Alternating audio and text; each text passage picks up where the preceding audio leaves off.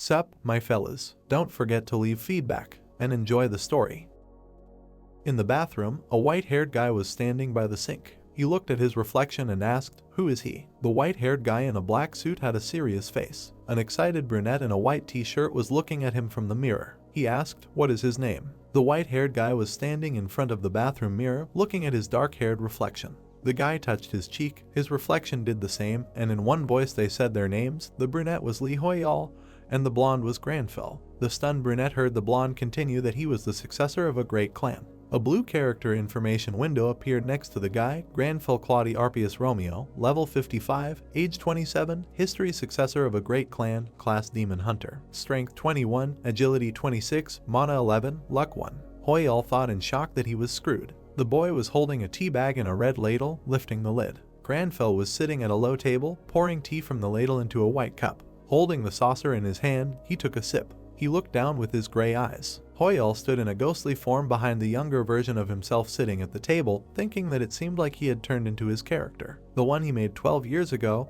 when he was in his second year of high school. Little Hoyal's eyes were shining. He was busily drawing something with a pencil, the boy thought, in his second year. The boy was drawing a figure of a man in a suit. Next to it was written that his type was ENTJ. The boy laughed. Then he raised his hands, engulfed in blue flames, and laughed wickedly, saying that she was finally ready, his perfect version. Behind the laughing child stood a ghostly Hoyal, who was thinking with displeasure that he had become the character he made at the peak of puberty. The look of the gray eyes was dissatisfied. He thought that it was all because of the game. On a blue background was written the name history of the Archana continent. Dragons were flying in the sky. Below, opposite the ancient buildings, stood a girl in a cloak with a three-tailed dog. This is one of the best virtual reality games about another world. Riders flew on dragons above warriors and bird-like pets. Until the servers were closed, it was the best game. Against the background of blue circles was the Inscription legendary game. The red sky was covered with cracks. On the big screen, the news announcer said that the CEO of Cosmo, the creator of the popular game History of the Archana continent, was missing.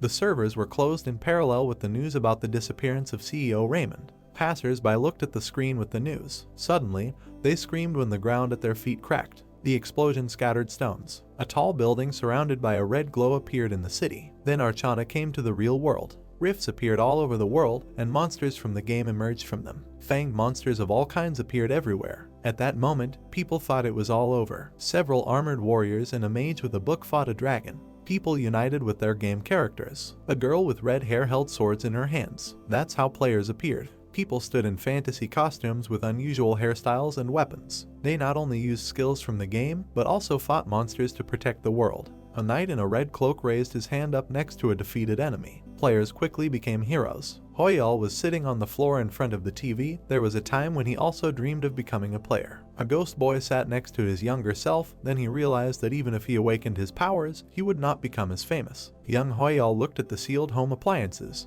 The purchase price of the VR device was tens of millions of won, and the rent was hundreds of thousands of won per month. The boy looked at the washing machine and heard the repeated apologies. He looked at his sister, who was standing next to his father, who said sadly that he thought that at least he would have enough of the game, and apologized for being a bad father. And his father's business was ruined. The girl put her hands on her father's shoulders, comforting him not to cry. What was wrong with not playing? She was sure that Hoyal would understand. The mother standing in front of him tiredly said that it was her fault, and that he had done nothing wrong.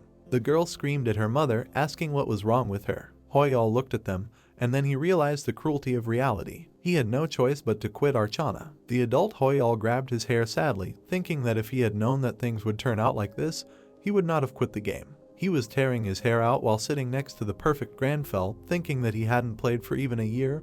His level and stats were terrible. Although he had awakened the power, who knew that he would become the character he created 10 years ago? The white-haired man, looking into his cup, chuckled and said that it was not bad. Hoyal thought that he would definitely go crazy. The white-haired guy with long hair looked forward proudly. He was wearing a long black cloak. Granfell, the character Hoyal made at the peak of puberty. The blonde man was drinking tea intelligently with a book in his hand. This is the character he put his heart into. The story is this. Granfell was standing on the balcony.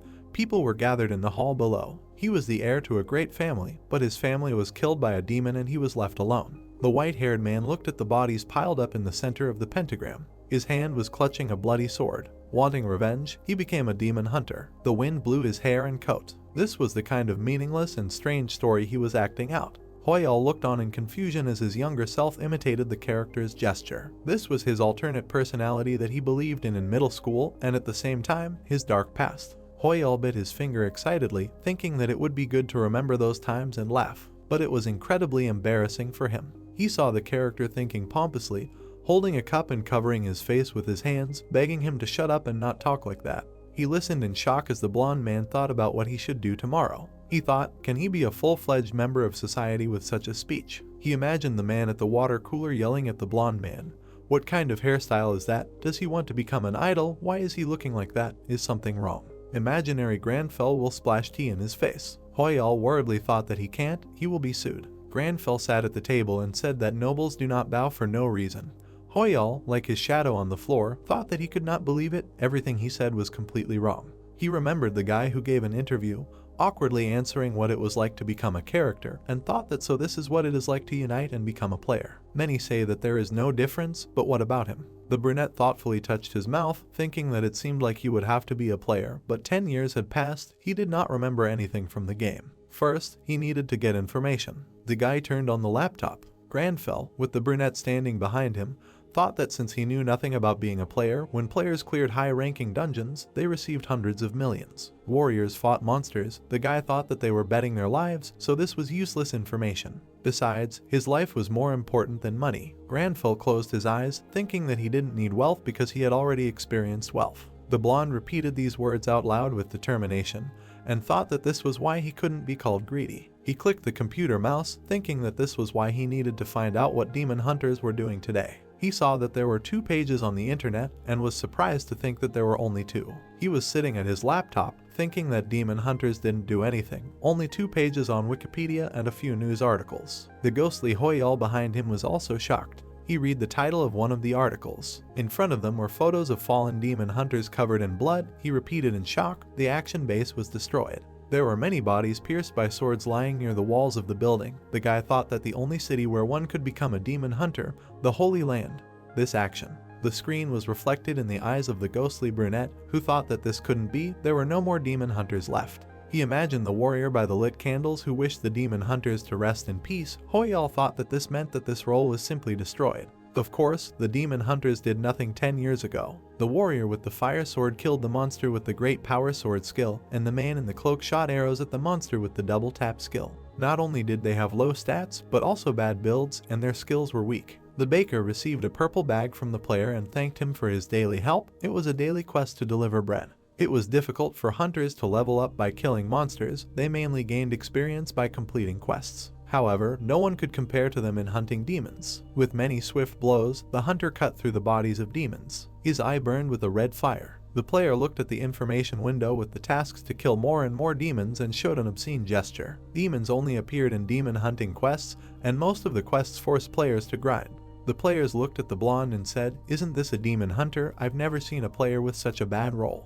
This class was considered more than just a waste of time. The white-haired hunter adjusted his hood. They were considered a useless class. Hoyal covered his mouth while the blonde was thinking about who would give him a quest to deliver bread. Uselessness and a long leveling are 2 different things. This is bad, and all the tutorial NPCs died. The brunette rubbed his chin, thinking that there would be more information. An important discussion about the 4.62 update was open in front of him. They wrote in the chat that bread delivery is no longer available. Who would have thought that it was so popular? Someone asked how to defeat a demon. If someone knew, they would have chosen the demon hunter class. What's wrong with the update? It's time. Hoyal looked at the chat questioningly. He read the message from the Angel Wagon, explaining to the children who didn't understand anything that the demon hunters specialized in the demons added with the new update. He read the last sentence again. Granfell quickly clicked the mouse, asking, "Update. History of the Archana continent, version 8.11 reality update completed." Horned monsters and demons with glowing eyes and pentagrams on their foreheads grinned. The messages said that it was impossible to defeat. Demons were now among the monsters. Due to demonic debuffs, the mortality rate of players increased. Mind destruction, possession, even level 200 players were suffering.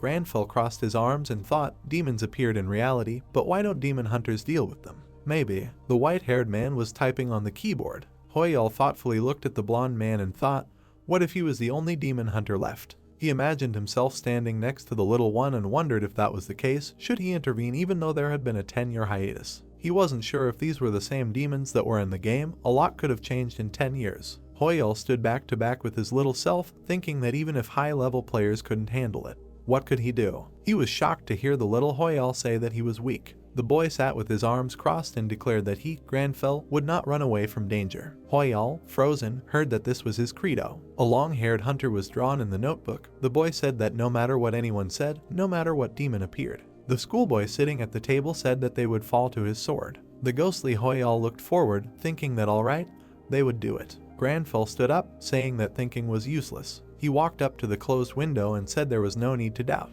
The newscaster said that after the demonic upgrade, the victims were helpless. There were bloody bodies lying at the entrance to the subway. The guy squeezed his wrist, saying that he would be honest. Granfell said decisively that he would make them return to hell. Several years had passed since the Great Cataclysm. In the city, there was a tall building surrounded by red rays. The man was talking to the second one, who was holding a potion. Many things were destroyed, but people were able to get back on their feet. There were many people on the street, for example, a guy with a glass of coffee. Life had returned to the streets, and everyone was gradually getting used to the new world. Behind the group of people, there was a guy in an unnatural pose. However, there was darkness behind the light. The demon held the guy by the strings, like a puppet. The negative emotions of people who were not fully accustomed to this world became excellent food for demons. Veins bulged on the face of the guy with red eyes. He looked at the people as if with a red filter, saying that this time he would start with them. The demon-possessed rushed to attack. The guy looked at the time on his smartphone. It was 10:59. On the screensaver there was a photo of the brothers, and heard that the last one was late. The leader of the group, a tank Chalman in armor with a shield, turned around and said that there was still a minute left until the appointed time. They would wait a little longer. The guy with glasses saw something. He sighed, seeing a white-haired guy in a suit and tie. Granfell came up and said that everyone was already gathered. Chalman smiled, holding out his palm, and said that this was the last member of the group. Granfell heard that he was on time. The guy introduced himself and said that he hoped they would get along. But the white-haired guy did not look at him, saying that he felt the same way. He looked at the terrain, curved and glowing purple, thinking that this was a rift. Now it was clear how the players saw it. People with phones walked by, sinking into it like water. Granfell thought that ordinary people couldn't even touch it. He looked carefully, thinking that he would be the same if he hadn't awakened. An information window appeared in front of him, telling him that the suitable level was between 35 and 40. The resolution rate was 19.8%. He thought more importantly, it was suitable for levels 35 and 40. The guy stood as if on a ladder, thinking that it wasn't that bad for his level 55. He imagined the players standing on top of the ladder and thought that he was looking at the average level of the players who conquered them. It was 200. He imagined the players looking down on him and thought that this was a level he couldn't reach yet. He should work harder. Granfell turned to look at the other participants and thought that it was good that not everyone awakened at a high level and that he was able to find a group with a similar level to him. The brunette with his hair covering his eyes was Seongwook, a melee tank. The mage girl Jeongyeon was waving and saying she hoped they could work together, and the fair-haired guy, the dealer Jin-hoon, was offering to get along. The leader Chalman turned to the others and said that judging by the destruction rate, there was another group inside. They would go next, 5 minutes to prepare, and then they would go. Granfell looked forward seriously. The destruction rate was 19.8%. He imagined the red sky cracking, and the announcer saying that the game had shut down the servers. When the destruction rate reached 100%, a rift opened and monsters broke through to the real world. That's why players were allowed to clear dungeons. He imagined the players cutting down the monster with a sword. Only players could stop this time bomb. The players watched as the leader clapped his hands and said they were starting. Jeongyeon said it was okay. Chalman said they would try their best. Jin-hoon said he was excited. A ghostly Hoyle peeked over the white-haired man's shoulder and thought that they were all so friendly. He should say something as a member of the group. As the only son in a family with 3 sisters, he had gone through and survived all their wars. He remembered being choked by the girls, number 1 Yunhai, number 2 Jiyoon, number 3 Yerim, and Hoyle's younger brother. He thought it would be easy to ease the atmosphere. Putting out his hand, Granfell told the surprised members that there was no need to worry since he was with them. Hoyle thought, why did he say that, like some kind of king? Everyone ignored him. Chalman asked if everyone knew who Null was. The girl replied that yes, she had fought with them before. Seongwook said that everything would be fine as long as they were attentive. Contrite Hoyle thought he would just keep quiet. A blue notification appeared in front of him that they had entered the Null storage dungeon, a food warehouse. There was a blood stain on the information board. The turnstiles were broken and there was blood on the floor. The players stopped at the steps. Jeongyeon looked ahead and said that there was no Null except for the name of the dungeon. Chalman, who was standing in front, said that there was, and another group entered before them. The guy with glasses turned around and told her not to worry, they would also get loot if they found the right place. Granville followed the guys, who said that it was okay, they would trust the leader and also kill a couple of Null. The guy looked ahead carefully and thought that something was wrong.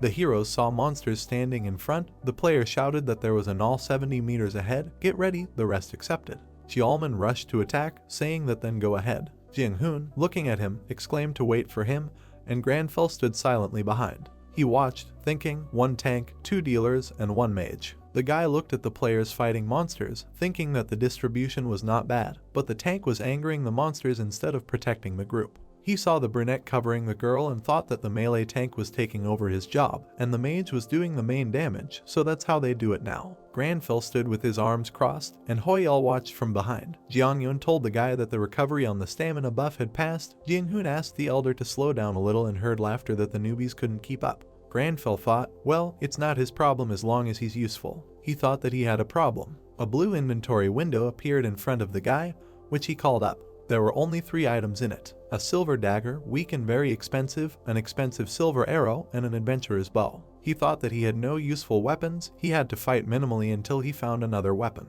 An arrow flew towards the white-haired man. He noticed, and turned, looking at the monsters. Nulls attacked, jumping out from the depths. The guy shouted that there was an ambush behind the columns. The players covered themselves from the arrows with shields. Seongwook said that there were too many of them. He could not defend at such a distance. An arrow wounded Jin-hoon's cheek and he cursed. The players looked at the leader standing on the stairs and asked for help. Xiaoman turned around, hearing his name being called, and asked what he was doing.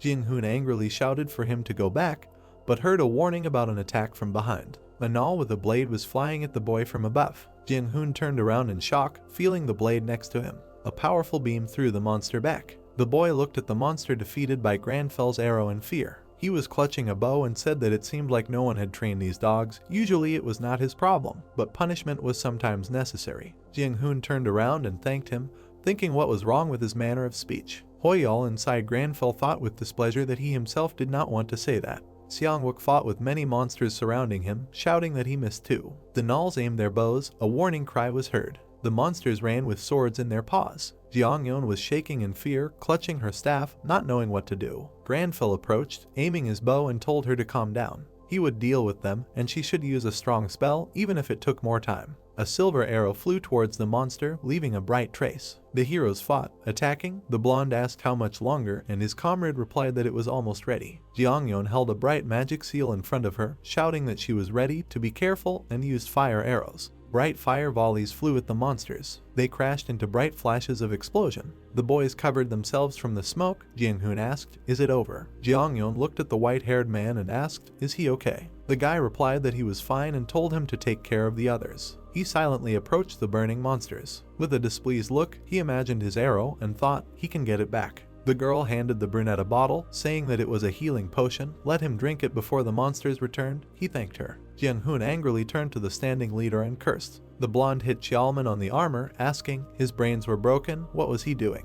The blonde angrily shouted at him, saying that he understood if he did not see the ambush, but why did not he help? The player in glasses silently heard the screams that he simply led them into a trap. He is a tank, let him explain. Xiaoman grinned slyly. The fluorescent lamp on the ceiling rattled. The guy laughed. The lamp burned out and fell off. Xiaoman laughed louder and louder, clutching his stomach. Jing-hoon shouted angrily, asking if he was laughing. Without a superstar brother he was nothing. Does he think that just because he was called a senior he was the best? The white-haired man put his hand on his shoulder, stopping him. The lights went out. Jeongyeon screamed in fear, and the blonde asked where the light went. Granville looked seriously, hearing the crazy laughter. Xiaoman looked at the guy with a wild look, saying that of course it was funny. The players looked at the leader, who asked how could he not laugh when there were such fools in front of him. A notification appeared to activate the natural enemy skill. Combat power will increase when fighting demons. The hunter looked at the leader darkly and declared that he was a demon. An image of a monster appeared behind the crazy guy, saying that they finally understood.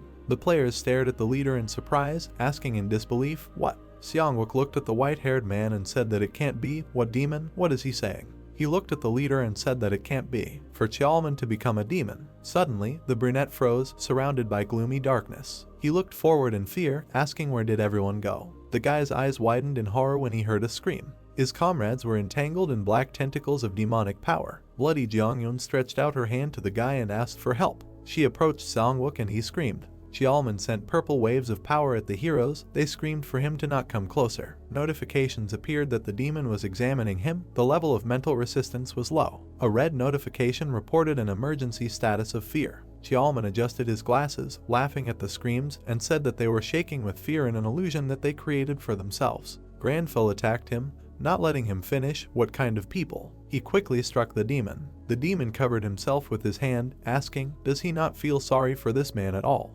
Granfell stood in a fighting stance, hearing the demon's words that he knew that if he killed him, this guy would die too.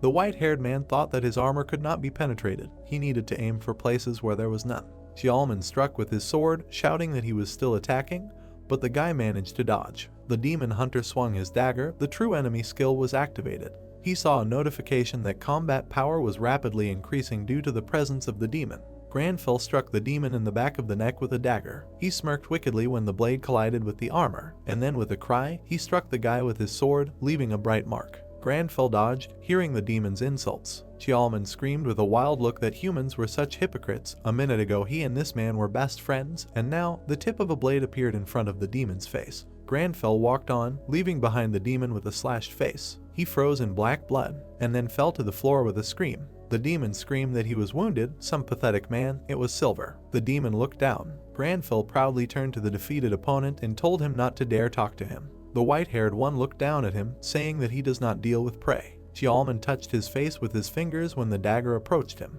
He thought, how did this happen? He remembered how through the silence he could hear a voice calling for an elder. A red-haired guy with a tail shook the bandaged Xiaoman by the shoulder and called. He answered with a smile, and the guy asked why he was silent. Did the wounds hurt? Brother heard that no, he was just distracted and reminded that he warned to beware of dangerous dungeons. Xiaoman rubbed his neck and laughed, hearing that it was not him. His brother was offering to join his guild as an analyst. The guy just wanted to stop being a loser. He remembered a group of people, one of whom asked his name. He was Timon's older brother, right? The guy patted him on the shoulder, saying that he heard that Timon killed another boss. Let him congratulate him on his behalf. Xiaoman with an awkward smile heard the advice to work harder so that his brother would not be ashamed of him. And the words they generally take, he is definitely the eldest. What did he forget in the dungeons? He better listen to his brother, otherwise he will die. He wanted to become an older brother that he could be proud of. Suddenly, a horned demon appeared in front of him, who said that he would help. Xiaoman screamed when the dark force rushed towards him. The guy's gaze became crazy. He saw a notification that the demon imp was examining him. The guy thought in shock what was happening to him. Mental resistance level. Had an emergency status, possession. The player was entangled in black tentacles, watching as his body quickly rushed into attack. He watched as his comrades agreed to step on and mentally begged not to go. He looked at the fighting players and begged them not to enter. Standing on the stairs, inside he screamed at the others that he was a demon. Xiaoman tried to resist the demonic hand holding him. He thought that he let everyone down. The level of mental resistance is low. He is not able to resist. The guy thought that if it were not for him. The ghostly Xiaoman froze in fear. Behind him Granfell was cutting his body. The bloody demon screamed. Granfell turned his gaze to him, hearing cries that it hurt, that he would die, the guy would die too. The demon held his neck, asking if he didn't care about the owner of this body, wanted to become a killer. Granfell looked at him silently. With a determined look, he said that it was clear this was his self-respect. The ghostly Xiaoman was barely holding the surprised demon's body when Granfell swung again.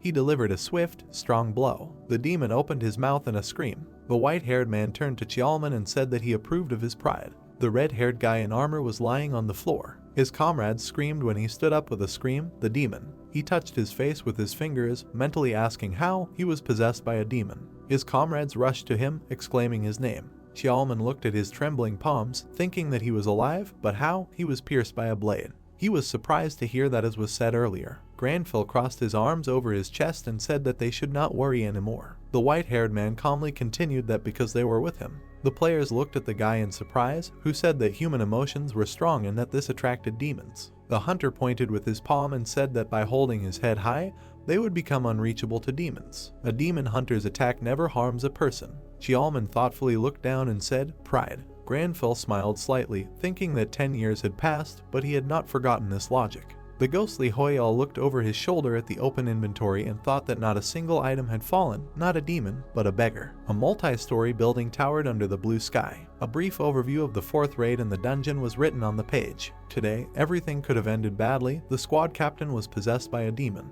It seemed like it was the end for everyone, but there was a cool strong man with them who kicked the demon's ass. And when the commander began to apologize and thank them, I just wanted to cry. The comments said that these were fake posts again.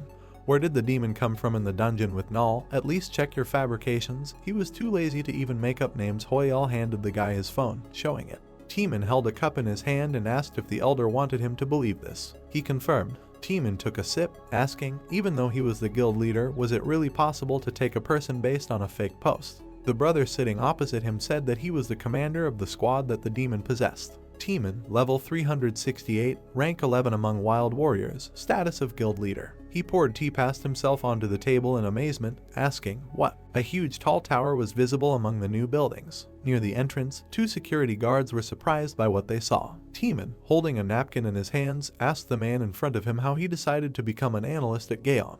The guy with glasses smiled and did not believe how a man did not believe his own brother. Taking a mug in his hand, he laughed and said that it was just a joke. Teeman, pointing his finger, repeated the question about becoming an analyst. The guy put the coffee on the table and said that he was serious. Imagining, the red-haired man was sure that he realized his limit and a more suitable role for himself. Clenching his fist, he continued about how he had been trying to catch up with his brother for a long time, but now he decided to proudly go his own way. With his hands folded, Teeman wondered what kind of person could change the guy so much. He thought, because even if we do not take into account the demon hunt, his brother's mental resistance is very high since he did not succumb to attacks. Recalling the battle, the man said how the guy in armor used a dagger, not magic. There are thousands of classes in the Arcana, but nothing came to mind. While he doubted the story, the guy with glasses agreed that it was hard to believe, but at least once. Teeman grinned and made it clear that he believed it since his brother saw this battle personally. The guy looked at the man with a ponytail in surprise while he listed the patterns of boss attacks, guild management methods, recruitment of new players. Slamming his hand on the table, Teeman said that he took the contract,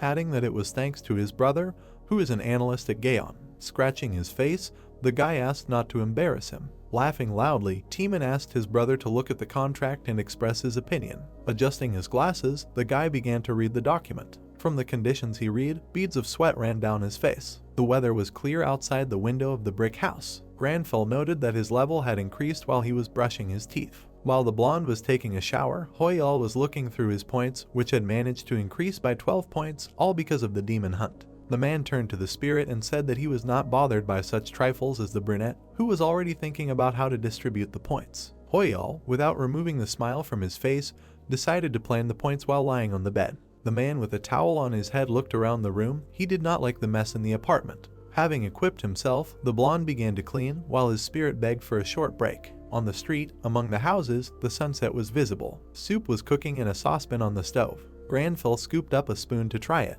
Behind him, a tired Hoyal was thinking that the blonde should be like an aristocrat with a measured and restrained life. Looking at the man who was washing the dishes, the brunette realized one thing. In addition to the levels and characteristics, the settings that Hoyal set are also applied. Because of Granfell, he also leads a healthy lifestyle, although he would usually prefer to order food and go to bed. Looking at the guy reading a book, the brunette wondered what talents this guy had. Imagining Hoyal scrolled through his thoughts that Granfell is not limited to one thing. He is talented in magic so much that he can repeat any spell after one demonstration, and he is also smart and has good physical potential. Clutching his head, the guy was sure that all of the listed nonsense since he wrote only positive qualities. Granfell took his phone from the table. Both of them stared at the smartphone screen. He received a message from Chialman, who was interested in how the man was doing. Opening the dialogue, the guy was surprised by the very long message. The blonde thought that he should refuse, which Chialman did not want since he did not have time to figure it out. Slapping his hand on the notebook, the man began to check. He decided that he should start with a talent for magic and began searching the internet. Among a large number of videos, Granfell found a suitable one and took a pen to write it down. 2 men looked at one point with fear. They looked at the dialogue with the blonde. They were shocked by the guy's negative answer. Chialman assumed that the blonde received an offer from another guild, to which Teeman was very angry. Knocking his hand on the table, the man with the tail could not believe how he could refuse a house, a car, payment for any whims, and a share of 9.5 to 0.5, and who could beat such conditions. The guy with glasses began to talk about the offices of foreign guilds that began to open in Seoul after the magic tower appeared. Lost in thought, Xiaoman rubbed his chin and thought that if you do not take into account foreign guilds, then the best ones are already gathered in the city. Tiemann slammed his hands on the table and shouted that there was no way that any local guild could offer better conditions than theirs. Throwing on his jacket, he asked his interlocutor to describe what this guy looked like. Tiemann decided that he would find and bring Granfell himself. Xiaoman thought about how to describe the blonde. Scrolling through his mind the man in a formal suit, the guy came up with an idea. Granfell looks like an aristocrat from a fantasy, like a very quirky aristocrat. While the video was playing on his phone, the blonde filled his entire notebook with drawings and captions. Hoyol approached him from behind. Looking through picture after picture, he understood all the fundamental principles of magic, because you can use any spell if you have enough mana. Stroking his head, Hoyol was happy for the blonde. Stepping away, he began to distribute points. Looking at the statistics screen, the guy thought about how far Granfell could go. The brunette added 2 points to strength and agility, 7 to mana since it was too low. Remembering that the man chose the path of a demon hunter to avenge the murder of his entire family, he wondered why this memory came to his mind. Hoyol finished his business with a smile. While the blonde was going to bed, he thought about the luck stat, which he only raised from 1 to 2, but in fact doubled. Closing his eyes, the guy imagined how, suddenly, tomorrow he would find a coin on the road. The man's face was shocked. They both looked at the notification that appeared. Hoyol was delighted, imagining how there would be many times more coins. The notification reported a class quest called Prelude to Counterattack. They could not believe this is the quest they were thinking about. Granfell sat down at the computer. After the appearance of the Arcana in reality, quests began to appear very rarely. And the reason for this is simple, because there are not many NPCs who can give them out. Scratching his beard, the blonde thought about the quest, because a regular quest is already a rarity and here is a class 1 right away. In the search bar, he typed in about the class quest, and in his head he was thinking that the previous ones were pretty strange. His expression changed to surprise. He still guessed what was going on. There was an article on the internet about the first rank paladin Guyver received a class quest. The thing is that such a quest is given to only one person from the entire class. Reading news after news, it was clear that this alone is enough to get into all the news. These quests are so amazing that they can allow any player to become one of the best. The guy reasoned that if you look at everything sensibly, then there is no chance that a class quest will be given to a player with level 67. Keeping his hand on the computer mouse, Granfell guessed that besides him, there were no demon hunters left. Looking away from the monitor, he agreed that this still makes sense. Action, the base of all demon hunters. People looked up in surprise. It sounds cool, but the reality is shocking. A voice came from high up in the mountain, greeting the soldiers. The NPC said that the ceremony would take place at the top and they would need to climb up the mountain using vines. A notification appeared that they had to climb up the cliff. The remaining distance was 0 meters out of 1,000. Looking at the old vines, Granfell thought in his head that the instructor had definitely gone crazy. Their quests were a repetition of useless work. The instructor climbed up first and shouted to the others to hurry up. The NPC stopped in a dilapidated building, the conditions of which left much to be desired. He said that it was time to eat, and the canteen was at the starting point. The exhausted men were falling off their feet from fatigue. A new notification reported a task in which it was necessary to go to the canteen to eat. A group of people started to descend from the cliff, and the NPCs were constantly yelling and hurrying them. Hoyol was sure that anyone would give up in such a test, but Granfell knew how demons penetrate the human mind, so training was needed to make the hunter stronger. Reaching his finger to the screen, the man began to look at the essence of the quest. The brunette's face was disappointed. Behind him, he stood and watched the guy looking at the screen. AAU Anti-Arcana United, a Korean branch. In order to cope with the chaos and damage that arose after the appearance of Arcana in reality, an association of former game developers was created. A huge office, they respond to every update that is reflected in the real world, collect and analyze information for players. In other words, a company with overtime work in which there was no time for employees to rest. The colleagues are tired, asking each other about the release of a new update. 8 hours have already passed. They hope that it will not happen. The brunette decided to start a conversation about Raymond, while the guy in glasses said not to be distracted from work and to refresh the page. After all, as soon as an update appears on the site, reality also changes. Suddenly, the red-haired guy's attention was focused on one point. He screamed because an update was released. Their faces were scared. They could not believe that this could happen. The entire office was filled with screams and indignation. The guy in glasses froze. He is not doing anything, and he still hasn't turned off his phone, all because he saw something.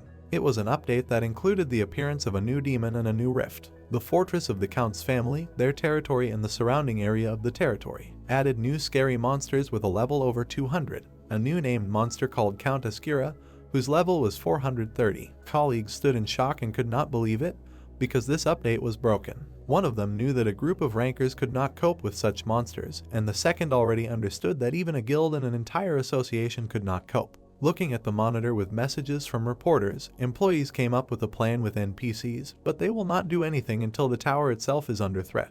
Adjusting his glasses, the man was sure that they were facing an impossible task. They were offering humanity to die. Without getting up from his workplace, he said that it was all over and this rift would be broken. A colleague in a panic asked not to rush to conclusions, because if they do not cope with the raid, then these monsters will climb out. The red-haired employee lowered his head and couldn't believe it. The updates were manageable before, but this was destroying the balance. They all thought that only a miracle could save them. The screen showed the conditions of the class quest offered to the last demon hunter. While drinking coffee, the guy thought about why him. The blonde began to shake with fear from seeing the training of a weakened body. Entering the store, he couldn't stop thinking about how his body was shaking and how it was possible to give such a load to a weak body. The sandwich was lying on the plate. Hoyal looked at the guy and noticed how he couldn't even cook a sandwich properly from shaking. But an idea came to his mind and he went to look at the task set for the training.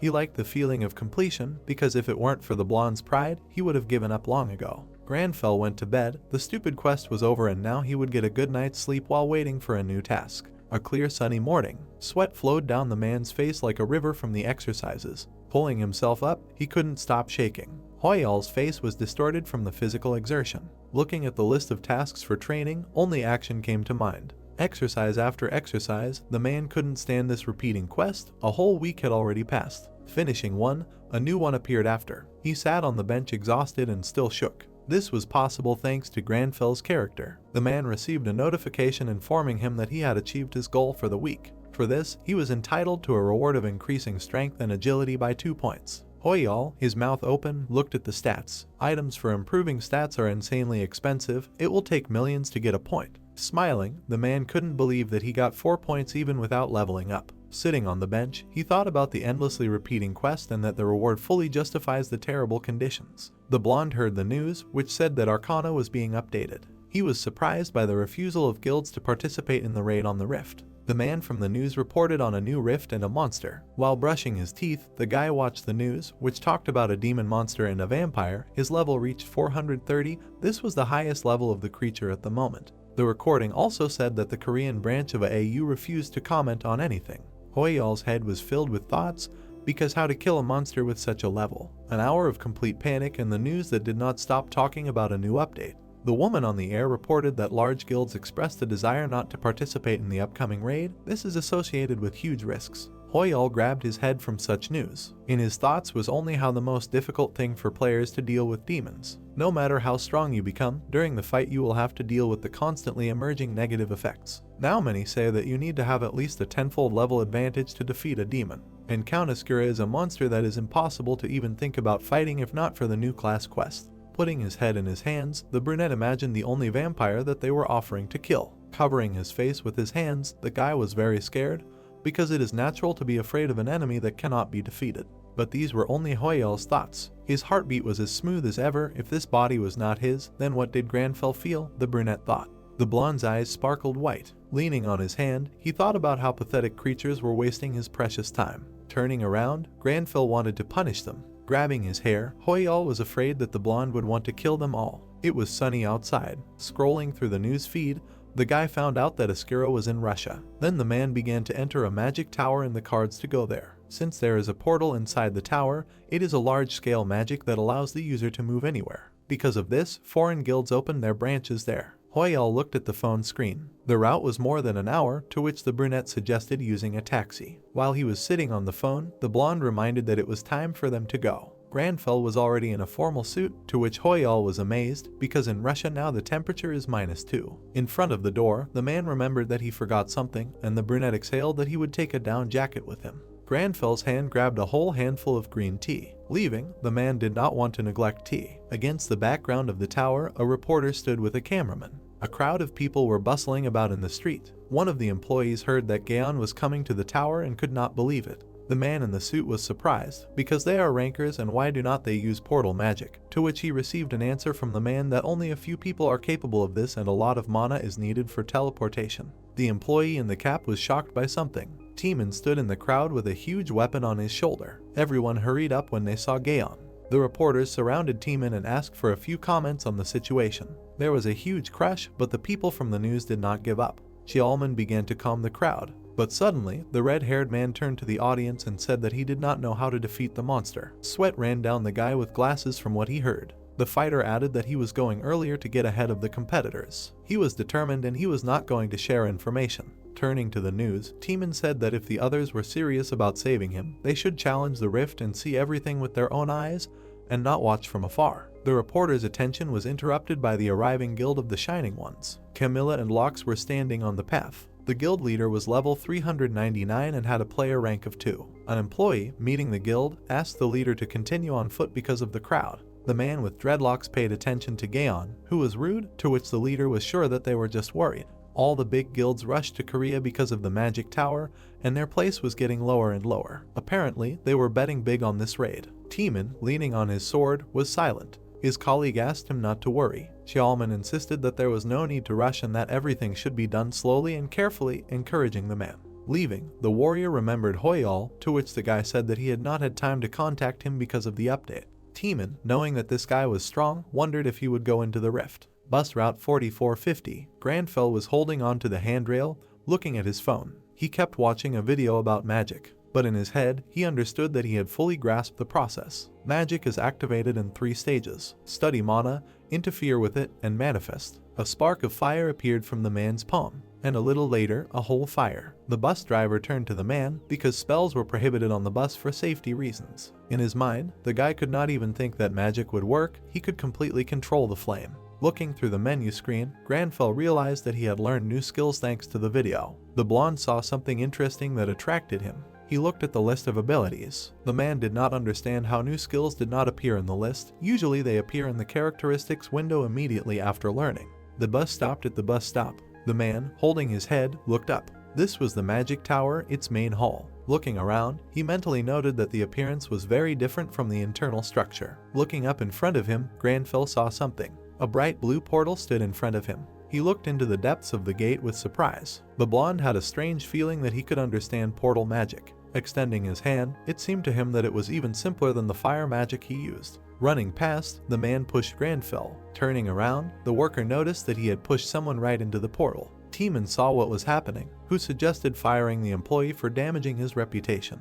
Xiaoman managed to make out the missing guy. It was Hoyal. The warrior turned to his partner and asked to start the briefing. Taking the remote control in his hands, the guy reminded that the rifts were located on the territory of Russia. Having presented the diagram, Xiaoman talked about the outer circle, which has hundreds of entrances, and the inner circle about 30, and the last was the central circle, the abode of Count Ascura. People listened as the man spoke about the case of a breakthrough, and then with a high probability the Count's fortress would appear in their world. Purple rifts appeared among the snow-white forest. The reporter reported that he was in Russia near a new rift where many players had arrived. The streamer was broadcasting live with a tripod in his hand. Kid Bell had pink cheeks from the cold. Granfell was walking straight to the rift, which was behind the streamer. The guy pushed the blonde away and asked him to mind his manners. The man in the suit briefly asked the boy to move away. Granfell's eyes sparkled. He scared the streamer. As he left, the man's eyes glowed red. And now in front of him was a rift that had just appeared. The notification reported the outskirts of the territory and the extent of the destruction.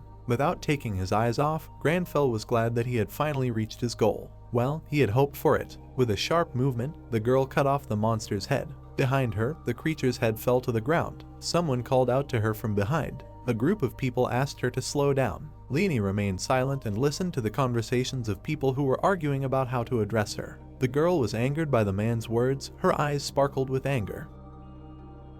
Well, he hoped for it. Granfell entered the rift, behind which were snow-capped mountains and a storm. These were the outskirts of the territories, and the suitable levels were 240-270, the destruction rate of 9.7%.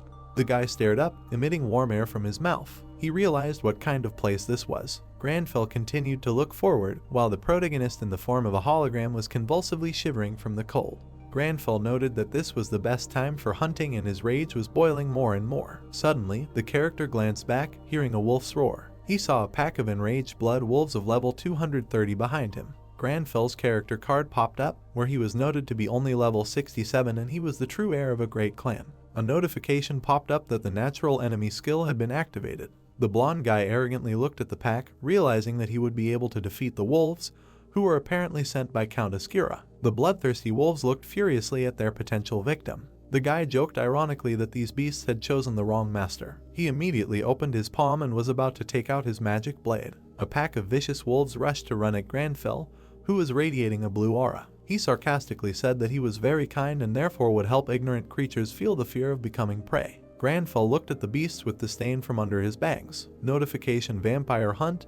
The hunt has begun. The dark-haired guy frantically examined the shot corpses of the wolves while the other squads crowded. Leonie bloodthirstily finished off the bloody wolves with her feet. She was angry that there was so much bad in these beasts. The guys, being stained with the blood of the beasts, looked back and smirked at Leonie. They understood that she was furious again and did not want to stop. Leonie sighed heavily, looking down on the wolves. She watched the bloody corpse of the wolf. The blonde and the long-haired girl were covered in blood from head to toe. The blonde noted that they had already killed a lot of wolves, and they still did not end. The girl smirked ironically, saying that it was not many at all. The blonde with glasses looked away worriedly, while the leader of the squad considered the situation strange. Leonie's squad watched their leader, who stood near the corpses of the wolves. She explained that these monsters seemed not to feel fear, or rather did not even know about it. The blonde and the mustachioed brunette looked at what was happening worriedly. The guy with glasses did not understand what exactly their leader was talking about. The brunette scratched his nose and asked not to be rude to his friend, their leader. The red-haired girl looked down at the corpses with disdain. She added that it all looked somehow unnatural. Leonie looked at her blood-stained boys. She asked them if they had noticed that these monsters were not whining or howling in pain.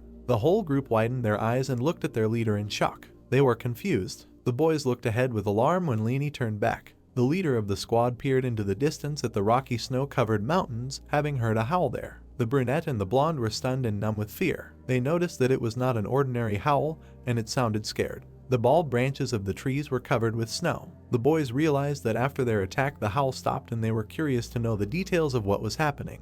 Leonie immediately tensed up and rushed forward. She wanted to see and find out, so she told all the guys to follow her. At this time, Granfell was aiming his bow, pulling the string. The arrow had emitted a blue aura. The character felt mana in the tip. The hunter continued to pull the arrow, emitting streams of blue aura. He understood that the arrow was not the best, but he could examine the mana and interfere with it. Granfell peered ahead through the fiery flames. The guy understood that this way he could manifest mana. He shot a beam of fire from the bow at the wolf. The other wolves tried to run forward, while their fellow was incinerated by fire. The guy in the suit pulled his bow again, standing in the fiery flames. Out of breath, Leonie frantically watched what was happening, while her comrades trudged behind. In her surprised eyes, the reflection of the fiery streams was visible. She and her comrades watched Granfell drinking tea from a thermos surrounded by flames. Leonie was shocked and did not understand what was happening here. Granfell was sipping hot tea in front of the flames. The blonde and the brunette were confused, while their leader looked forward angrily. The brunette noted that it was most likely a fire arrow skill. Leonie did not understand what kind of villain did this. Granfell crossed his legs and sipped his tea. The guys saw that this guy was wearing a suit and raid shoes, and he was also drinking tea in the middle of the flames. The blonde excitedly raised his finger, suggesting that it could be a streamer. The red-haired girl looked forward angrily, baring her teeth. The comrades began to discuss that these streamers were people who broadcast from the rifts, which could sound plausible. They thought that this guy was following some guild and fell behind. Leonie's squad began to move forward through the flames towards the relaxed Granfell. She immediately waved her hand and told the fighter that it was dangerous here and civilians had no business here. The blonde character threw an angry look to the side. He immediately closed his eyes and decided to take a sip of hot tea. Leonie's stunned eyes widened while her comrades laughed behind her. They noticed that this guy ignored her. She immediately began to throw a tantrum and get angry in front of Granfell, who was calmly drinking his tea. She yelled at the guy and menacingly told him that if they were talking to him, then he should talk. The blonde looked ahead anxiously, while the brunette frantically looked around. The fighter with glasses shouted at Leonie to be careful. Granfell glanced at the girl, who warily turned around in confusion. The fighters saw an army of armored monsters approaching them. The blonde and the brunette looked at the enemy army with anger, preparing their magic. They saw that there were too many of them and they did not understand where the monsters came from. They were bloody bandits of level 230, similar in appearance to orcs. Leonie immediately sharpened her sword and rushed to attack.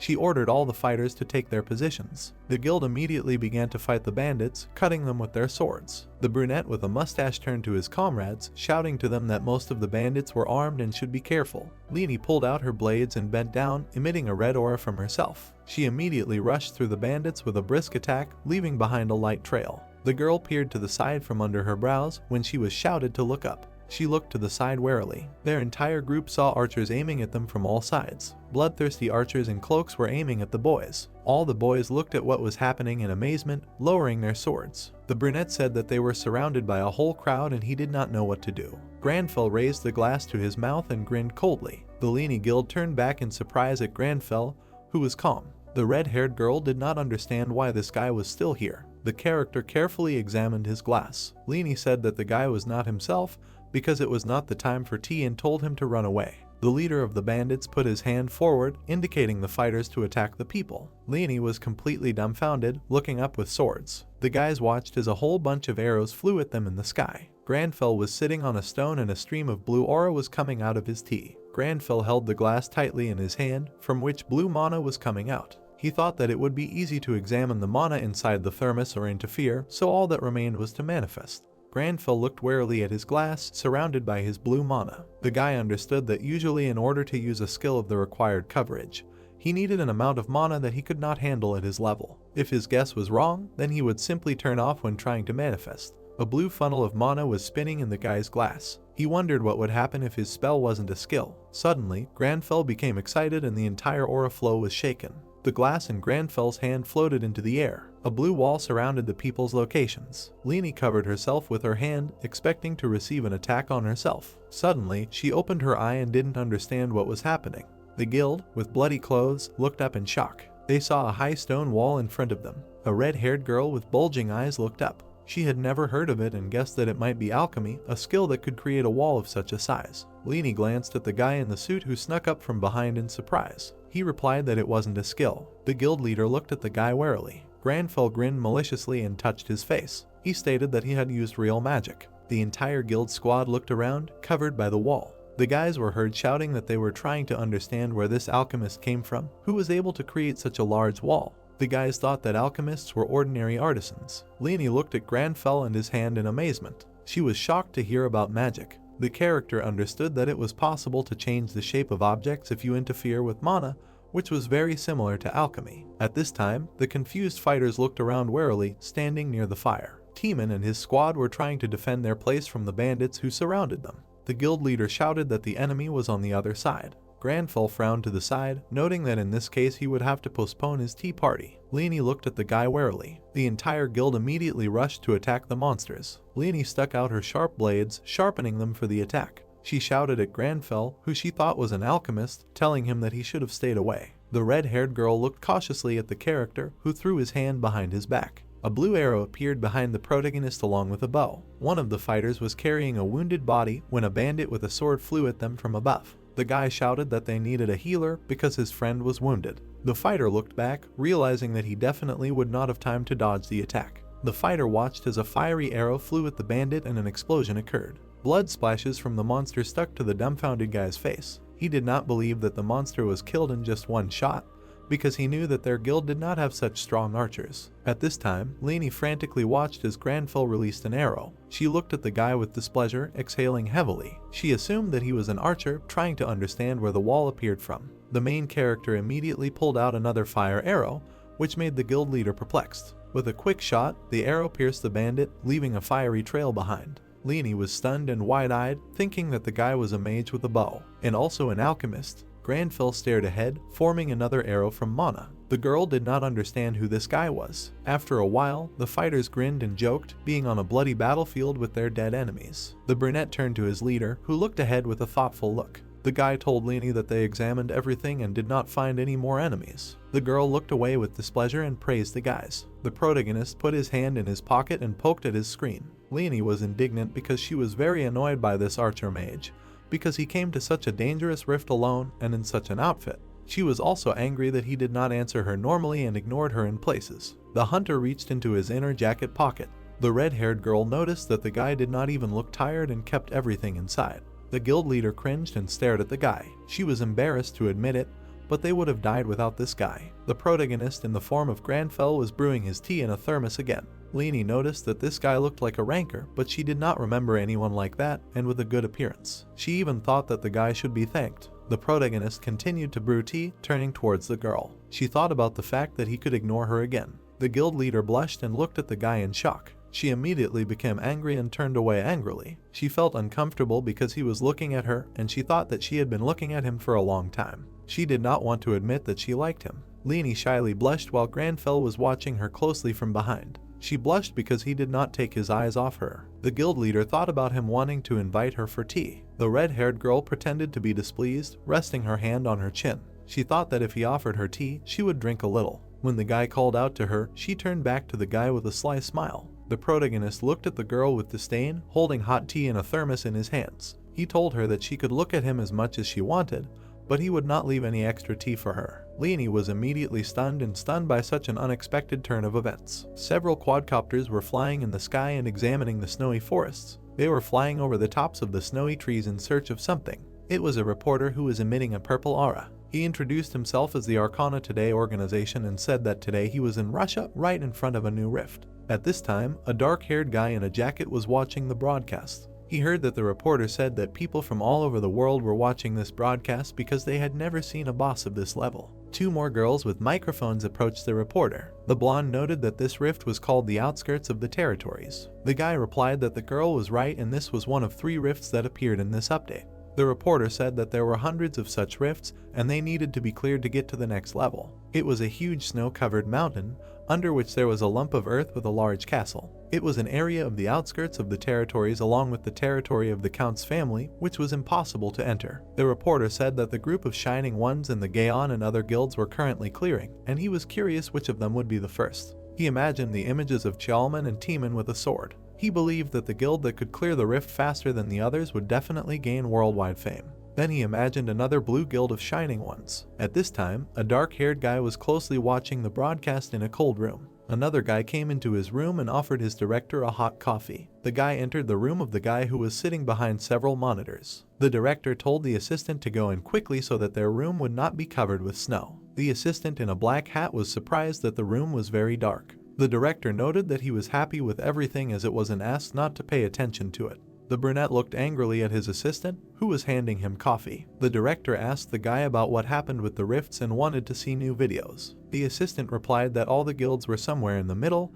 and the guild of the Shining Ones was the fastest. The director began to drink coffee while the assistant standing next to him smirked. The brunette said that in this case they should prepare for an interview near the rift so that they could be caught immediately after they left. The assistant joked that it would take the guild a lot of time to clear the rift and tried to ask if anything was visible on their drones. Suddenly, the assistant's eyes widened from what he saw. Suddenly, the director's assistant ran in front of the group of reporters. The brunette in glasses looked at the guy with a sneer and joked that this guy probably really wanted to go to the toilet. The excited director immediately stuck his head out of the room and shouted to his charges that the rift had been cleared. He told the guys to run for the assistant, because the rift had turned blue. The dumbfounded reporters and the cameraman began to fuss. The reporter in glasses squeezed his fingers and suggested that the guys from Gaon could have been the first to clear the rift. The director explained that he did not know for sure because there were a lot of trees there and it was difficult to see everything from the drone, so he simply told the guys to run. A strong frosty blizzard covered the bushes with snow. The assistant looked around with slight caution while running.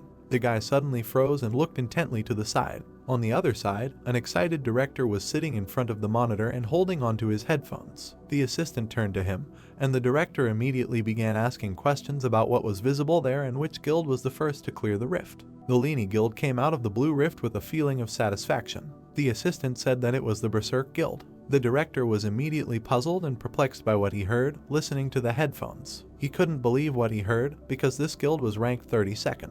A whole squad of the guild was walking across the snowy clearing, while Leanie was bustling about. The assistant replied that it was definitely the Berserker Guild, because Leanie was there and he even sent a video. The director frowned, looking ahead from under his long bangs. He was shocked that this guild had cleared the outskirts of the territories, because the Shining Guild was only in the middle. The silhouette of the main character appeared, adjusting his tie. The assistant noticed that this guild didn't even look like it had suffered. The assistant, peeping from behind the bushes, saw Granfell. He realized that it was a Korean and told the director about it. The director knew that this Berserker Guild was European and didn't understand where this guy came from. The assistant breathed heavily, seeing other reporters running to this place. Other people from the media saw the blue rift and realized that this was the first cleanup. The director was watching this situation through the monitor and holding onto his headphones. The assistant said that other reporters had come running to this place and he wanted to interview the guys first. The brunette in the blue jacket still didn't really understand what happened there. The protagonist angrily looked away,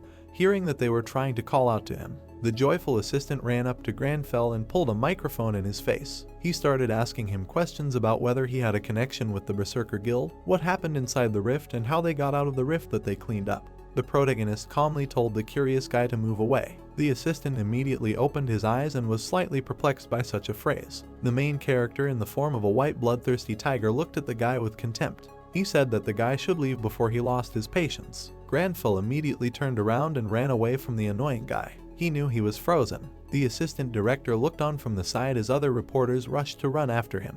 They wanted to interview the guild leader. Leanie angrily looked at the reporters' cameras, while the brunette and the blonde were happy about it. The journalists congratulated the guys on their first cleanup, because no one expected that it would be them. They started asking a bunch of questions that interested them about the rift and the guy's well-being. Leanie held her head and sighed, while the brunette tried to calm the annoying journalists down. The girl did not want to give comments. The brunette and the blonde looked back at their leader. They tried to ask her about the interview, when suddenly she said that they should find out all this from the Korean guy. The surprised reporters held their radios and stared at the guilds. The guild boys tried to appeal to their leader, saying that they should answer a few questions, since they were the first to clear the rift. However, she had nothing to say. Leanie looked angry and was very angry. She realized that she was very angry with that same guy, since he was the one who walked through the rift and cleared everything. Suddenly, she looked back at her guys, who were trying to calm the reporters down. She realized that Granfell had disappeared somewhere and had already left. The red-haired girl looked away with displeasure and wondered. She was told that the guy decided to go home for a while. The dumbfounded reporters were in anticipation of what would happen next. They heard that the guild leader noticed that the guy simply left. Leanie, like an angry dog, was indignant and hysterical, while everyone present was watching her closely. The girl was very angry because the mysterious guy dealt with everything himself, and she gave up and wanted to give the interview to the protagonist, but he just left. She added that it would be a great honor for him. The blonde tried to calm his leader down, saying that he most likely had a good reason for this. One of the reporters turned around at the blue light. Leanie was taken aback by such behavior because she understood that such an interview could completely change the value and status of the guild because the whole world would be watching it.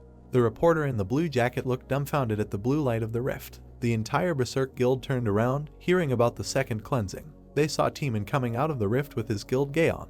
The long-haired leader frowned to the side when the reporters turned to him. They wanted to get a small comment from him. Timon looked at the Berserk Guild while the annoying reporters crowded around. They congratulated the Gaon Guild for taking second place. The Berserk Guild led by Leanie stared ahead. Timon realized that they were not the first to clear the rift. Leanie looked ahead with an angry expression, saying some unflattering words towards the humans. The dumbfounded reporters along with the Gaon Guild were shocked by what they heard. They tried to comprehend Leanie's words. They were transported to the Gaon Guild camp. These were small houses with red roofs. Chalman and Timon were eating noodles and watching TV. They watched the past report, where they showed an angry Leanie. She then told them that Gaon was not the only strong guild in Korea. Chalman and Timon grimaced from watching the interview. Chalman had now proven to his leader that those were the words that the Berserker Guild leader had said. Timon noted that the girl had glanced at him and said those unpleasant words. Chalman looked at his noodles in confusion. He realized that those were the only words he had said in the interview after the first sweep and was trying to figure out how they had managed to surpass them in the first place.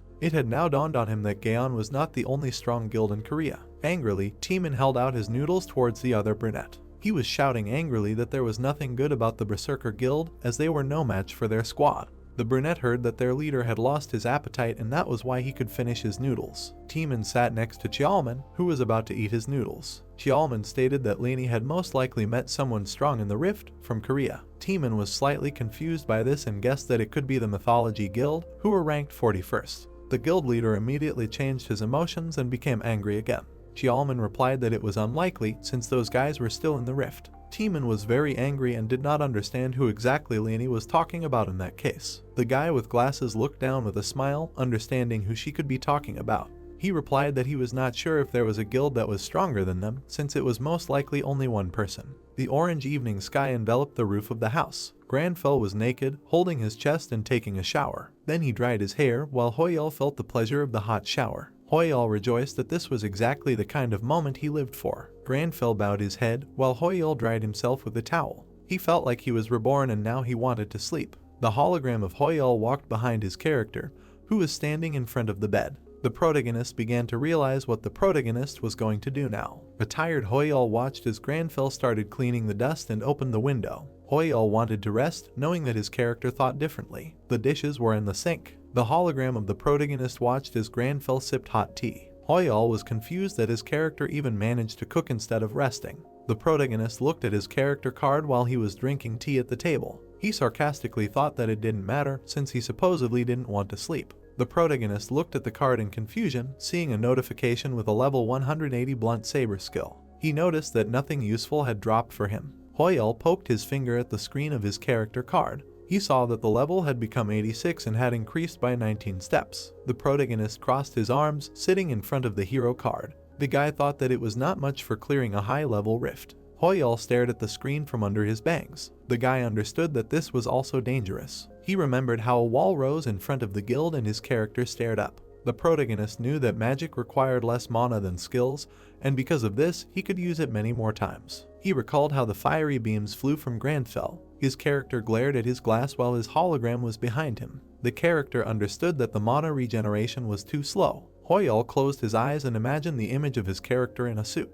He understood that it was obvious because they did not have the appropriate equipment, because they were a witch hunter class that had an advantage and did not touch other skills. Hoyol touched his chin and imagined Leonie as an angry dog. The protagonist understood that it was still difficult for him without that group, so he would thank them if he knew who they were. Hoyol was sitting behind his character, dumbfounded. He heard his character think of himself as weak. The protagonist was dumbfounded and slightly tensed, tilting his head. He realized that Granfell couldn't just accept it if someone underestimated him, because he proved the opposite, and if he was overestimated, he would become better and reevaluate reality. His character lowered his head and covered his eyes with his bangs. He was curious why he remembered the passage. Granfell opened his mouth and said that the next target would be the Count's territory. Hoyol watched as Granfell began to rise, leaning on his knee. The character understood that there was no time to relax and could not rely on magic alone.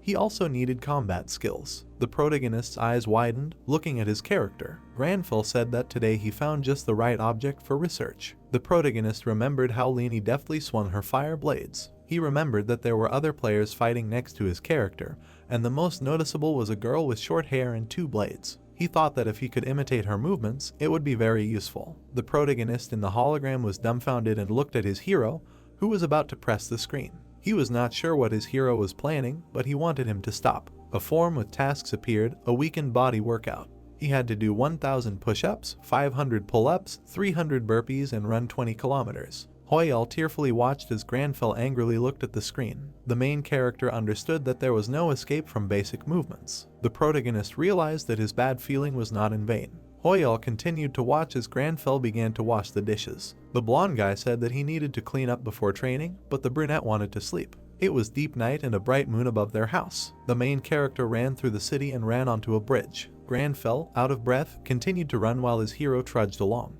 The guy was listening to the night radio in his headphones, where it was said that there were many listeners despite the late hour. Hoyol still wanted to sleep. Granfell looked to the side at his earphone. The announcer's speech was interrupted by urgent news. The radio host was on the air and said that at the moment 95% of the outskirts of the territories were cleared and soon the territories of the Count's family would become available. The 2 announcers were heatedly discussing what was happening among themselves. They said that the information received showed that the progress of the rift's destruction suddenly jumped to 60%, although it had not even been opened yet.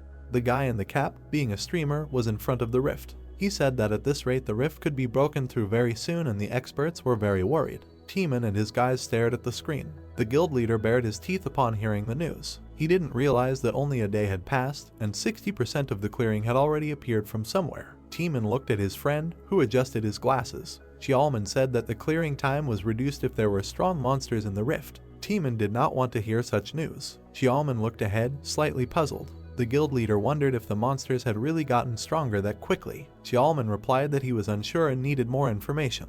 They were transported to the Arcana camp today. The worried reporters were indignant at the situation. The director was very angry and slammed his hands on the table. He said that there must be a reason for all this because it seemed to him that the monsters could not have become stronger so suddenly. The director held his head, sitting at the table with other assistants who were sorting through papers. The assistant in the hat sadly said that they would not know the reason if even the guilds could not figure it out. The director of the organization wanted to know all the details as soon as possible. The brunette held his head and bared his teeth. He said that it was no longer a question of the company's success because if the rift opened, the monsters would break out. He imagined various bloodthirsty monsters, wolves that tore people apart. He understood that in this case, all the players and civilians in the area would die. The protagonist read the article that Timon and Xiaoman were in. The problem was that the rift in the Count's family's territory showed signs of destruction, and a solution had not yet been found. Granfell stared at his phone under the cover of night. He realized that this had never happened before, so it was logical that no one understood anything.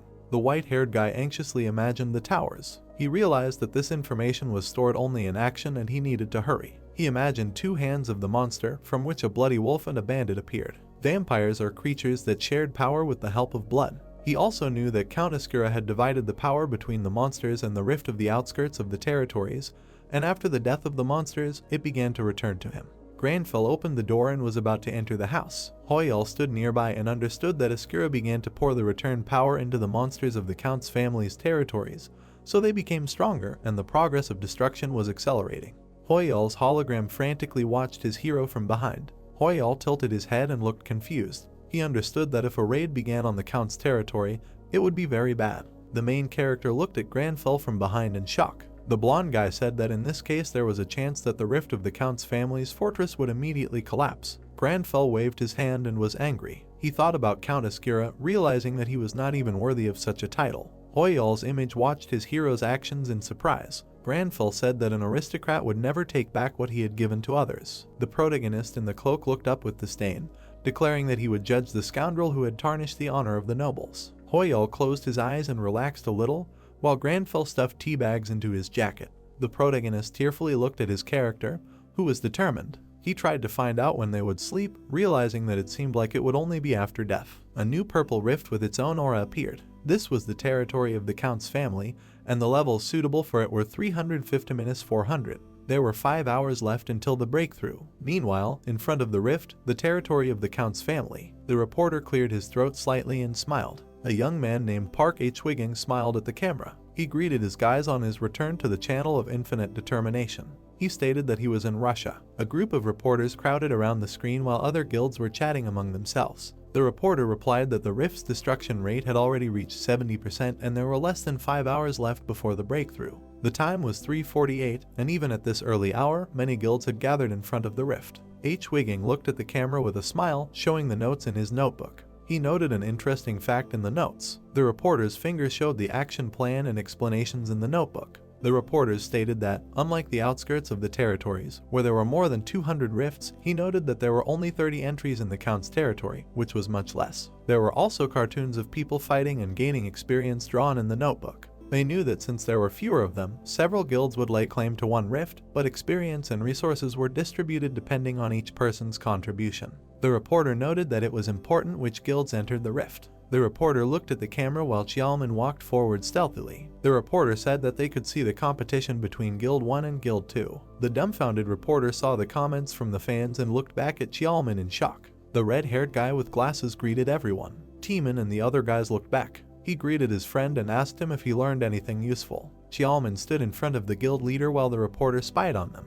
He said that he tried to do so, but competition was inevitable because there were too few rifts. Timon thought that everything would be fine if only it were not the Shining Guild. The guy adjusted his glasses to match the comments from the subscribers. He asked Timon not to worry because the Shining Guild went north and could run into another guild. Timon pointed out that it was rank 2. Xiaoman replied that there might be a chance that they would fight for first place. The spy reporter was dumbfounded and shocked while the guild was talking among themselves. He heard Xiaoman say that the Berserker was coming with the Second Son and the Bohemian. Timon thought that there would be 3 of them. He added that that guild was noticed after the fastest cleanup. Timon stood with Xiaoman while the other guilds were talking among themselves. Timon clutched his sword and grinned maliciously, looking away. He tried to draw his friend's attention to the newly arrived scoundrels. The rank 4 Inazuma guild led by the brunette arrived. He did not understand what this guild was doing here. It was a dark-haired guy named Hisagi Kazuma, level 376 and rank 6. He smiled maliciously, saying that it was an ironic coincidence to meet the Gaon guild in front of him.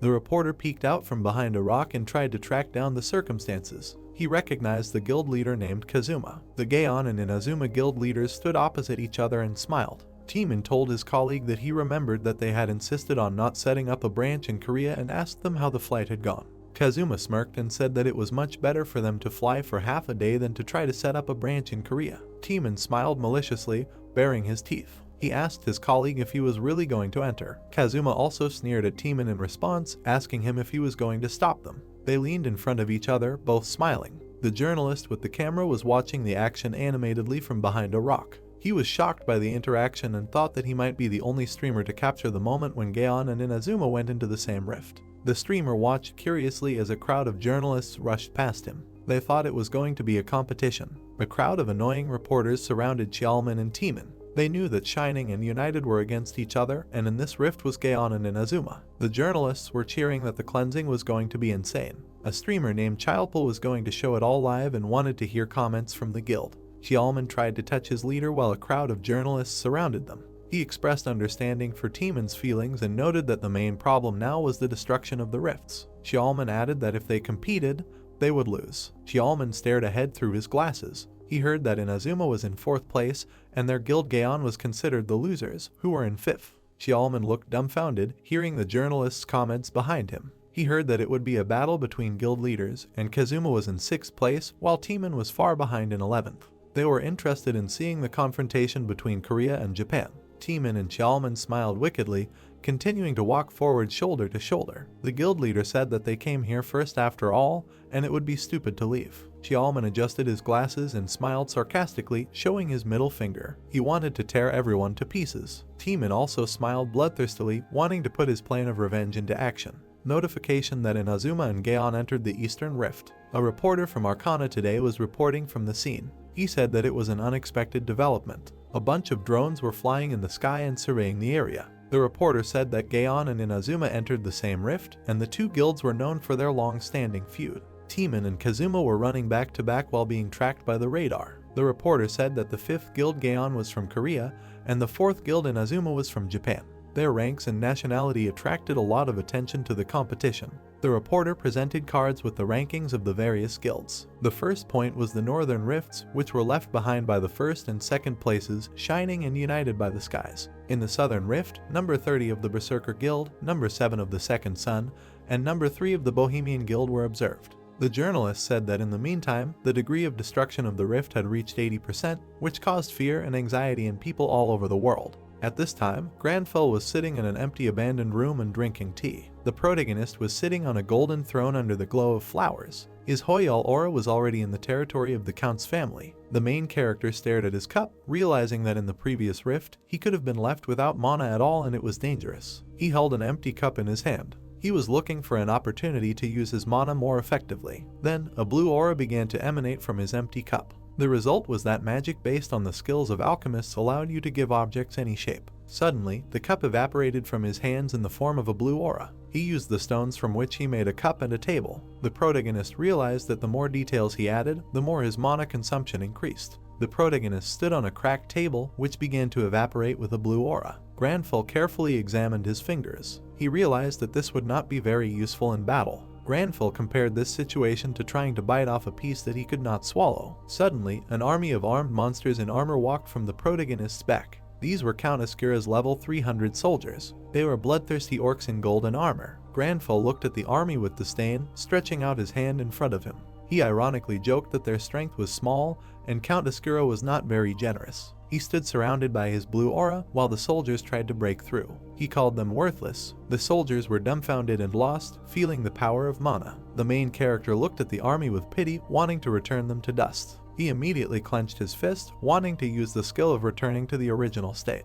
A bunch of huge boulders flew into the army of Count Askira, causing streams of aura to fly apart. Mana consumption was minimal. The main character continued to clench his fist, mockingly looking forward. He decided to call this skill reverse magic. Hoyal was discouraged and indignant at such an amount of pathos. Meanwhile, somewhere in the depths of the Count's territories, the remaining army of Count Askira was walking around their square. One of the fighters looked back. Before he could look back, he received a crushing blow from Teeman's sword. The other fighters of the army immediately became alarmed and tensed. They immediately rushed to attack the leader of the Gaon Guild. Teeman wanted this battle and bared his teeth maliciously. Count Askira's fighters tried to pounce on Teeman, who had a huge sharp sword. With a quick swing, the guild leader drove away the bloodthirsty army of monsters. A moment later, he looked with disdain at the corpses of the Count's army, whose armor was lying on the ground. Timon threw the bloody sword over his shoulder and looked forward angrily. He noticed that there were only a few fighters from the army now, but on the way here, they had already killed no more than 10, which was too few. Timon glanced back at the mage who had arrived. She told her leader that she looked around for a bit and said that Inazuma was in the same situation.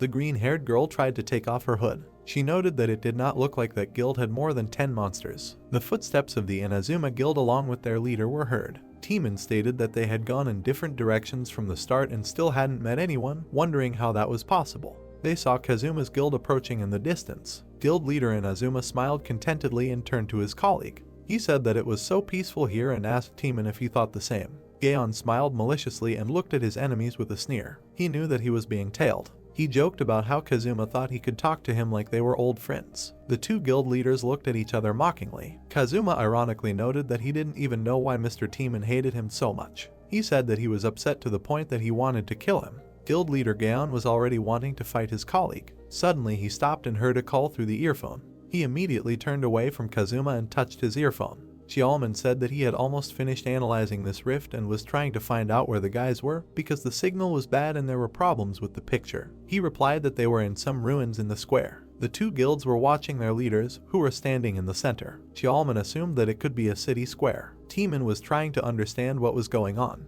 Xiaoman looked at the monitor in horror and shouted into the earphone for the guys to run away from this place right away.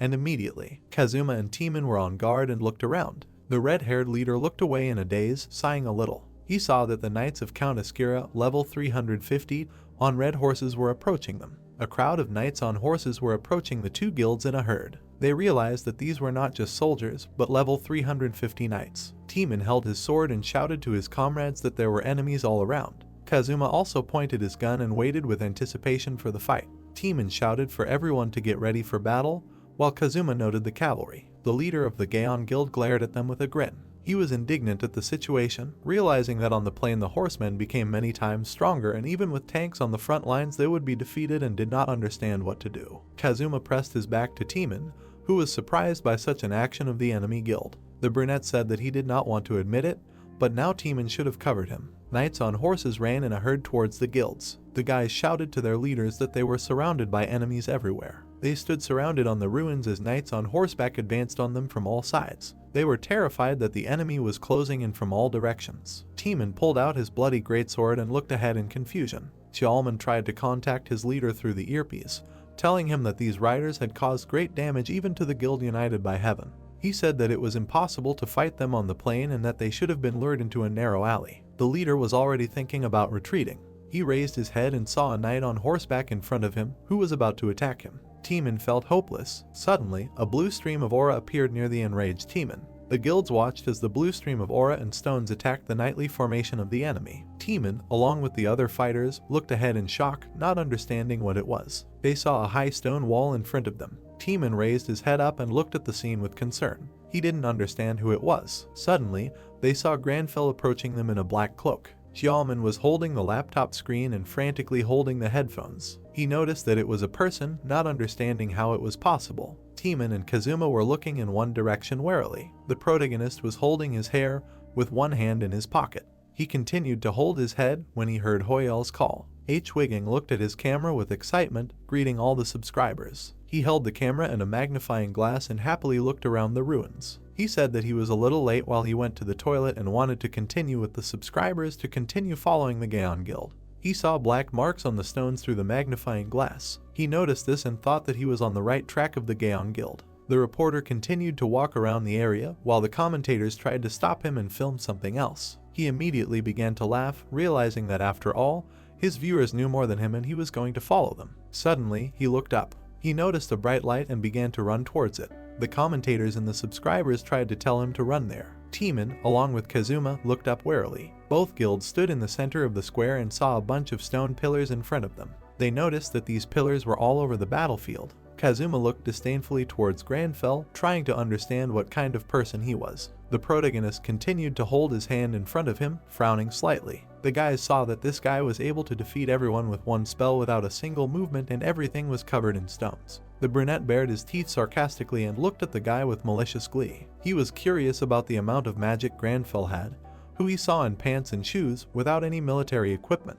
The white-haired guy stared ahead. The guys tried to figure out who this person was. Kazuma watched as one of the fighters tried to shout for the master. They noticed that the enemy was breaking through the stone pillars in the form of an army of knights on horseback. Timon looked ahead worriedly, surprised by this. He noticed how the army on horseback was having a hard time breaking through the stone pillars. He noticed that these pillars were holding back the enemies. Granfell continued to hold the defense while Timon held his head, saying words of gratitude that he wanted to save for later. He immediately smiled bloodthirstily and looked ahead furiously. He activated the unique skill of the barbarian, Berserk, which increased the attack power and reduced damage. One of the knights on horseback looked up warily. Timon, in his new angry form, tried to pounce on the knight. He knew that with this skill, he could resist. The tip of the sword flashed through the knight and his horse. The leader of the Gaon Guild dealt a crushing blow to the entire army of knights. Kazuma immediately sharpened his spear along with his guys. He knew that this was their chance and they had to sweep away everyone in their path. All the guys from the guild rushed to run and attack the Ascura knights.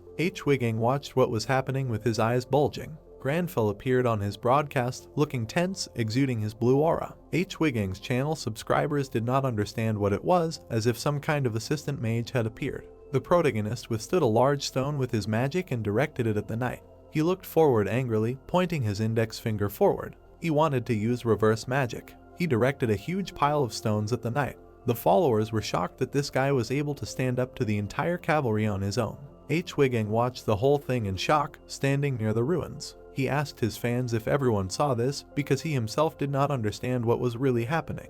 Granfell took out his magic blade and headed towards the half-dead monster. He tightly clutched his blue blade, wanting to finish off the monster. He looked at the monster with pity, holding his silver dagger. He stood on the rocks that pinned the monster and left it wounded. He realized that it was a pity for him to waste the durability points of the dagger. The protagonist stared at the monster, thinking about other outcomes. He held his magic blade, trying to evaporate it. He thought that he could change the shape of the dagger and then return it to its original state, and maybe after that, its durability will be restored. He thought that he could turn an ordinary stone in a cup and then vice versa return it. He remembered when he turned a stone into a cup, and from this ordinary stone he got a very durable cup, and then he changed everything back, realizing that the cup turned back into a stone without its durability. Granfell turned his dagger into another sharper silver stiletto. The guy thought, if this transformation can really restore the original state, then it will be possible to return everything. He immediately plunged the knife into the monster and its blood splashed everywhere. Notifications with a level increase popped up. Hoyal in the form of a hologram rejoiced while Granfell held his blade. The protagonist was glad that the blade's durability really remained at the same level and now they did not have to pay for repairs. Timon looked warily to the side at the guy. The main character began to drink his tea while the guys from the guild praised each other. Timon smiled maliciously, touching his face. Xiaoman mentioned the man to him in the earpiece, to which Timon immediately came to his senses. The Inazuma Guild, along with Kazuma, looked away with a grin. Timon understood that when he saw this guy, greed had awakened in him and he couldn't let this fighter go. He realized that even more so under such conditions, when Granfell was seen by guys from another guild.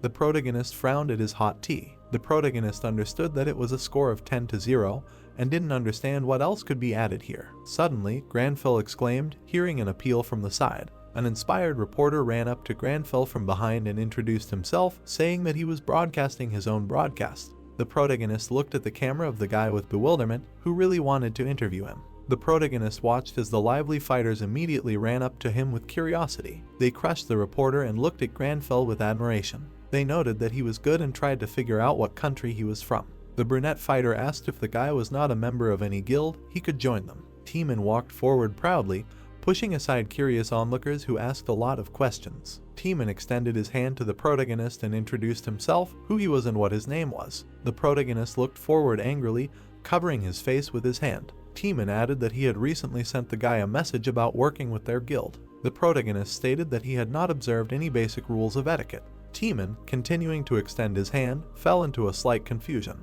The frightened reporter became alarmed, while the other fighters stood nearby. The guy replied that he would not answer questions. All the guys watched as the leader of the Gaon Guild continued to extend his hand to the protagonist. Granfell wanted to simply leave. The reporter was filming the scene on his broadcast. The news showed popular footage of the main character and the Shining Guild. The mysterious player did not answer questions due to non-observance of etiquette.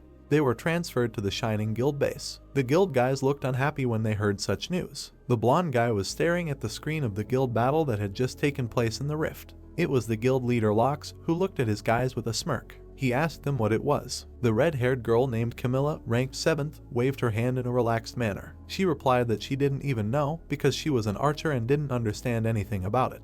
At the same time, Dmitri, ranked 8th, was crying and waving his hands. He was confused because he didn't know the answer either. Camilla said that a handsome guy like Locks wouldn't understand her because she had worked so hard to get a date and they had been stuck in that place for hours. Locks stared at the screen with a smile. Camilla continued to be indignant that she had to sacrifice her personal life for some guy. The data screen showed a replay of the protagonist pulling out a knife. Camilla leaned her hands on the table and looked away. She noted that there was no need to think here, so she wanted to invite Granfell to their guild. Dmitri looked at his leader with tears in his eyes, pointing his finger at him.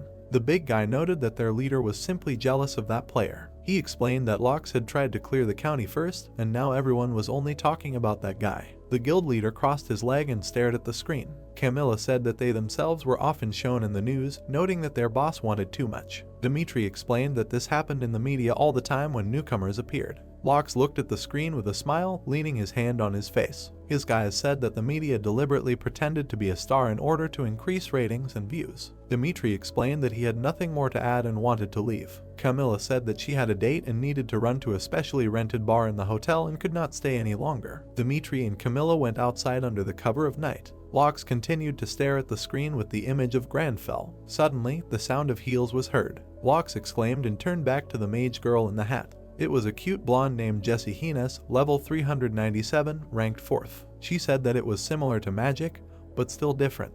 The highlighted blonde threw a smiling glance at Jessie. He said that Jessie knew how to be surprised. Locks watched as Jessie stared at the screen. She smiled slightly and blushed, noting that the guy was funny. They were transported to the Berserker Guild base. Leanie was wrapped in a blanket, and they all looked ahead, dumbfounded. She immediately threw the blanket over the brunette, indignant because she knew that the guy was not just a player. They were watching a report on TV about that guy. She was angry about it. The guys tried to calm her down and asked her to cover herself with a blanket, otherwise she would catch a cold. She was just furious, saying that she was going to beat everyone up now. At the Inazuma Guild base, Kazuma was standing with a phone and talking to someone. He was told about that guy with silver hair on the phone. Kazuma held his phone while watching the broadcast with the main character. He heard an order from his superiors who wanted to get him. Kazuma said that he would definitely complete this task. A reporter from Arcana Today went on air with a piece of paper. He said that after the rift, the area around the territories was cleared. He said that the Shining and United by the Sky Guilds met in this place and presented their images. He said that without any special incidents,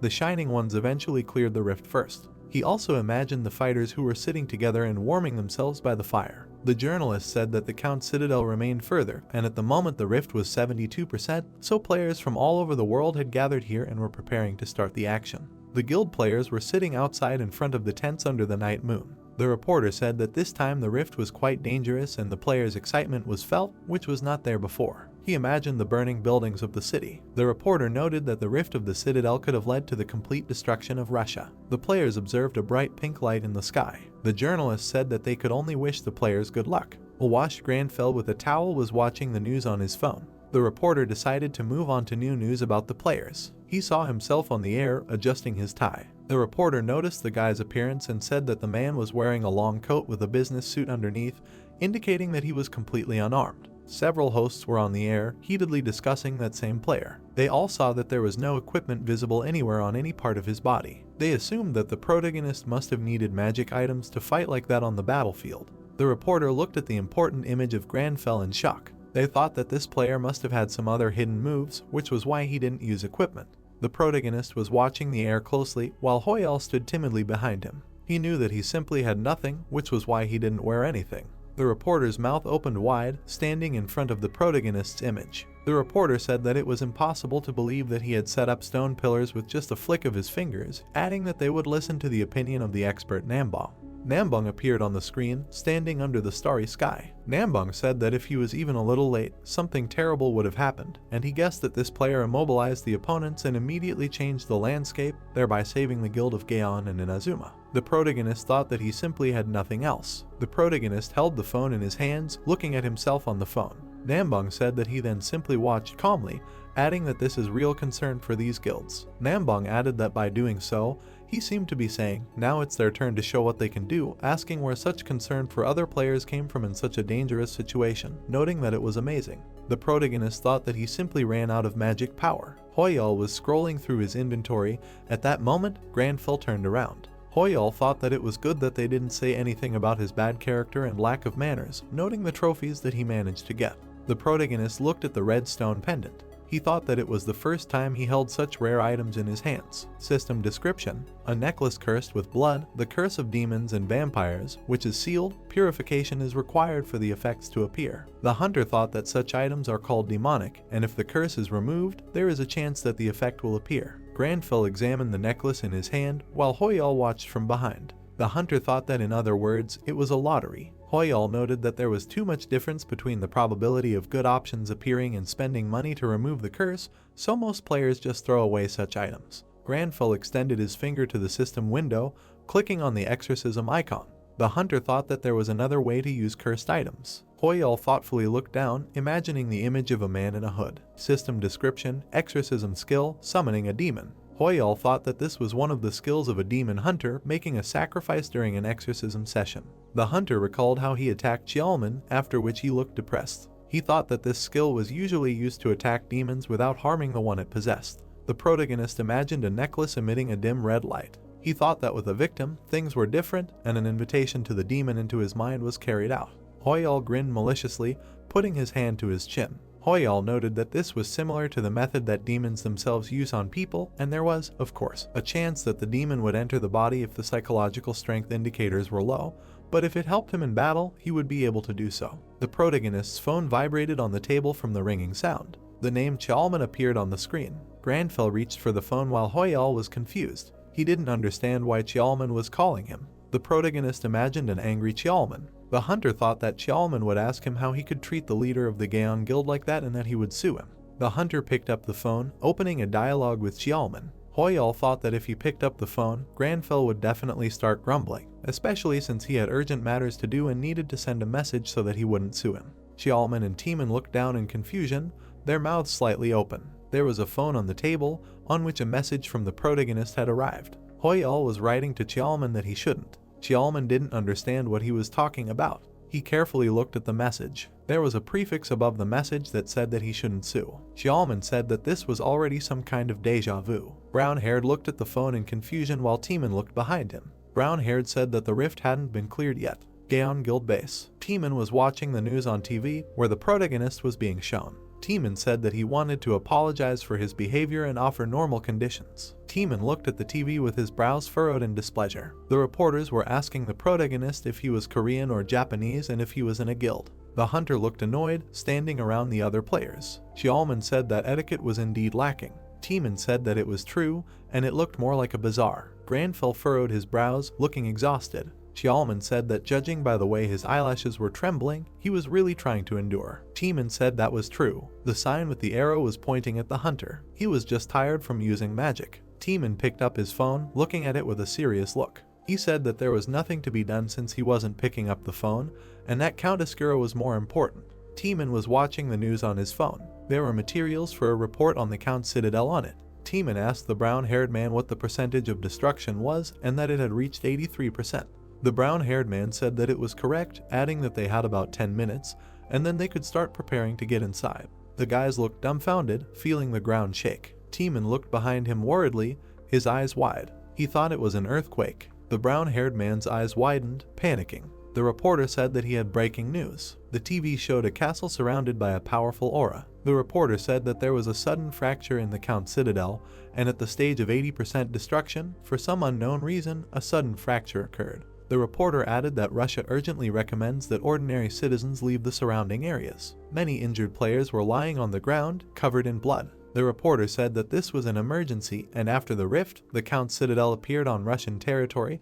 The number of dead was more than 200 people. Teeman looked up in horror, his eyes wide. The reporter said that the United States and the European Union advised Russia to close the borders, in connection with which the players, after which he suddenly fell silent. Teeman said that this is the Count Citadel. Players were standing in front of the castle. The players looked in surprise at the hunter who appeared. The hunter raised his head, examining the castle. He said that it happened after all. The players turned around, looking at the main character. Shaitan said that this is the same one who was shown on TV. The players watched as the main character moved closer and closer to the citadel. The players were surprised that he was going to go in there alone, saying that it was incredible. The protagonist stood next to the statue, his eyes glowing. Granfell looked at the statue with disdain, his brows furrowed. System notification. Hoyal entered the territory of the Count's citadel. Granfell said that this was some kind of lousy statue. The protagonist stood next to a huge statue, holding a sword in his hands. Granfell asked what this was called a citadel. Hoyal looked pleased, while Granfell looked at the statue in horror. Granfell said that although this is luxury for a lousy vampire, Hoyal thought that after all, the fortress of the Claudi clan from his dark past was 10 times larger. The statue flashed its red eyes, baring its fangs. Hoyal looked at the statue in horror, while Granfell was indifferent. Hoyal thought that the statue heard. The statue stood up, descending to the ground. The players watched in horror, their mouths open. The brunette did not understand what was happening. The brown-haired man said that the statue moved. The statue swung its weapon while the players watched them. The player said that this huge statue is more than 10 meters. Another person said that the protagonist is in danger. The player said that they need to help him. Granfell looked at the statue with a cold gaze, raising his hand. The player said that they need to run. The statue decided to strike the hunter, who raised his hand. The hunter lowered his fingers down, looking at the statue with a menacing look. The hunter lowered his hand. At that moment the statue fell apart. Lox and his team watched in shock. The guild was shining. Lox stood in a circle with his team. He did not understand what these sounds were. Dimitri said that it was heard from the citadel. Lox looked worriedly at Jesse, who slightly ducked. Camilla said that it was very similar to the sounds from that video. Camilla flew into the air, forming a magic circle under her feet. Lox asked Jessie where she was going, adding that they were going inside and that she should not make unnecessary movements. Jessie jumped on the magic circles, moving towards the citadel. Lox shouted Jessie's name. The players looked at the protagonist in shock, their eyes wide. Brown-haired asked what was going on. Granfell was standing near the remains of a huge statue.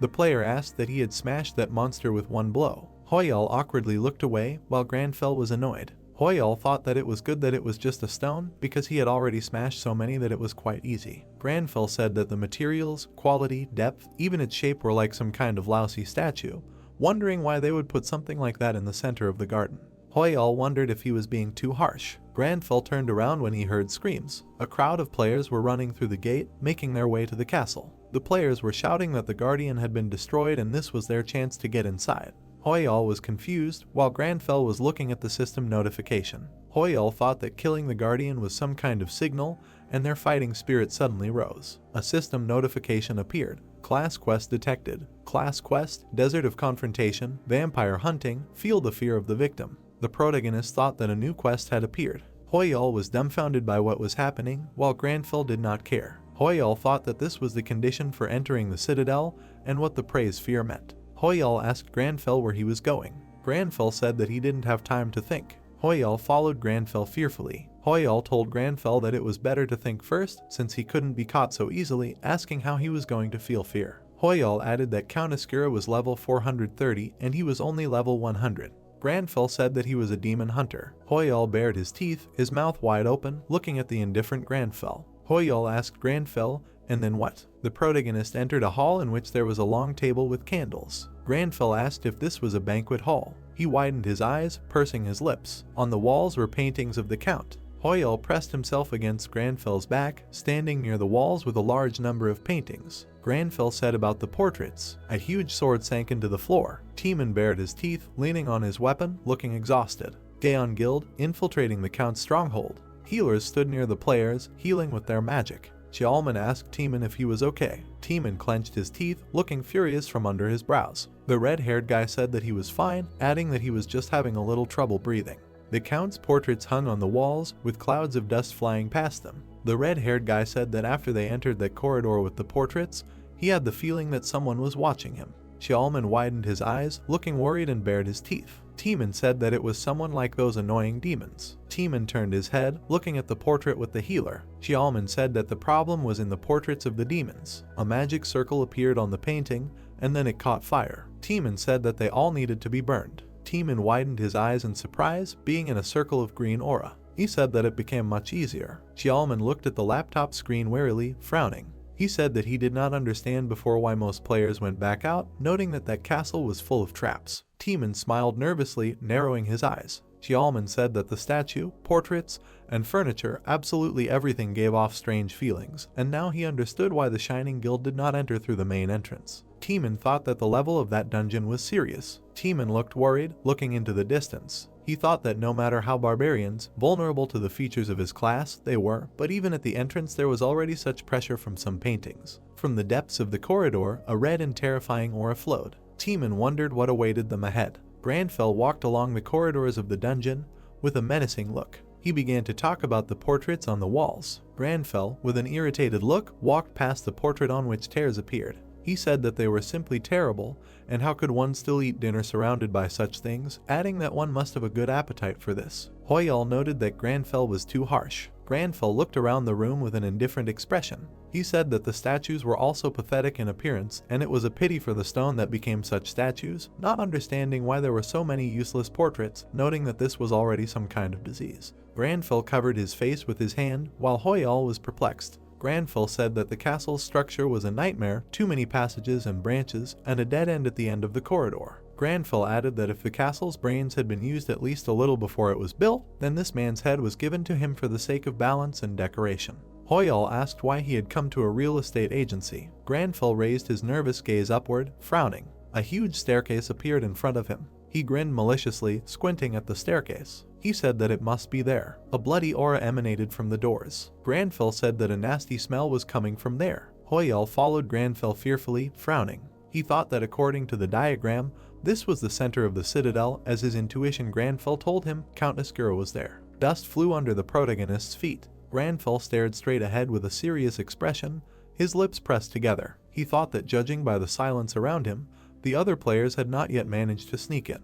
Jessie appeared in front of the protagonist, floating in the air. Jessie said that she had found him. The girl smiled sweetly, looking at the protagonist with a sparkling gaze. She said that she had seen his amazing magic. The protagonist looked at the blonde in bewilderment, his lips downcast. Jessie held onto her hat, smiling widely. She asked Granfell that it was him. Hoyal looked at the girl in shock, his eyes wide. He thought that she was hanging in the air. The protagonist thought that he was simply speechless, and someone was nagging him to save magic, and someone was using it like pouring water. The girl looked at the protagonist with admiration, smiling widely. Jessie said that she was so curious and couldn't stand it anymore, asking Granfell what kind of skill it was. Jessie added that she had watched the video of him so many times in a row, but she couldn't figure it out. Granfell stood there with a displeased expression on his face, covering his eyes with his bangs. Jessie said that there were no magic skills that she didn't know, asking him if he could tell her about this wonderful magic. Granfell looked at the smiling girl with annoyance. He told Jessie about etiquette. She looked at Granfell with bewilderment, who grabbed her shoulder. The protagonist put the girl on the ground, looking at her with a displeased expression. He told her to behave decently. The protagonist looked at the blonde with displeasure, frowning. He said that this is the basis that everyone who wants to learn something must adhere to. The blonde looked at the protagonist with surprise, her mouth slightly open, after which Jessie was terrified, causing her lips to tremble. Granfell was dumbfounded, feeling a terrible aura behind him. A black silhouette appeared behind the guys, emitting an ominous aura. The protagonist turned his gaze behind his back, narrowing his eyes. A system notification appeared. The natural enemy skill has been activated. The vampire bared his fangs in a bloodthirsty smile. He asked who dared to disturb his sleep, noting that they were some people. Ascura's eyes sparkled, emitting a red aura. Ascura called them stupid creatures. Jessie took out her staff, looking at the protagonist with concern. Jessie thought that this was Count Ascura and why he was there, answering that a powerful pressure was emanating from him. Jessie asked Granfell if everything was okay with him. Granfell asked that he was the Count. The Count looked at the boys with a nasty smile, narrowing his eyes. Granfell told Ascura that this was funny. The protagonist took out a necklace that was shining. Granfell said that he was just a nasty vampire. A notification appeared. The necklace cursed with blood was selected as the victim. The protagonist stretched out his hand in front of him, holding the necklace in front of the Count. Granfell told Ascura that he would teach him a lesson for daring to call himself an aristocrat. Granfell looked at the vampire with a bloodthirsty gaze, frowning. A notification appeared. The exorcism skill has been activated. System notification. Class quest, Desert of Confrontation, Vampire Hunt, feel the fear of the victim. Hoyal looked at Granfell's back in shock, raising his hand to his chin.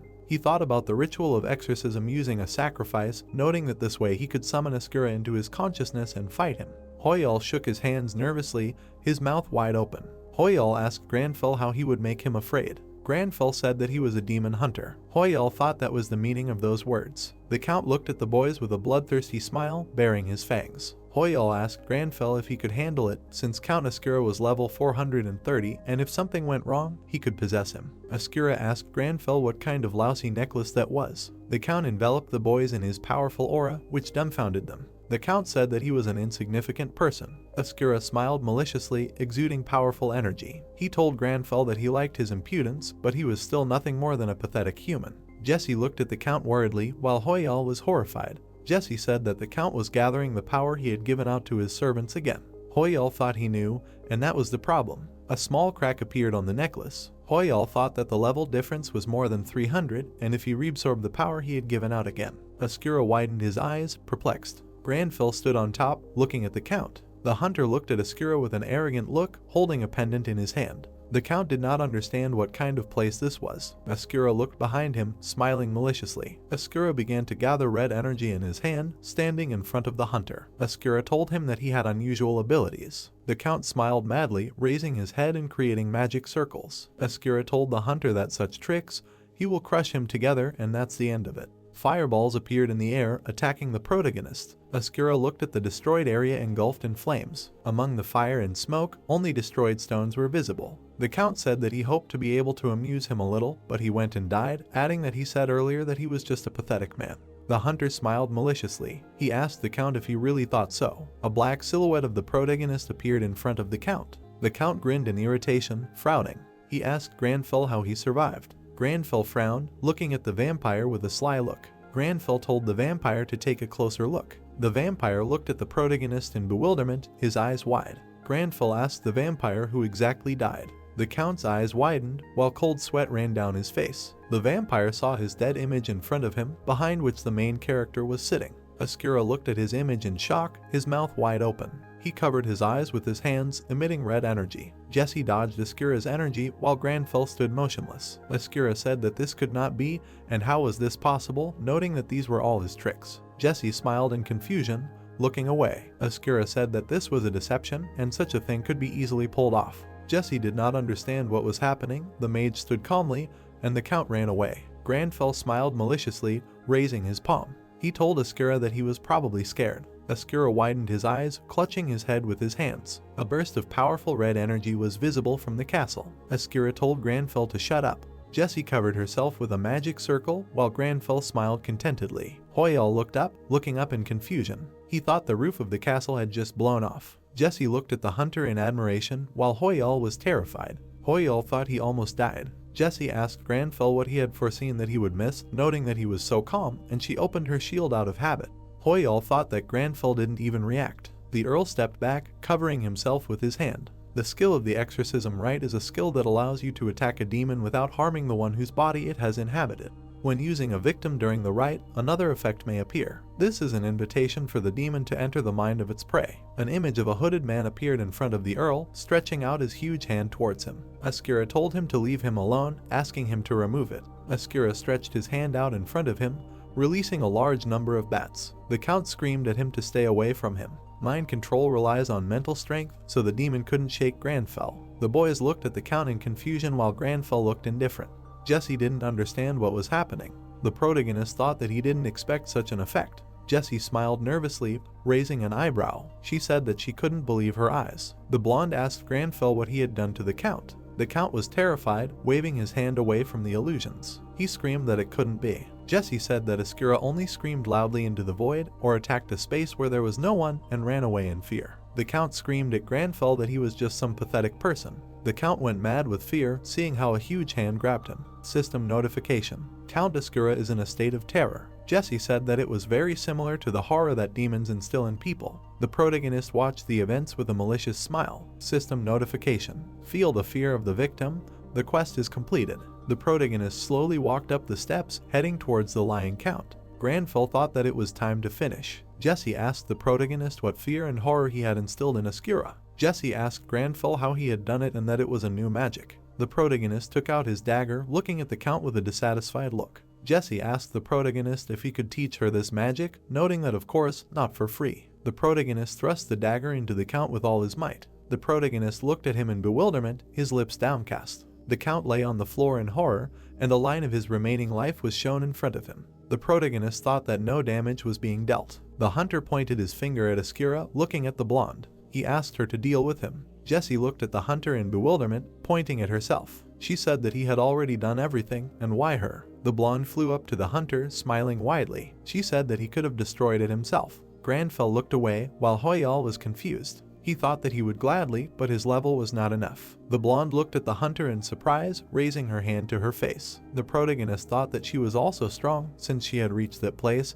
and that she would think faster to just kill him. The girl stretched out her staff in front of her, forming magic circles near the Count. She apologized to the protagonist, noting that she herself asked to teach her. The protagonist turned his gaze behind him, looking at the purple light. Jessie asked what he meant, that if she killed the Count, she would become stronger and be able to comprehend new magic. The protagonist thought about the heavens. An electric pillar of energy hit the Count. The protagonist was confused as he watched what was happening. He thought about what it was and what was going on. System notifications appeared. He had destroyed the Count and his contribution to the murder was recognized. For this he received trophies. Many level-up notifications appeared. The blonde squatted down next to the Count's ashes. Hoyal was dumbfounded, while Granfell looked on with an indifferent look. The protagonist thought that she was in a weakened state, but how could she destroy a level 430 Askira with one blow? The blonde reached out her hand to the ashes, looking at them with a smile. The protagonist thought that this was the power of a high-level player. Jessie asked what it was, noting that there was a lot of it. The blonde took the Count's ashes on her finger, bringing them to her face. The protagonist looked dumbfounded at Jessie, who was about to put the ashes in her mouth. Hoyal was dumbfounded by the girl's behavior until a notification appeared in front of Granfell. Hoyal thought she was crazy and didn't understand why she was putting it in her mouth. System notification. Class quest. Prelude to the counterattack completed.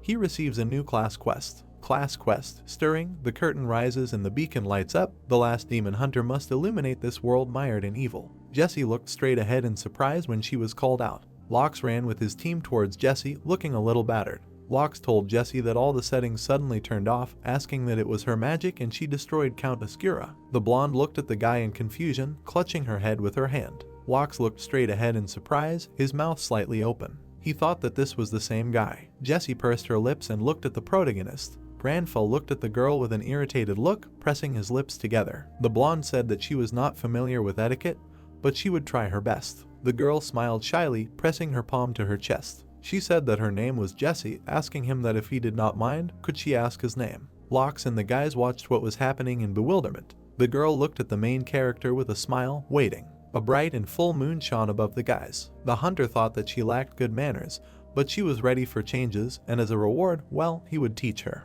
The hunter looked at the blonde with a serious expression, his mouth slightly open. The hunter said that he was Hoyal. The bright sun was shining above the high rises. There was a pot of food on the stove. The reporter on TV said that some man was quickly approaching the main gate. The statues began to move and attack the man.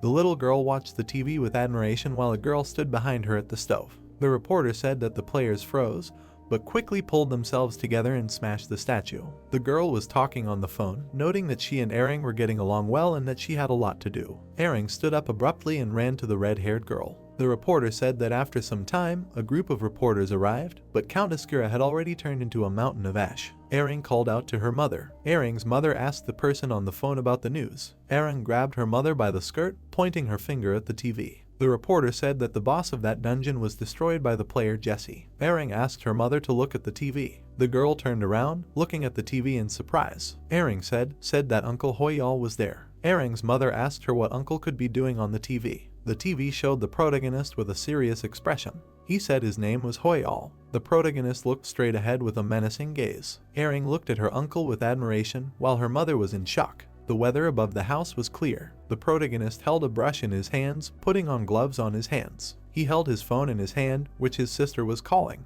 He thought that his time had come. The protagonist looked at the phone in horror, while the laptop showed the news with him. The hunter thought that after the destruction of the Count, he was the only one talked about on TV. The reporter said that he was a hidden player Hoyal, asking who he really was. The hunter thought that his relatives would find out anyway, and it was a matter of time. Granfell clutched his mobile phone in his hand, which showed missed calls from his sisters. Suddenly, the phone in his hand began to shake from vibration, which received a call from the hunter's sister. The protagonist smiled as he recalled the images of his sisters, imagining them as penguins. He thought that he had 3 older sisters, and they had been very close since childhood.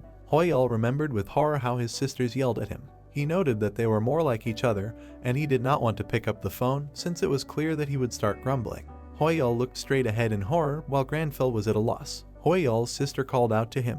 The protagonist looked at the door, from which loud knocks were emitted. Hoyol's sister said that she knew that he was home and opened the door. Hoyol broke out in a cold sweat, gritting his teeth. The sister asked why he did not answer the phone, asking him to quickly open the door while she was kind. In front of the door stood the protagonist's 3 sisters with surprised faces. Sister number 1 Yunhai, sister number 2 Ji-yoon, sister number 3 Yerim. Hunter was adjusting his tie while looking at his sisters with a serious expression. He said that they were disturbing the neighbors. Hunter slightly opened his mouth, emitting light around himself. He told his sisters to calm down first. Yerim looked at her brother in horror while the other sisters were surprised. There were many people in front of the high-rise building. The reporter said that he was broadcasting the news. The reporter held a microphone in his hands, pointing with his hand at the image of the main character. The reporter said that new information about the star player who appeared like a comet recently, together with the famous player Jesse, defeated Count Ascura. Xiaoman was lying on the sofa, pressing the remote control to his head.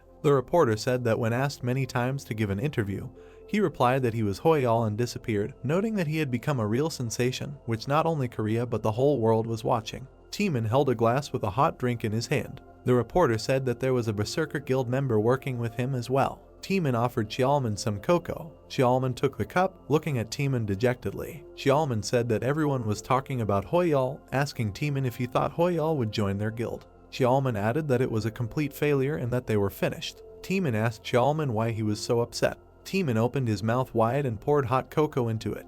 He said that there was still a good chance that he would choose them, and that they had his number as well as a reason for calling. Teeman sat down next to Xiaoman, causing Xiaoman to sit up slightly. He asked Teeman what the reason was. Teeman said that he was talking about the trophies they had collected in the county square, noting that they had gotten them thanks to Hoyol. Xiaoman widened his eyes, looking at Teeman in surprise. The red-haired boy said that it was therefore proper etiquette to share with him. The brown-haired boy said that was true, asking how much he wanted to give him. The boy gripped the mug tightly in his hand. He asked what he meant by how much, noting that he was serious. He added that even if they failed to hire him for the Gaon, they should do everything to make him remember them. Teeman broke the mug in his hand, baring his teeth at a smile. He said that to do that, he had to make 10 from 0. The brown-haired man looked at Teeman in shock, his eyes wide. Teeman told him to call him immediately. Teeman sat by the sofa with his hands up, while Xiaoman swept up the broken pieces of the mug. The brown-haired man told Teeman that he told him not to break anything there. There was a phone on the table, vibrating from the ringing sound.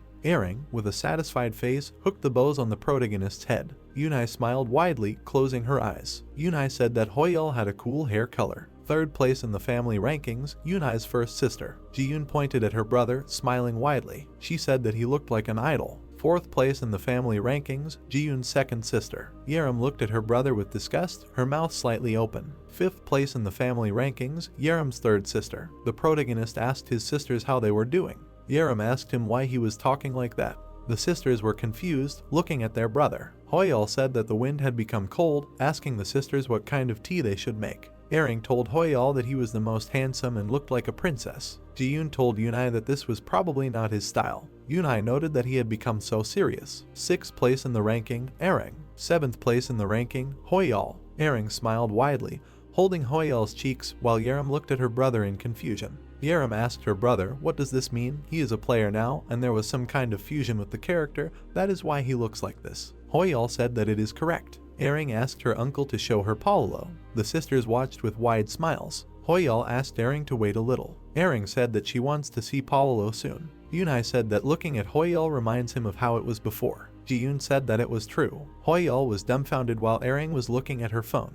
Yunhai said that it was about 10 years ago. Hoyol shyly closed his eyes and clenched his teeth. Yunhai said that he called himself Granfell and said that he wanted to dye his hair ash blonde. The protagonist thought to shut up, asking if they came to make fun of him. Yerim crossed her arms over her chest, looking at her brother with a serious look. Yunhai said that he also said that he would greet his parents like the nobles did.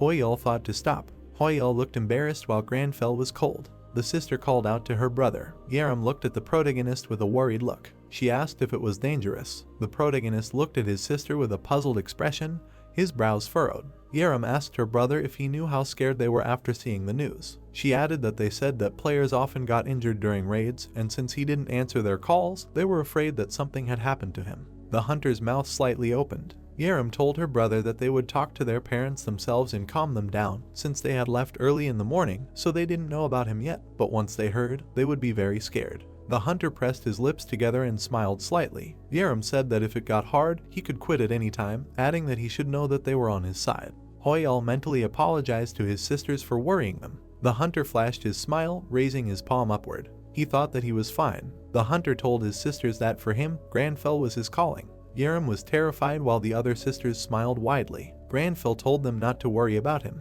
Hoyal thought he might shoot himself. There was a beautiful orange sunset in the sky. There were empty cups on the table. The sisters were standing in the hallway near the door. Yunai thanked her brother for the tea. Ji-yoon said that they would go. The hunter told the sisters to be careful. He told his niece that he would wait for their next meeting. Yerim turned around, looking at her brother. Yunai told Hoyal to call them sometimes. Ji-yoon said that if something happened, he should call and not tell anyone that he knew her. The protagonist looked at his sister in surprise. Yerim told him to save money. The protagonist wondered what savings she was talking about, where he got the money. Hoyal smiled widely, blushing with joy. He imagined himself in a circle of gold coins falling from the sky. He thought that there was a reward for clearing a gap, a source of income for players that was granted by the Arcana depending on the level of the gap. Hoyal looked at the phone with a mischievous smile. He thought that, to be honest, the company that developed Cosmo had collapsed, and it was said that the director Raymond Sean was giving out money from his own pocket, and he always wondered how much it was. The hunter clutched the phone in his hand, covering the amount with his finger. He wondered how much it was, 10 or 20 million, or was it really more than 100? The sun was shining brightly in the sky, painting the sky orange. Shining Guild, South Korean branch. Camilla hugged Jessie from behind, who was looking at the tablet. Camilla asked Jessie if she really didn't know anything. Camilla closed her eyes and knitted her brows, while Jessie was indifferent. Camilla said that they said that she and Hoyal destroyed Askira, asking if she really didn't know who he was. Jessie said that she didn't know. The blonde bared her teeth, looking displeased. Camilla told her to tell her if there was something, asking her to stop watching weird videos on the internet. Camilla looked at Jessie, dumbfounded, who was emitting a purple glow. Jessie looked at the girl with a menacing gaze, emitting a menacing aura. She asked Camilla not to disturb her, as she needed silence to concentrate. Camilla walked away from the blonde, raising her palms in front of her. Camilla said that she wouldn't ask anything more, asking her not to look at her like that. Camilla put her hand to her head, looking away in confusion. She thought that Jessie was boring, not understanding why she was watching those videos, and that this was the customary greeting in Korea. Jessie raised her eyebrows in surprise, looking at the tablet. The tablet was playing a video, and a notification appeared above it. She had received a reward for clearing the rift. Hoyal opened his mouth wide, confused. The hunter removed his finger, opening his account. He did not understand how much it was, and then asked that it was 110 billion won. Hoyal smiled happily, while Granfell was indifferent. Hoyal thought that just the trophies left by Count Askira were enough, but this Raymond must be a real rich man. Granfell said that he was happy because of some money, noting that it was unworthy. Hoyal thought that he should keep quiet. The protagonist looked at the system window. Vampire Sphere, the effect is sealed due to the curse of the demon, it must be cleared to find out the effect. The hunter noted that after the destruction, he received a trophy, the vampire orb, and it was a unique item with a curse. Hoyal held the orb in his hand, smiling happily. The hunter noted that it was the same one from chapter 12. Hoyal asked what a cursed item it was, adding that no matter what the rank, if the probability of cleansing the curse is low, then it is discarded. Hoyal clutched the orb with a mad expression, while Granfell was at a loss. Hoyal said that although a demon hunter could use it as a sacrifice during an exorcism, adding that it was a bad profession and used God knows what. Hoyal thought that he would have reacted like that, but not now. He recalled holding out the necklace in front of Count Askira. The hunter noted that during the battle with Count Askira, he chose a necklace cursed with blood. The hunter recalled checking his inventory. He thought that this item would disappear. In the inventory was a cursed necklace. The hunter thought that it was left, and the curse was completely removed. A necklace for a lover who was going to the battlefield, it contained magic and an unprecedented effect to protect the object. The hunter reached for the screen of his mobile phone with a trembling hand. He noted that most likely, the exorcism ritual had a purification effect. The hunter thought that he had a sphere, a necklace, and also 110 billion. The hunter's thoughts were filled with money. Hoyal's red eyes widened, pursing his lips. Hoyal nervously chewed on his finger while Granfell lay exhausted. Hoyal thought that he could not sleep. He did not understand where to spend 110 billion, open a savings account, or buy items, or even tell his family better. Granfell asked Hoyal to think more quietly. Hoyal turned sideways to Granfell, nervously looking at the phone. He thought it would be a good idea to buy equipment to clear rifts, but it was a shame to spend money on equipment that was suitable for his level. Granfell slid his finger across his phone, scrolling through the item feed. Hoyol thought that after destroying Iskura, he had risen sharply, and was now level 134, up from 55 just a few days ago. Hoyol added that considering the rate of increase, the prices for equipment for his level were too high. Granfell closed his eyes, looking annoyed, while Hoyol nervously looked at his phone. Hoyol thought that there were no items with the required magic power of regeneration. Granfell told Hoyol to stop staring at his phone and go to sleep, otherwise his eyesight would only get worse. Hoyol thought that he was originally a millionaire and nothing bothered him. Granfell corrected Hoyol, saying that he was a billionaire. Hoyol thought he was lucky. The sun was shining brightly above the building, the Korean branch of AU. There were many people sitting at tables in the office. A man was showing a clip on the screen. He told the people to look closely at the screen, and if they looked closely at how the rubble was turning into stones, it would be obvious that spells were being used. The blonde man glared at the screen, pointing his finger. He asked what kind of nonsense this was, adding that it was impossible to make such huge stone pillars with spells since there was a limit to magical power. The man with glasses nervously watched the quarreling colleagues. The man said that spells were definitely visible there. The blonde said that she was saying that it was impossible according to the laws of magic. The brunette asked if there were anyone there who were not in the management, adding that he worked in the art department and could confirm that this was the effect of a spell. The brunette grabbed his head, sighing heavily, while his colleague rolled up to him in a chair. The brunette thought that he was tired, and wherever he went, this Hoyol was everywhere. The brunette asked the man if he knew anything. The brunette looked at the guy irritably, adjusting his glasses. He asked him that he was there too, adding that if he didn't know, then he certainly didn't either. The brunette said that it had been very difficult lately. Friends and relatives were asking him to tell them secrets. The brunette looked exhausted while the brown-haired man was digging through his laptop. The brunette said that there was no person named Hoyol in the Arcana database, and it was unclear whether it was his real name or a nickname, adding that he was fed up with everything. The brunette said that it was already Thursday after all. The guy with glasses leaned on his hand, raising one eyebrow. He said that as soon as the update appeared, everything should calm down. The boys looked at the laptop monitor in surprise, their mouths slightly open. An announcement appeared on the laptop. It said that a new location had appeared and Yusra Island had been added. A beautiful white deer stood in front of the waterfall, and a phoenix fluttered above its head.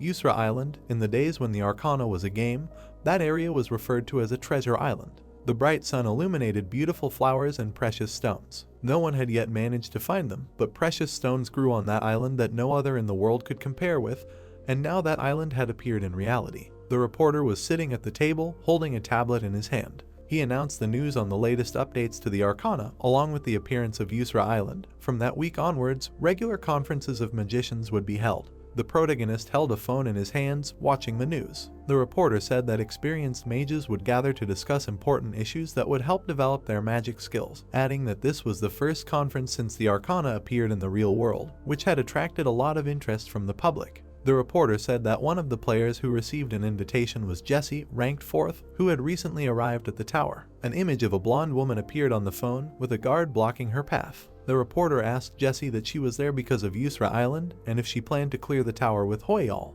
Jessie said that she was there to participate in the mage conference, adding that she was not giving interviews. Hoyol was dumbfounded, while Granfell was pulling himself up in the aisle. Hoyol asked that she was in 4th place, adding that he was trying to be polite to her. Granfell asked that there was also a mage conference. Hoyol asked that she was the first. A notification appeared. Pull-ups 500 times done. Granfell touched his feet to the floor. He told Hoyol that it was natural. Hoyol looked at Granfell in surprise as he put his phone in his pocket.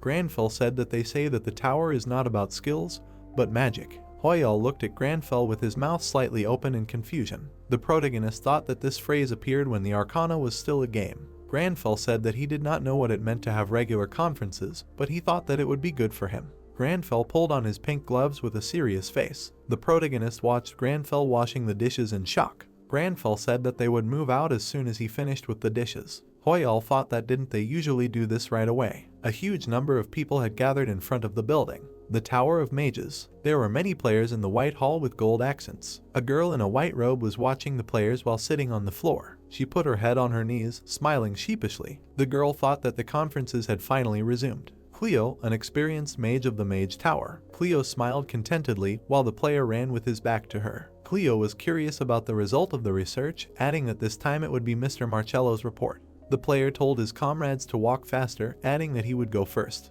His comrade shouted at him to look behind him. Cleo raised her head, looking at the falling boy in surprise. The pink-haired girl rested her hand on her cheek, looking at the fallen player. The players looked at their comrade with a smile, their mouths slightly open. The player said that he was in pain. His comrade said that he must be in too much of a hurry to get to Yusro. The player lay on the floor smiling, while Cleo was behind the magic wall. The player's comrade asked him why he decided to enter the wall, to which the player said that it was a shame, asking for help to get up. Cleo said that he was a fool. The pink-haired girl looked up, her eyes wide. Jessie said that you can't call her that. Jessie walked through the magical wall, holding her hat with her hand. She said that this wall was illusion magic created by the tower's owner. Jessie raised his eyebrows slightly, looking at the girl with a smile. She said that it was difficult to pass through without an invitation. Cleo began to rise from the floor, looking in surprise at the blonde leaving. The players looked at the wall in shock, their mouths slightly open. Cleo told Jessie that she was right, and in fact even experienced mages had a hard time getting around this magic, adding that she was wrong to ask for forgiveness. Jessie said that there was no need to apologize to her. The girls began to climb the magical golden steps, while Jessie held out a small piece of paper. Jessie asked Cleo that she would show the way,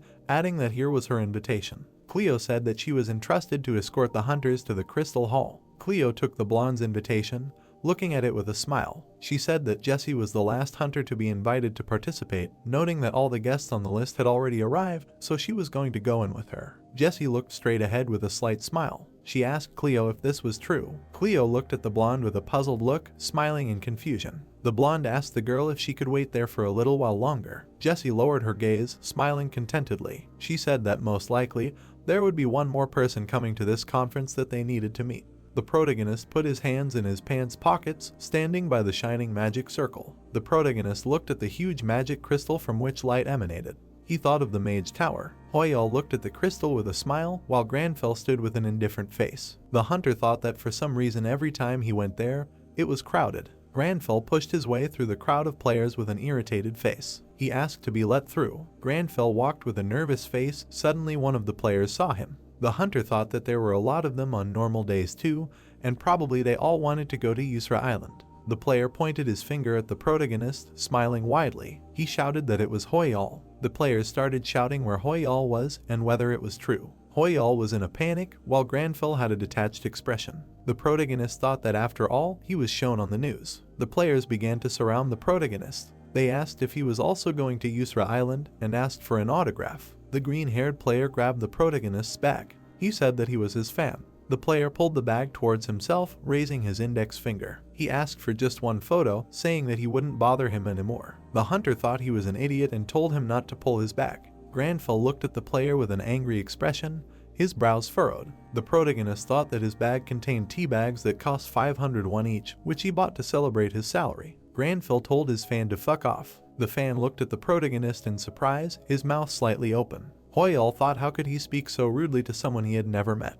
The player lowered his head, his mouth slightly open. Hoyal thought that this wouldn't do, and if people were disappointed in him because of Granfell's terrible personality, he would get even more attention. The player said that it was cool. Hoyal looked away, looking dejected, while his fan was overjoyed. The player said that it was so cool, and he actually heard Hoyal swearing. The players started asking the protagonist to say the same thing and scold them. Hoyal thought that nothing worked on them. The protagonist turned around, noticing a slight flicker from the wall. The player said how cool he was. The hunter thought that he should quickly hide from them somewhere. Hoyal slightly opened his mouth in surprise, while Granfell was serious. A slight shimmer from the wall could be seen through the players. Hoyal thought that this wall was somehow different. Granfell suddenly moved from its place, running away from the players surrounding him. Hoyal thought that it seemed different. The protagonist ran into the wall, disappearing from the player's sight. He thought that he had some strange feeling. The players asked Hoyal where he was going, noting that he simply walked through the wall. Cleo looked up, blushing in embarrassment. The protagonist was looming over her, leaning his hand on the wall. Granfell looked at Cleo with a mischievous grin, narrowing his eyes. He said that this was truly amazing illusion magic, worthy of praise. Granfell climbed up the slabs with the girl. The pink-haired girl looked at the guy in shock, not understanding who it was. He watched as she anxiously flipped through the list, realizing that he was not on the list of invitees. The blonde looked at her, asking if there were any problems. She blushed and panicked, waving her hands, asking if he wanted to participate in the conference. The magic slabs were still in place. The girl asked if he had an invitation, but received a negative answer. The pink-haired girl nervously combed her hair, not understanding how this man managed to see the illusion that the Lord of the Tower himself put up. The main character wondered what was wrong with her, and then asked if he could participate in the conference without an invitation. The girl put her hands up, starting to deny his words, because there was a rule that even without an invitation to the conference, anyone who saw the illusion could come. The boy looked away. The pink-haired girl said that this was the first time someone saw an illusion without an invitation, asking if she could learn more about him, while he affirmed that this was the kind of magic that was worthy of praise. Granfell understood that hallucination magic could be dispelled, surprised that he managed to use such a spell, realizing that he only had to improve the power of magic. He arrived at the hall, looking inside through the half-open doors. In front of him was a huge magic conference room. Hoyle looked at the crystal hall in shock. The girl smiled at him, and he understood that this was a place for searching for sublime knowledge. The arcanes also appeared in reality when the game became reality. Marcello was the most influential, the successor of the magic tower, called the youngest mage. The blonde was bored in the hall, where the mage began to hold regular conferences to determine the situation in the world and live up to his nickname as a genius. The hat looked at the girl with displeasure, asking if she called the story of the incredible Marcello boring, to which he replied that these were just words, and in reality she did not see it. The magician stood at the podium, saying that for him, magic was just a skill, studying and intervention were empty words for him. The man looked away, and the girl explained what an honor it was for everyone present, but she would not have come if not for the quest. The girl responded when asked if she was bored. Marcello put his hand on the sheet, saying that the tower was summoned for some reason to the world of travelers. He noted that new updates also continue to occur. The blonde was surprised when Marcello said that they were not familiar with their magic, and he with their science, noting that they should work together to restore the familiar world. The audience perked up when they heard that the presentation would be about science, where he saw the further development of magic. A fireball suddenly appeared in his palm. He looked at the phenomenon, telling that he called this phenomenon fusion. It was a new kind of fire that was created with the help of magic and science. The blonde became more interested when Marcello warned about caution, because when merging two different concepts, everything happened unpredictably. The brunette looked at the guests, saying that he would need their help. Those present were surprised, believing that he was going to offer a quest, of which there were very few. Someone was interested in the conditions for acceptance. Marcello looked down, but he noticed something and interrupted. He looked at Granfell, who raised his hand, to whom the entire audience turned. The blonde turned to him, saying that in his research he showed everyone a mess, asking what he thought about it. The mage was shocked, hearing his statement. Everyone present was alarmed, because the guy doubted the main mage, expressing doubts about his research. Someone sighed resignedly, expecting a noise, because knowing the character of the magician, they believed that the brunette would not leave it so easily. Marcello tensed up and fell silent. Someone said that he saw the protagonist here for the first time. Granfell crossed his arms on his chest, calmly looking at his opponent. The brunette frowned and angrily asked the blonde to tell him why he thought so. The protagonist replied that he simply felt the difference. For him it was simple. He stretched out his hand to him, saying that magic and science are different concepts. The difference was in the process of its fusion, so it was a mess. The guy looked at his hand, conjuring a fireball, saying that he had previously experienced the same difference due to the difference between skill and magic. Marcello was shocked by what he saw. He watched the young man, not understanding how he developed magic so quickly.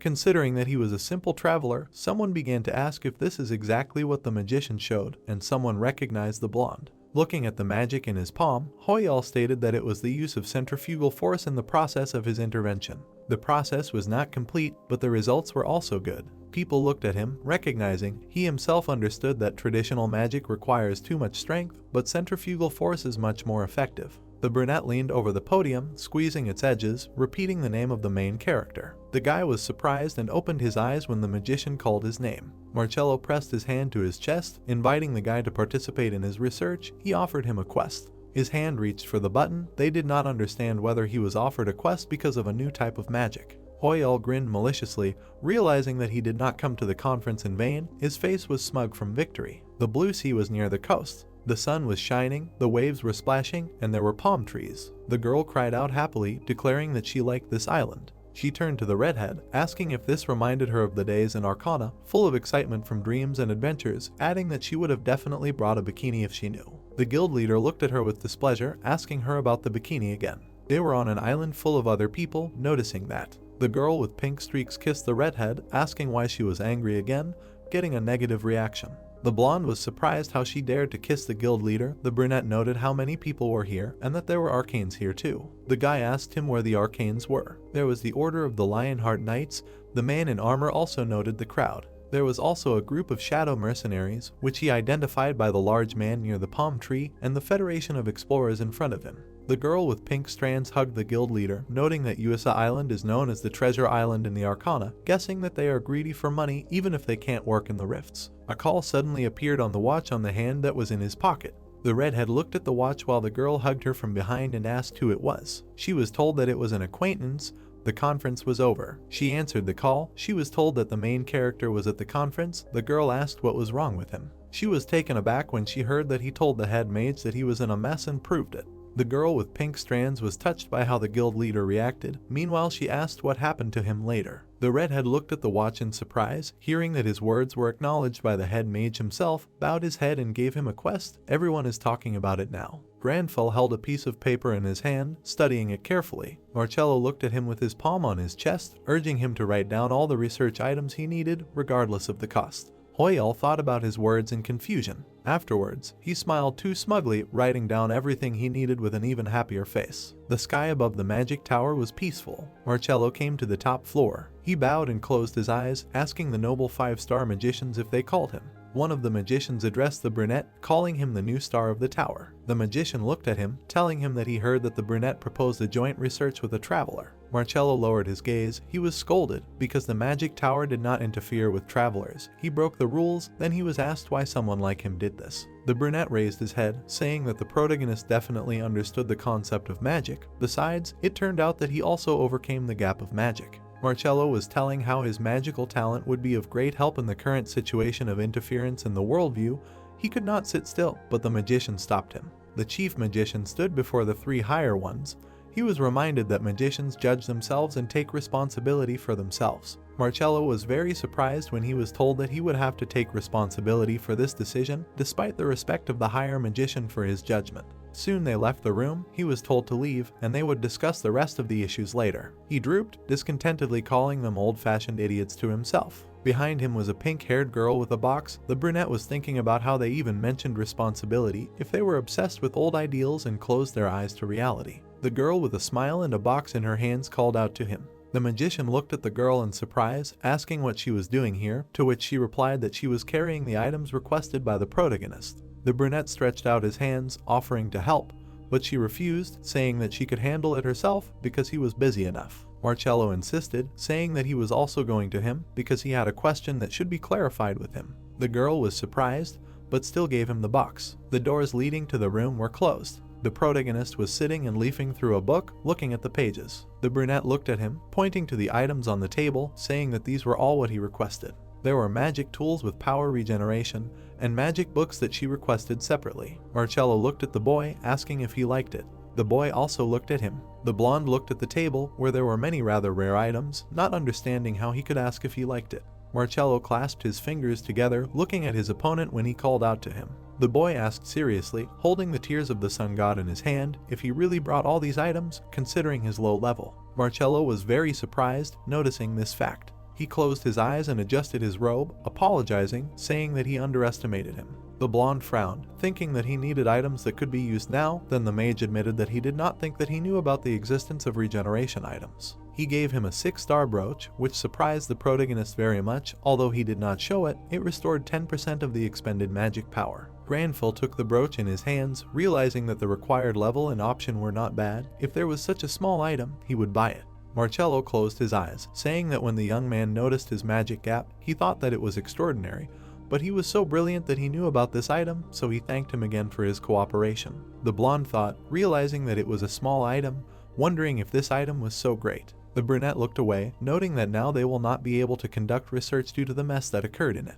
The blonde realized that he will have to wait for the next quest. He also put the brooch away, saying that he will wait until he overcomes the gap. The magician thanked him for his patience. The protagonist closed his eyes contentedly. Marcello understood that with it he will be able to change the magic tower. Meanwhile, the guy was pleased that he was able to get the brooch for free. The guy was sitting at the foot of a palm tree, looking at something on his phone, sipping his drink. Himfin was live streaming, saying that he was currently in front of the portal to Yuasa Island, waiting for Hoyal. He was saying that there were many players gathered in front of the portal, and that he believed that the protagonist would come soon. He said indignantly that the protagonist always came at the end, so he would faithfully wait for him until the end. The masked guy leaned over, taking the guy by the shoulder, asking about Hoyal. The masked guy was displeased that the protagonist was on everyone's lips lately. He was one of those who became popular after the Arcana became reality. This guy was rumored to be the most evil of the suspects in the accidents. The news was constantly talking about accidents. He was the player who entered the rift with his group, went missing, and was rumored to be dead. He took the phone from Himfin. It was unclear why such a person was interested in Hoyal. Himfin was very scared when the guy in the mask approached him. Holding the phone in his hand, he angrily told him to give it to his idol, that it would be too boring if he acted too frivolously. He turned around, giving him the phone back and leaving, saying that he would continue to watch his broadcast. Himfin looked at the chat in surprise, because they were wondering if the protagonist would be able to clear the island alone. The guy began to get nervous when fans began to build theories about the guy's absence on the island, because the supernovas could gather to do something to him. He was very surprised, still looking at the phone, where this theory was called nonsense. Himfin was going to block the one who suggested that the protagonist would not come because of cowardice. All the people turned to the screaming fan, who was indignant, shouting that Hoyal does not care about treasures. He does not even act in commercials and broadcasts. Meanwhile, the blonde sat with a cup of tea in his hands, wondering about the reason to go there. The brunette lay quietly on the floor while the blonde drank tea, telling him that there was no reason. He lay with his eyes closed and his hands behind his head, realizing that he would not be able to go there because of the low level, although the island was a tempting profit. In addition, there were many monsters with too high a level, and he could only fight demons. The blonde looked at the control panel, while the brunette thought about the fact that he would be killed as soon as he arrived. He would have tried if there was at least one demon there. He received a class quest, which talked about the last demon hunt. The brunette approached it and was very surprised. By evil there were meant the 7 deadly sins, such as pride, envy, anger, gluttony, lust, greed, and laziness. He was behind the blonde, realizing that they were the ones called the great evil. He learned about it in the Arcana, wondering if it was on the island. The guy wondered if it wanted him to investigate the great evil, because he won Count Askar by chance. It didn't matter, no matter how much he worried about class quests. He looked at the blonde in front of him, who said that there was no reason to go before, and then he confidently continued that now there was no reason to hesitate. The brunette was very surprised by his words that he would destroy the evil if it was there. The blonde stood up, saying that they needed to send it right away because the island was tropical and he was wearing a winter suit. People were shocked, looking at him. Hoyal still arrived on the island. His fan happily shouted that he had no doubt that he would come, but it was hot there. Granfell tensed up, noticing something. He looked deep into the island, looking at the dark aura there, realizing that there was a very strong influence on the entire island. He used the skill of communication with a natural enemy. The brunette suggested that it could be because they were on a different level from the demons. They stood on the sand, looking at this aura, feeling a huge sense of evil under their feet, suggesting that the island itself was evil. The brunette smiled maliciously, realizing that the skill would be used all the time. The blonde said that the giant should lie under his feet, but he had to pull himself together. He was already starting to drool. The main character entered the depths of the island. At this time he was filmed live. The guy asked the viewers if they saw the blonde. Himfin filmed him, peeking out from behind the bushes, watching him, telling that the young man still came to the forests of the island of Yuasa. The guy watched with interest, noting that he was moving with extreme caution, wondering if he had a strategy for the island too. The blonde was serious. He was silent, looking around. He imagined the different monsters, realizing that he entered boldly, but he was still scared. He tried to find the one he would be most effective in fighting. Himfin said that the broadcast would continue until he began to interfere with the main character, and if the viewers became uncomfortable, they could leave the broadcast. The blonde looked at the guy behind him, who said that he was almost invisible, and when he fell into the traps in the dungeons, they did not even work. The blonde tensed, hearing someone roar. Suddenly, another player jumped out in front of Himfin. He was holding 2 swords in his hands, noting that he told the team not to disperse, asking his teammate what he was doing and whether he was going to check what it was. They were in front of a monster that was glowing so brightly that it was difficult to aim. They did not understand if they could do anything about it. The level 420 Emerald Tiger roared loudly. Himfin barely held the phone, putting his hands out to hide from the strong gust of wind. The player was indignant, because for the same reason he said not to disperse. Turning around, he was surprised to see the main character there. He realized in shock that Hoyal was behind him. His companion was also shocked, looking at the monster. Then the young man turned around, asking if this was the same Hoyal everyone was talking about. The brunette opened his mouth and opened his eyes in fear, understanding the essence of the whole situation. The emerald tiger growled. Approaching them, the guy thought that he would fight a scorpion, but did not expect that he would have to fight a monster of the highest level. Looking at the player, he said that the situation was not the best because the bright sun and sparkling body interfered with the view, panicking inside himself. He understood that he only had a 10-level difference with the count and he would not be able to escape. The blonde frowned and held out his hand, clearly about to do something. The emerald tiger suddenly pounced on them, rushing from its place. The guy stretched out his hand towards it, assuming that if he immobilized it, it would no longer work. All the players present, including his fan, were surprised by what he saw. They did not understand what kind of magic he used, emitting fire from his hand. The young man decided to try exactly that. He calmly said the word that allowed him to use combustion. The next moment, a flash of fire was directed directly at the monster. It caught fire from this magic. Infant tried to film what was happening, despite the gusts of wind, fire, and magic in different directions. They watched as the tiger disappeared before their eyes. After this spell, the viewers of the live broadcast had never seen or heard of such magic, also surprised. The blonde calmly touched the jacket on which there was a brooch. His contribution in the battle with the emerald tiger was recognized. The viewers were also impressed by this battle. The brunette was glad that he was able to deal with him with just one fire, and the brooch option turned out to be extremely useful. The players could not believe that he managed to kill a tiger with one blow, which was level 420th, looking at him in complete bewilderment. The bright sun illuminated the forests of the tropical island. Shurik hit the tree out of anger. He was the third among the players in fencing, the master of the guild of the second sun. He was indignant at the rest of the guild members, occupying 7th place in the rating, that they were still on the outskirts, although several hours had passed since they came to the island. The gray-haired man offered the master to join the squad that separated from them. The blonde was angry. The man said that now everyone was aiming almost at the center altogether, and they could not avoid fighting monsters that would be stronger than them, but the master himself knew about it.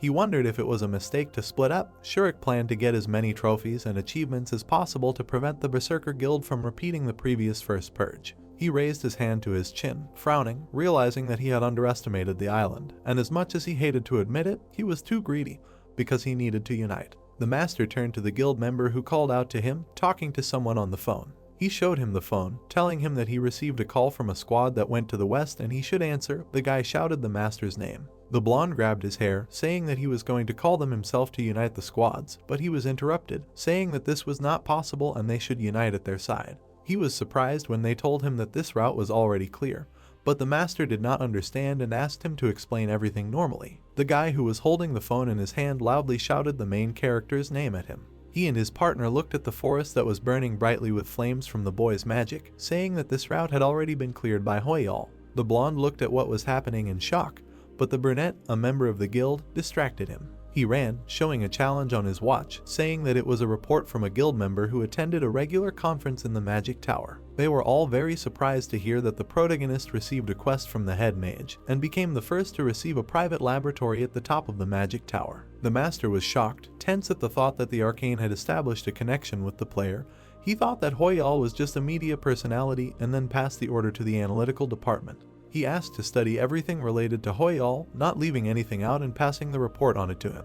He assumed that the guy could be more dangerous than everyone knew. Meanwhile, the brunette was happy to receive a pure emerald crystal with a unique rating, but he looked like a madman. The blonde found it disgusting how happy he was with an item of such a rating. For him it was quite unexpected. The blonde tensed up while Hoyal was happy with a unique item that not every manufacturer could handle, but he was going to ask to use the magic tower for research purposes. The young man stood in front of a cluster of strange aura, realizing that the air had changed. The blonde looked at the panel, and Hoyal was surprised if this was also the guy's ability, because goosebumps ran all over his body. The window with the class quest opened. It was in progress, but the guy did not understand why it suddenly opened so suddenly. They were very surprised by the movement on the island. Everything around shook, and the birds began to fly in different directions. The brunette was shocked by the notification that the island of Uisa was covered with greed. The process of breaking was only at the first level. The guild members were also indignant about what a rift was, shocked to realize that the island itself had been a rift all along. The blonde looked at the notification, while the guild members tried to dispute this theory because it was just a new region and its creation mechanism was different from a rift.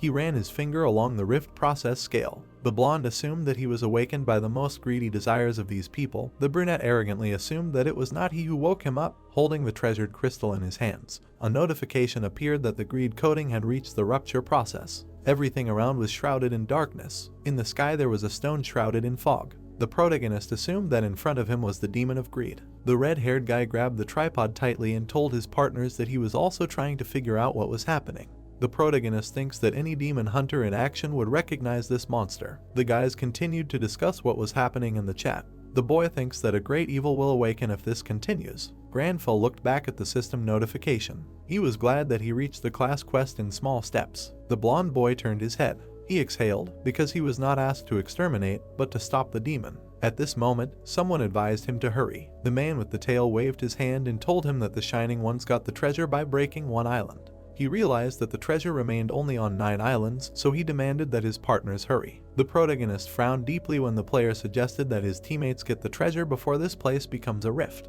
Hearing this, the boy expected this reaction from the rest of the people. All the players smiled ominously, heading towards the treasure. Granfell realized that now all the participants on Yusra Island were thinking the same as the others, after which he remembered that all players must give up the desire to have treasure so that it is not tainted by greed. The entire island was covered in purple fog. The guy thinks that he will not be able to convince all the players. At that moment, he heard that some guild once went their own route and began to argue with the others because of it. Marcello bit his finger and thought about what they should do. The successor of the magic tower turned his head. Granfell told him that they only have one way. He adjusted his tie and admitted that he wants to collect all the treasures. The sky of the second island Yusra sparkled. The equipment of the players of the Shining Guild was covered in blood. Dimitri approached Camilla and asked her about what she thought about the process of rupture. The girl thinks that it is all clear anyway, after which she reminded that in Yusra 1 out of 10 levels of rupture caught fire. Lox grabbed his chin when his partner asked him about the gap process being filled as soon as they got the treasure. Agreeing with him, the guy asked the guys if they heard about Jesse's report.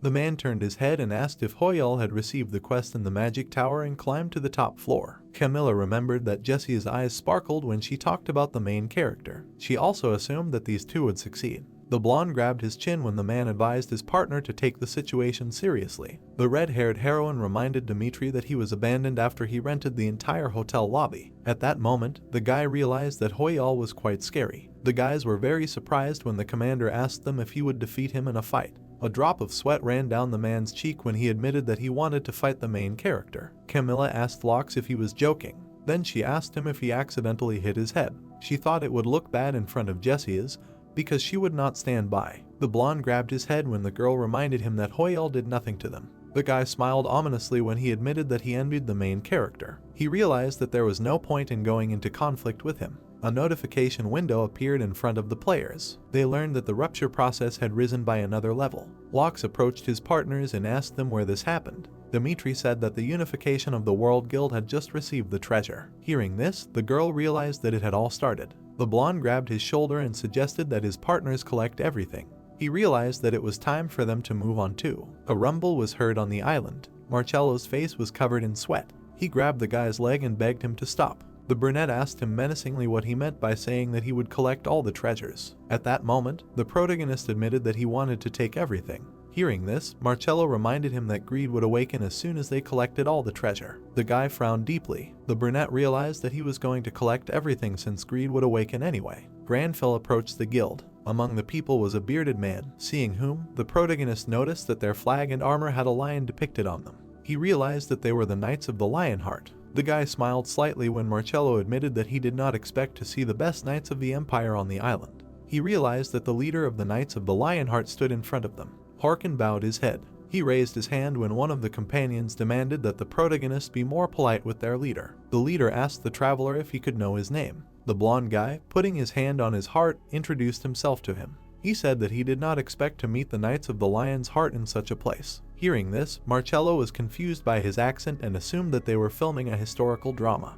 The bearded man raised his head and admitted that he was not surprised by this. He admitted that he felt a completely different atmosphere from the other travelers from Granfell. Harkin suddenly frowned deeply. His attention was drawn to a silver brooch. Something sparkled in the sky when the man remembered this emblem. Granfell dodged the attack. Everything became covered in fog when someone assumed that a meteorite fell to the ground. The knight asked the leader if he was okay. A drop of sweat ran down the boy's cheek. Comets began to fall from the sky when the owner of the island appeared in front of the guys. A giant turtle with a golden fang opened its mouth, was level 450. Harkin raised his hand and demanded that everyone prepare for battle. His partner realized that they would have to fight one of the island owners with the highest level. Seeing how the monster's eye sparkled, someone said that it was about to shoot a meteorite. The turtle roared loudly. The commander loudly demanded that everyone take their positions. The blonde tried to break through the enemy's attack. He noticed that they were fighting against a destructive force. Someone told the leader that they could not see anything because of the meteorites. The monster raised its paw when someone demanded that no one approach it.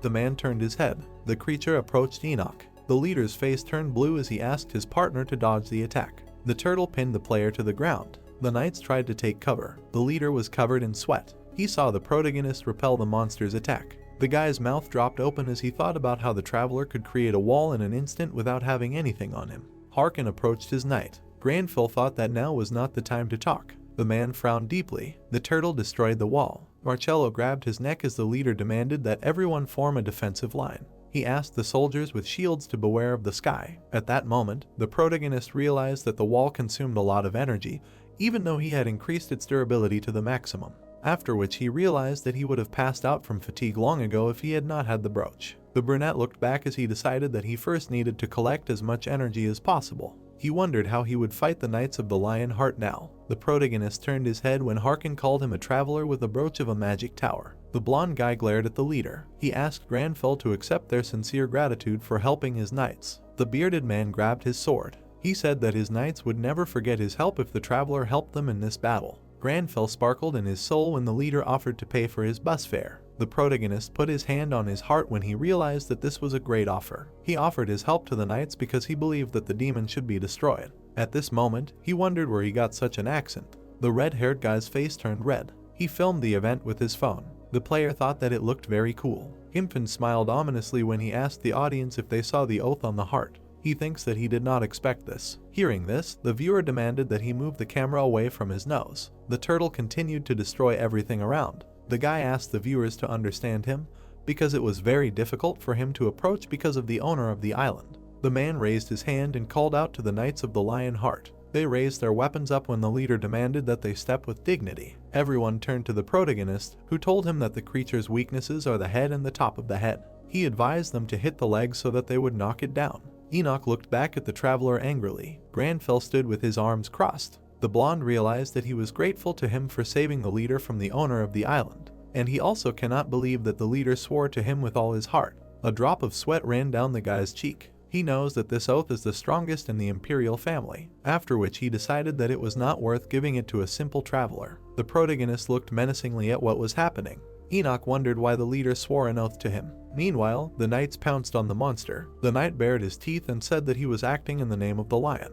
Granville folded his arms in displeasure when Harkin demanded that his partners knock down the turtle. Hearing this, the guy did not expect that these were the Knights of the Lion's Heart. He frowned deeply when he realized that they were not so good. The knights were the monster's legs. The guy covered his face with his hand and realized that the players were not exactly weak, but not at all what they seemed. Watching the battle, the protagonist realized that all the knights were using a melee class and fighting directly from the front. He realized that the rest were waiting behind, waiting for their turn to attack. After which he realized that it would take a long time to finish off the monster. A system window appeared in front of the protagonist. He noticed that the rupture process was already half full. Hoyal bared his teeth and realized that the speed of obtaining treasures was too high. He believed that at this rate, people would soon arrive on this island. The monster's eye flashed green. The protagonist thought about how he could make room for the knights to attack together. The player grabbed his helmet with his hands. Seeing that the entire island was shaking, the leader informed his partners about an earthquake. The entire land was covered in fire. Harkin loudly said that lava was spreading everywhere. The knight stretched out his hand to the side and realized that they would immediately die if they fell. The protagonist realized that they had nowhere to step. The blonde guy turned his head. He remembered how the guys were walking up the stairs. The bearded man looked up when his name was called. The knights looked up at the sky when someone demanded that they prepare to attack. Granville's body was covered in a strong aura. He promised the boys that he would open the way for them. The turtle howled loudly. The boys looked at the monster with concern and did not understand what was happening. Infin's eyes almost popped out. The guild leader opened his mouth wide. The boy stretched his hand forward when Harkin realized that he was creating the ladder of the master of the magic tower. Enoch frowned deeply when his partner told him that there was a ladder of the magic tower in front of them. The blonde could not believe that the traveler was using such magic. The protagonist looked sternly ahead when someone thought about what he was doing. At that moment, he noticed that his mana was almost at zero, which is why he begged Harkin to hurry. The knight climbed the ladder. Running up the steps, the bearded man announced that the way was open. The turtle opened its mouth when the leader demanded that the boys not miss this opportunity. They attacked the enemy at the same time. Harkin suggested that they finish him off as quickly as possible. He firmly grabbed the handle of his weapon. The man struck the enemy with his sword. Hoyal's body became haggard. The protagonist turned his head. He noticed a notification that Harkin refused the golden fangs of the giant turtle. A notification about Enoch's refusal appeared. The guy received all the refused loot. His level began to rise. Granfell looked back when someone asked him about his brooch. The man, having armed himself, told him that the Emperor had given it to the magic tower a long time ago. The protagonist glared at him when he admitted that they owed him their lives. The knights knelt before him. Harkin, closing his eyes, said that they were knights of the Lion's Heart. The guy felt awkward when the guild leader said that they would always be near the owner of the brooch. A magic ball appeared on the island. It appeared near Granfell. The protagonist, closely watching the ball, assumed that it was the island's treasure. Runic circles began to emanate from the object. The guy wondered if the Great Evil would wake up if he took the ball in his hands, after which he realized that the Great Evil would definitely catch up with them, because someone would still take the treasure. A notification appeared informing about the process of breaking the island. The protagonist noticed that the percentage had already reached 6 squares. Hoyal turned blue when he suggested that Granfell think a little more about what to do with the island's treasure. His face was covered in sweat. The brunette grabbed his head when he realized that they were finished. He believes that the protagonist should have thought about the consequences. At that moment, he realized that they would die if the Great Evil woke up. The blonde boy made a dissatisfied face because for him, wealth was fleeting. The knights watched the flying energy. The protagonist is someone who was born the heir of a great family and tasted abundance. Imphin's eyes sparkled. The boy's palm was covered with strong mana when he felt greed. He realized that he was unfamiliar with this feeling. Granfell smiled slightly and said that it was very easy to keep the treasures from greed. He realized that he just needed to take them without greed. A notification appeared that the protagonist had received the treasure of the island. The boy patted his head. Hoyal did not expect that he only had to do this. The fog on the island began to dissipate. Someone was watching this intently. He looked at Hoyal, who was standing in front of the head of the knights. The man grabbed his head and realized that the protagonist wanted to collect the remaining treasures. His face was covered with bruises. He believed that Kinver was a cowardly murderer. Someone cut off Shrake's head when he told him to shut up. The image of the player appeared through the fog. His weapon was covered in blood. A notification appeared that his karma level increased after he killed another player. The blonde guy's eyes sparkled. He thinks it will be easier to take everything at once. A notification appeared that he received 32 trophies. The protagonist bowed his head because for him, wealth was a fleeting pleasure. The guys were shocked by what was happening. Granfell was the one who was born the heir of a great family and tasted all the abundance. The red-haired guy's face even turned red from the comments of the audience. A magic ring hovered above the protagonist's palm. He thought about the feeling of greed. The protagonist was not familiar with this feeling. The guy smiled slightly and realized that it was easy to keep the island's treasures from greed. He realized that they should be taken without greed. A notification appeared about receiving the island's treasure. Tears started flowing from Himphin's eyes. He was broadcasting everything that was happening on his TV channel. The guy told the guys that Hoyal had received the island's treasure. After that, he noticed that the process of breaking up did not continue. He zoomed the camera in on the main character. Imphin realized that he did not have an ounce of greed. Meanwhile, the brunette made a dissatisfied face. In his hand lay a broken crown. He did not expect it to be the island's treasure because there was nothing interesting in its description either. The main character turned his head and noticed that the greed had disappeared somewhere. He assumed that the next treasures would be the same.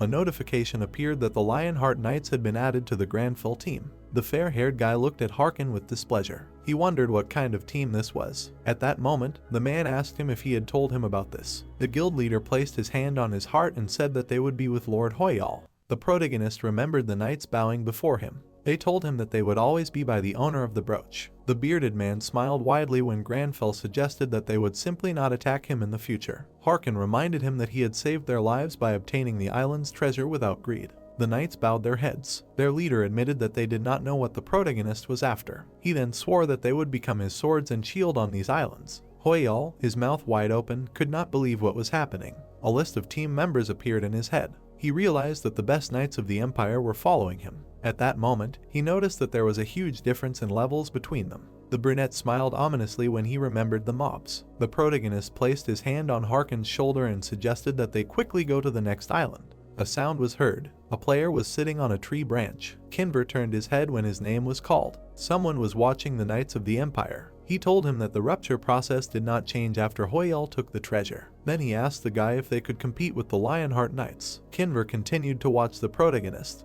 He asked his partner if he was scared. Hearing this, his comrade advised him to be careful because they are not like the players from the Second Sun. At this moment, Kinver advised him to get lost since he was scared. The blonde's eyes sparkled when he realized that the guy had already headed to the pier. He knows that the Hydra's poison will spread throughout the ship when Granfell reaches the next island. The protagonist was looking for something on his phone. Kinver thinks that everyone will die after inhaling the poison. The blonde boy looked back menacingly. The blonde decided that he should check if the protagonist had treasure. Someone had mentally cut off his head. His face turned blue as he thought about what had happened to his neck. He couldn't believe that Granfell had guessed that he was being followed. Seeing the protagonist frown deeply, he noticed that he was giving off a murderous atmosphere. There was a squirrel sitting on a branch. Hoyal's face turned red as he saw the cute animal that looked like a squirrel. Harkin smiled ominously. He realized that the Lord had noticed as well. He stared at the other man and said that there was a rat sitting on that tree. The blonde boy clutched his throat tighter. The leader asked Hoyal what he thought of that beast. At that moment, a notification appeared stating that Kinver was susceptible to fear. The protagonist raised his head. He saw a happy squirrel holding a nut.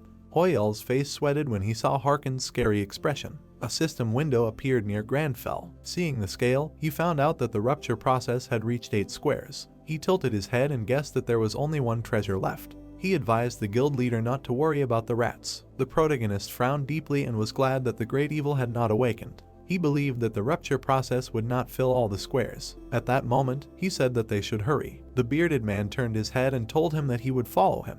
The fog began to clear when someone called out to Kinver. The blonde sweated when his partner asked him if he could hear him. His body trembled. Someone asked him why he suddenly became silent. Kinver realized that he was able to survive because Hoyal spared him. The guy's face turned blue. He thought about why the main character pitied him, after which he assumed that Hoyal did not even want to pay attention to him. The blonde leaned against the tree. He grabbed his head and realized that he was grateful that he was spared. Kinver told his partner that he was leaving. Someone clenched his hand into a fist when he asked his partner what kind of nonsense he was talking about. Kinver advised them not to follow Hoyal if they wanted to live. The man moved the phone away from his ear. He does not understand what is happening at all. Hyunjin threw the phone on the ground. His partner asked him about what happened. Hearing this, he told him that Kinver ran away with his tail between his legs. The man, baring his teeth, said that they could have collected a lot of money on the island. He remembered that he used a private loan to buy the Hydra venom. At that moment, the guy asked him to calm down. He turned his head sharply and asked him if he should calm down.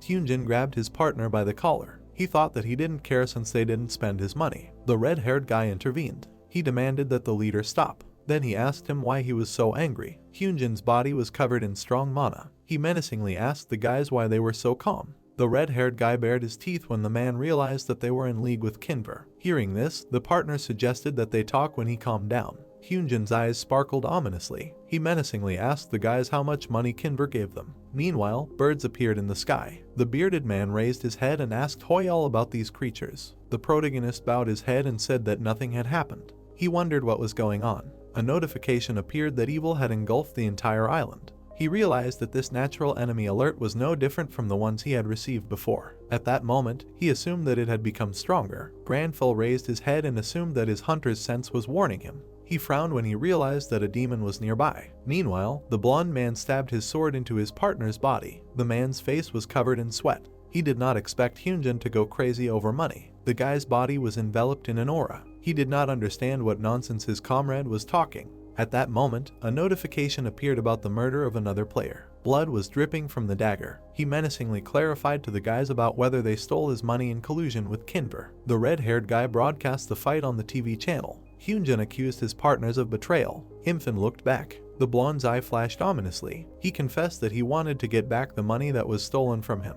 A man was running on the ground. The red-haired guy was shocked, thinking about murder. He was running through the bushes, thinking that the rumors that the man was killing people about the rifts were true. He wondered if he had seen him. At this time, the stream chat was actively discussing this situation.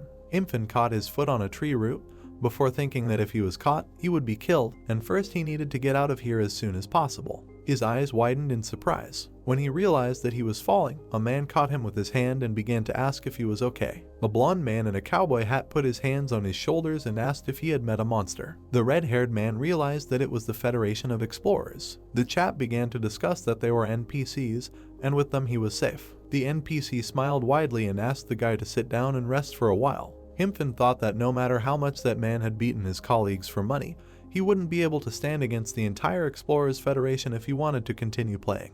The red-haired man smiled nervously and thanked him. He realized that he had been saved and that he would be fine now. At that time, drones were flying over the beach. The reporter looked at the screen and said that this was Arcana today. He said that this was a view of the last island of Yusra. Many islands were floating through the black aura. The guy said that the Yusra Islands were divided into 10 islands, and each had its own treasure hidden on it. He noted that there were many ways to get them. By destroying the monster, the Shining Guild received the treasure. The reporter said that hunting monsters called the Island Master, solving puzzles hidden all over the island, and much more. The Explorers Federation held the island's treasure with a smile. The guy noted this fact. The drone was flying over the island. The reporter said that there was one last treasure island left, and many players and the nameplate had gathered in that place. When the Shining Guild showed up, the guy noted this fact. Camilla said that their master was quite greedy. Wax replied that it was for the guild. The reporter said that they had already acquired 2 treasures, and then added that it was immediately obvious that they were the #1 guild in the rankings. The Gaon Guild showed up next, and it was said that they had obtained a treasure from the Eastern Island. Teeman was asked through the earpiece not to overdo it and just earn some points for the guild. The leader asked not to worry. The reporter announced the arrival of the Inazuma Guild, noting that they were on the same island as Gaon, but had missed the treasure. The dark-haired boy looked at his rivals, noting that they were gloating. His comrade told Hisagi that they would have another chance to take revenge. The reporter noted that the guild master looked displeased. He said that the rival guild's berserker and second son had also arrived. A girl with a nervous smile was holding another girl, who was furiously asking him to let him go. They asked her to calm down and put the knife down. The blonde in front noted that her temper had not changed. The reporter in the headphones smiled and asked who would get the treasure of the last island. He asked everyone to stay with them. Suddenly, his eyes widened in surprise. The guild members also froze, muttering that this could not be. Dimitri and Lox looked away, and the brown-haired man began to say that there. The blonde interrupted, saying that he saw. A man in armor was walking. Many knights appeared, and the reporter was shocked to see the Lionheart Guild. He said that he couldn't believe that the strongest knights in the Empire were here. The guild members were all looking puzzled. The reporter said that Hargan Kingsguard was known to be around level 600. Teeman was shocked and asked his brother if he was seeing things. The red-haired girl grabbed her head and exclaimed that this was just not fair. The reporter said that he was leading these knights. Granful asked for his tie. He stood in front of all the knights, and the reporter announced the name Li Hoyal. The white-haired man gave off a gloomy aura while the reporter said that he was under the attention of all the players, but he looked determined, and from his gaze, one could tell that all the treasures on the island belonged to him. Hoyal had a gloomy face, thinking that all of this was very scary. Under the gaze, he held on to Granfell, thinking that he knew he would attract attention, but he didn't expect to be stared at like that. The reporter said that Hoyal came with the commander Harkin, who is level 600, and he doesn't care about the possibilities of big guilds. The guy with blonde black hair looked at Hisagi and said that he saw this Korean in the Count's estate. He noted that he is a monster. The brunette asked him to be careful and not to cause conflicts with him. Camilla put her hands behind her head and smiled, saying that she wanted to be honest, and noted that she would never fight this Hoyal since she only has one life. Hoyal turned to the side with a gloomy face, mentally asking Granfell to stop attracting so much attention. He quickly looked around, mentally noting that if he was caught looking like a fake, he would be treated like a fraud and buried alive. Something caught Harkin's attention. He turned around with fear in his eyes and called out to Hoyal. Granfell turned his gaze to him. Lava began to gush out from the ground nearby. Teeman jumped back in fear, asking why lava was gushing out. The ground cracked, and some people began to fall into the fiery liquid. There were shouts for everyone to retreat, change into fireproof equipment, and turn on the fire resistance buff. Shrike gritted his teeth. He screamed that this was the owner of the island. A huge fish jumped out of the lava, which was a giant volcanic silky carp of level 420. The red-haired girl grabbed her daggers and screamed that the air was very hot. Shrike and the brunette looked up, noting that it was difficult to approach him because of the lava, and that the situation needed to be assessed first. While the carp was splashing around in the fiery water, a cry was heard that damage needed to be reported, and that those without equipment needed to retreat, and that all melee players needed to replace their weapons with disposable ones. A wall of lava appeared above the carp, blocking all attacks. Players asked how they could catch him. Timon put out his sword, and his brother asked him not to overdo it. A drone was flying on the fiery liquid, and the reporter was telling them that the carp had suddenly appeared right out of the lava. Flying over the lake of fire, he noted that he could clearly feel the heat even through the video from the drone. He noted that even high-rated players could not get close to him. Harkin stood next to Granfell and asked if everything would be okay. The guy replied that there were no problems. The blonde gritted his teeth and said that he was glad to hear it. But to his shame, although he said that he would become his Axon, he could not get close to the owner of the island. The white-haired man smirked. He looked with confident eyes and asked the knight not to worry. He waved his hand and said that he had his own tricks. Lox turned around in shock. He looked at Granfell and the blue aura and wondered if this guy just smiled in such a desperate situation. His eyes widened. Looking at the white-haired man in front of the lava lake, he wondered what he would do. A blue aura flowed from Granfell's palm. Summoning magic can be divided into 3 stages. The first was summoning, the second interference, and the third expression. Granfell stood with his hand outstretched. The carp swam discontentedly. The lava around him was not a skill, but simply a part of nature. Lox stood there with a puzzled expression. In other words, for Granfell, lava is natural water. The others stood there in confusion, and Timon asked if it was Hoyal. It looked like a stone that had been spread out. When the lava rose into the air, everyone noted this fact in shock. The reporters and Xiaoman froze in horror. Lox stood there with a crooked cage on his face. He said that this guy was very strange. Granfell smiled while the lava was reading in the air. Hoyal mentally noted that the mana was already at 0, and Harkin should quickly go after the carp. The drone flew over the floating lava, and the reporters noted that this was simply unbelievable. The carp hung in the air, and the reporters noted that access to it was now open. The knight began to laugh loudly. He ran forward with a sword in his hands, exclaiming that he would do his bit. Lox, dumbfounded, also ran, thinking that he had been distracted for only a second, and then ordered his guild to prepare. Players began to jump into the empty lake. Timon, with an enraged look, was confused by his brother's words that he had no chance of winning against Harkin, and he needed to get the first attack bonus. The guy screamed that he knew. His eyes widened. He looked at the flying carp. The warriors stood with dumbfounded faces, asking if it really jumped. The fish fell sharply to the ground. The airflow began to multiply the drone. Players jumped on the destroyed ground, noting that this annoying fish would soon jump again. The ground under the carp flew in different directions. Reporters noted that it began to jump up and down, making it impossible to approach it. The blonde stood with a shocked face. The fish convulsed. Lox stood with a nervous smile and grinned. He saw stone spears sticking out of the fish. Shrake looked at the redhead and said that it was a change in properties. He looked at Granfell and noted that he cooled the lava to turn it into stone, however, to shape it into a spear. He said that such a big change should not be possible given the mana limit set by the system. The white-haired man turned to Harkin with a stern look. The furious knight ran forward. He attacked the carp. Notifications began to arrive for everyone that they had defeated the great lava carp. Lox nervously ulate Neumia and noted that their guild had a 0 contribution rate, which was a shame. He told his comrades to return. The reporter looked at his laptop with an enthusiastic face. Looking at the corpse of the fish, he exclaimed that the owner of the island had been defeated. Harkin and Granfell were standing on the ground. The reporter noted that they had the most contributions. While Whitehaired stood there with all his strength, the reporter exclaimed that he couldn't believe that he was so relaxed and asked how he could defeat the boss so easily. A blue sphere appeared in front of Granfell and a notification appeared that it was a reward for a high contribution rate.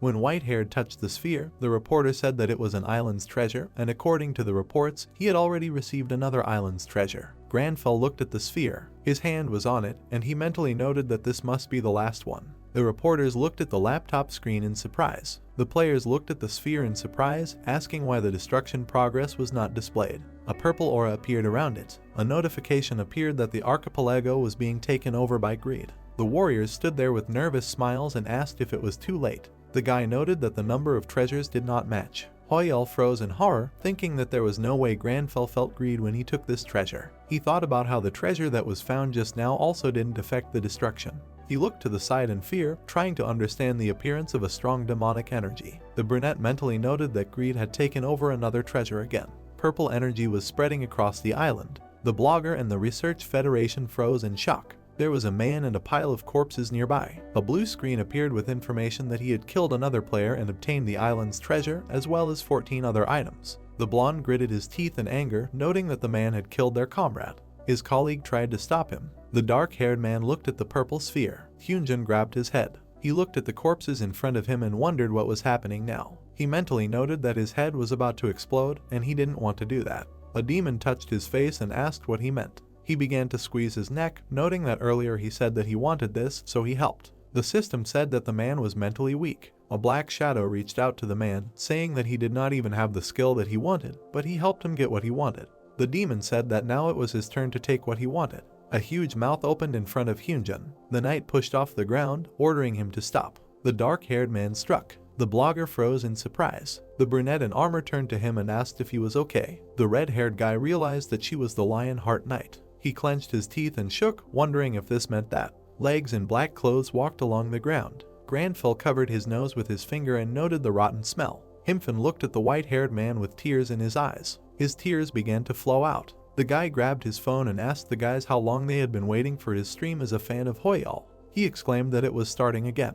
Granfell felt the vibration. The girl clutched the sword and noted that he was still alive, then asked for an order. Hoyal froze, seeing that a class quest had been created. He looked at the huge black and red demon above the man. A notification appeared that a deadly evil was emerging on the archipelago. Harkin stood next to Granfell, and Hoyal wondered why this happened now. The blonde noted that it was the island's treasure. A white sphere shone in the bright pink light. It began to crack above Hyunjin's head. The white-haired man stood emotionless, and the brunette gritted his teeth when a notification appeared that the island's treasure was being corrupted by greed. Hoyal looked with shocked eyes, shouting unlock. The class quest required him to stop the resurrection of greed. A black and red entity hovered above the ground. The system noted the beginning of the destruction. A large shadow hung over the players. The girl touched the red-haired girl's shoulder and said in fear that it was. A huge black hand appeared above the cautious one. The hands began to wave in different directions. They grabbed the islands. The warrior began to fall, loudly asking what was causing such a vibration.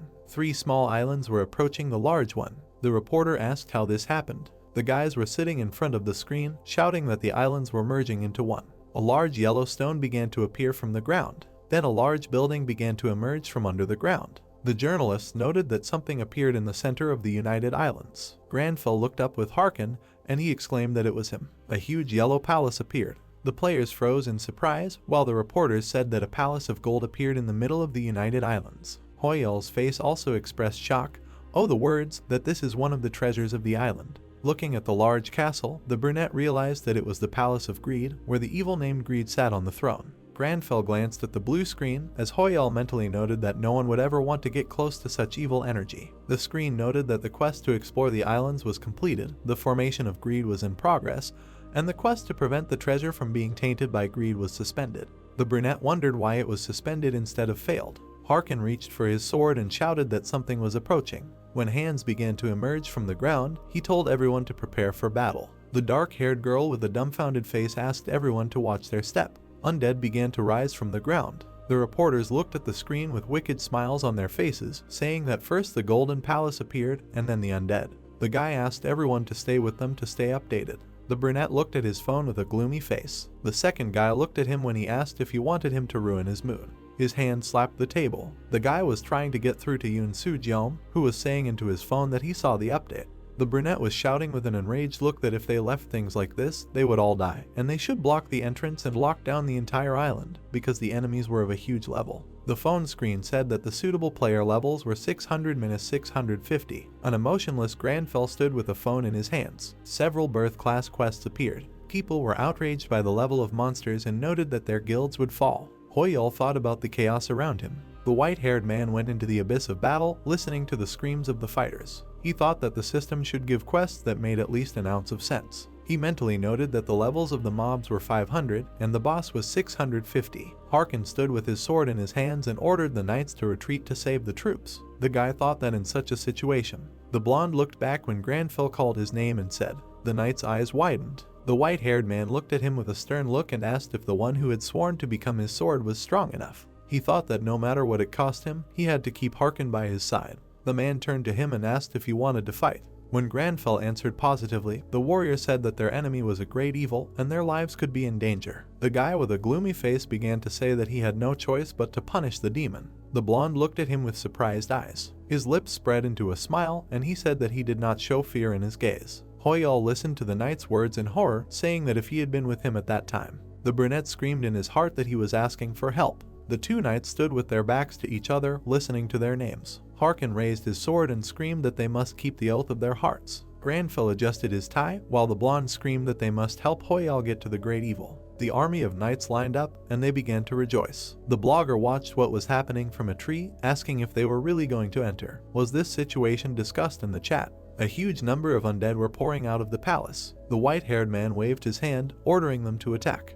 The brunette showed his phone to his colleague and screamed that he had a video, and now they were running straight at the enemy. The brown-haired man indignantly asked if they were crazy and didn't they see the update notification. The reporters were in front of the screen at the time, and the guy was saying that Harkin and Hoyal were attacking the undead together and were apparently trying to besiege the Golden Palace. People were watching the video in front of the screen, listening to the words that they had invited experts to listen to their opinions. The hairpins were discussing Arcana and Himfin's stream. There were also broadcasts on the big screens in the city. Hoyal stood thoughtfully in Granfell, the words that there were statements that the entire island should be isolated. The brunette watched the battle, thinking that the Lionheart Knights were holding up better than he thought, and as expected, they were the best knights on the continent, who had no equal. Blue light sparkled around the guy's hand, and he mentally noted that the mana recovery was going smoothly. Granfell stood on the battlefield, thinking that if things continued like this, he would have time to participate in the battle. Shrake was watching a video on his phone when a man called him and asked if they should join right now to contribute.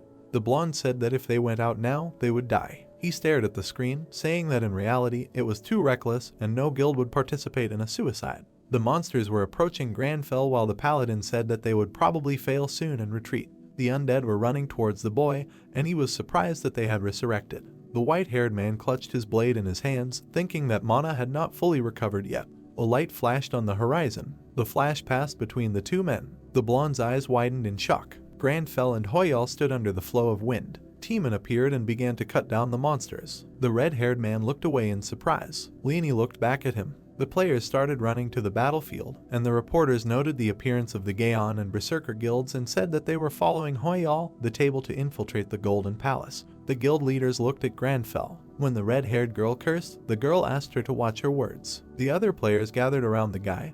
The announcer said that the unexpected reinforcements of Gaon and Berserker were following the Hoyal player to infiltrate the Golden Palace. The ghost boy was surprised. The commentator said that by an incredible coincidence, both guilds attacked the rift together with the player. The ghostly brunette touched the white-haired guy's shoulder and thought in admiration, "Are they trying to help?" He was amazed when Granfell, arrogantly stretching out his hand, said that they would help him and thought, what about him? He was crazy. He mentally told his character that he would bow to him if he could say something polite at least once. The white-haired man said that he was speaking politely for now, and the brunette swore that he had completely lost his mind. The guild members stood in groups around the guy. Leonie was shaking, feeling like a guilty puppy, and said that she owed him a debt from the last rift, so she came to help. But what was going on? The girl with pink strands calmed her down and reminded her to watch her facial expressions and words. Xiaoman told his brother that this was a great opportunity. This time Mr. Hoyal would definitely remember them. Timon, with a sword in his hand, touched his ear and hummed affirmatively. All the players looked with glowing eyes at Granfell, who was indifferently scratching his ear, while the ghostly Hoyal thought in fear that it seemed like they were angry. The players noticed the monsters approaching from behind. The white-haired man turned around and looked at Enoch, who shouted that they were coming back to life. The players rushed to attack, cursing the undead. Timon shouted for the priests to quickly give blessing and protection. In order to completely destroy the undead, the blessing of holiness and protection was needed. The frightened ghostly Hoyal thought that he had nothing left to support, if only he could strengthen the Lionheart Knights. Granfell put his hand on Leonie's shoulder and said that the Lionheart Knights also needed blessing and protection. Extending his hand, he told the girl that although he did not have tea for someone like her, let her give him buffs. The redhead was extremely discouraged by this, and Hoyal mentally asked for her forgiveness. Enoch looked ahead in shock. A girl with angel wings appeared in front along with a squad of worshippers and said that the priests from Gaon would support them. Let them not think about anything, just fight. Information appeared that their defense was increasing. Combat ability against the undead was sharply increasing. Leonie asked unwittingly what a cheap move. She also wanted to buff them. Timon heard his brother's words, that it was great, the round was theirs. The warriors in armor shouted decisively that they felt a surge of strength and would now destroy them all. Granfell stood with his arms crossed and said that he would not forget about this favor. Timon, who was cutting down monsters, said with a smile, what was all this for? What buffs did he personally need? He turned to the guy with a smile and asked, a blessing for holiness or protection? Just say it and their priests will buff anything. But the guy said no. The white-haired guy turned to him and said that he did not believe in God. The red-haired guy froze, and the ghostly Hoyal angrily slapped the white-haired guy on the lips, shouting for him to shut up. Harkin exhaled, looking at Granfell, around whom Hoyal was angrily jumping. His look was surprised. He heard someone demonic calling his name. With a sigh, the knight grabbed his head. Through his fingers, he looked ahead in amazement. In front of him was a shining figure. Words were heard that they no longer believed in God. The shining figure was reflected in the man's eyes, and he asked, "His Majesty." The red gate emitted bright red flashes, engulfing the man. The players looked there in amazement, exclaiming that from the castle gate, bright red rays rushed to Harkin's eyes. Shouts were heard, "Beware, dodge and retreat." Harkin said that it was true. Red flashes penetrated the man's pupil. The others called out to him. He said that he promised the emperor. In the hall there were high, richly decorated doors. Harkin sat on one knee bowing and told his Majesty that they said that a demonic legate had appeared in the northwestern canyon. A figure with a long red robe sat on the throne. The man said that he, his servant, would immediately go on his orders. The long-haired emperor remained silent. Sitting on the throne, he repeated, "Legate." Then he stood up, and without looking at Harkin, said that yes, thousands of soldiers would fall again at the hands of demons. The emperor stood at the high window and said that demons appeared, adventurers disappeared. He remembered the villagers standing by the black debris, and said that the magic tower that examined them instantly disappeared. The woman and her son looked up in fear. The emperor continued that, in addition, a huge part of the empire's territory, its subjects, evaporated without a trace. A huge red flash appeared among the houses. Harkin looked ahead, hearing that every night they asked God, was this world really coming to an end? Was this really his will? The emperor, standing at the window, without turning around, continued that God never answered him. The full moon shone in the red sky. The long-haired man asked, "Is it possible that the God has also disappeared?" Turning to the man, the emperor asked him to tell him his thoughts. Has the God really abandoned them? The man looked forward and addressed his Majesty. He said that it was all the fault of the demon. It was not that the God had abandoned them, it was just that the demons were blocking the way to him. He stood up, beating his chest, and shouted that his servant Harkin would return after defeating the demon legate and would definitely open the way to the God for his Majesty. The long-haired man remained silent. Then the knight was surprised to hear that everything was fine. They no longer believed in God. The emperor leaned over and said that he would still believe that he would return. The man, pressing his fist to his chest, smiled slightly. The players were fighting with shaggy, ferocious monsters. Harkin, with blood on his face, shouted forward. The knights heard him shout that his Majesty was waiting. They must not faint. Suddenly the man noticed a figure standing in front of him and thought it was the legate. A monster with white hair and black horns stood and looked at him. Harkin rushed towards him, thinking that if only they could get rid of him. The horned demon in the red cloak looked at him indifferently, and then grimly said that it was too late. The man frowned. He froze in surprise, surrounded by a blue glow. The same glow surrounded the knights. The man looked ahead in amazement, thinking that no. He stretched out his hand to the silhouette of the demon on horseback, repeating that no. People stared at their phones in surprise. Harkin and the knights found themselves on a crowded street. The man looked at the people who were filming them on their phones and wondered in amazement, where are they? In his mind, he asked, did someone else arrive? It seems. Passers-by looked, pointing their fingers, talking. Archana's words were heard, they must return to his Majesty. Harkin thought, to his Majesty. The knight in bloody armor screamed. The warriors fought resolutely. The man thought, to return to his Majesty. He remembered the bright, glowing silhouette of the emperor. The silhouette was gaining clearer outlines. Harkin trembled, bringing his hand to his chest. With a trembling hand he squeezed the hilt of the sword, saying that they wandered through the world, but he was here. Let him forgive his incompetence and for coming too late. The players and guild leaders looked ahead in surprise. Harkin's figure surrounded by red flames said that he, his servant, would become his sword and destroy all his enemies. Hoyol froze tensely, calling out to the man. The knight's cloak fluttered from the bright red flames. Granfell, who was standing in front of him, thought he said that he would be his sword. Harkin, with burning eyes, was surrounded by red flames. The heroes stared at him in shock. The brunette asked what happened to him, and Leni asked what happened to him, out of nowhere, and she cursed, but received a blow and an order to watch her words. Granfell's face was calm, and Hoyol bit his finger in fear inside, thinking that Harkin was possessed by a demon. He saw a man standing next to the Golden Palace and thought that it must be a disorder of the state. Control of the mind is much more difficult than possession. Suddenly, Harkin abruptly jumped to the side. Raising his bloody sword, he flew at the surprised Granfell. The blow did not reach the neck and collided with the blade of the sword of Timon, who rushed to intercept. With a confident smile, he looked at Granfell and asked if everything was okay. The white-haired man looked at him gloomily. Timon was embarrassed. A voice was heard in the earphone, asking him not to overdo it. He replied that it just seemed to him that Granfell was in danger. The guy asked why he attacked his party member Hoyol. It seems that he was offended. What should he do? Timon said that indeed, even his face changed. At this time, Hoyol, looking with his eyes in different directions, still could not recover from the shock. Hoyol frowned, realizing that he was stunned for a moment. If not for Timon, he would have died. He turned around, mentally asking where Harkin was, who at this time clashed sword with Enoch. The blonde knight frowned at him and shouted for the captain to come to his senses. It was them. Harkin stared blankly. Hearing the shout, shouldn't they return to his majesty together? He gritted his teeth and angrily told him to shut up. The figures of demons with red faces spread a red glow around. A dark question was heard. How dare he talk about his majesty with his filthy demonic mouth? The knights looked at him in shock. The blonde asked, "The captain sees them as demons." The girl screamed, "It is them, Jessica and Enoch." The captain, surrounded by a red glow, swung his sword at them, shouting that he was now insulting his knights as well. He delivered a decisive blow, leaving a red glow, saying that he was not going to listen to this anymore. Hoyle looked ahead in shock, wondering what kind of light was this. Harkin rushed to attack the players. A shout was heard to be careful. He was attacking head-on. A bright flash blew the rocks apart. Teeman looked at it sullenly, shouting to be careful. Harkin jumped high into the air, pouring onto the heroes. A shout was heard from above. The figure of a knight with a shining red sword was approaching. A huge bright flash hit the ground, leaving a huge dent. The players leaned on their swords and tried to hold onto the huge blast wave. Harkin, with wild, burning eyes, swung his sword again. The heroes held their weapons as he quickly flew through the crowd. The knight stopped, raising his sword surrounded by lightning. And then he swung it quickly, sending lightning and red flashes forward. Lightning rushed forward, destroying the earth. Debris was piled up.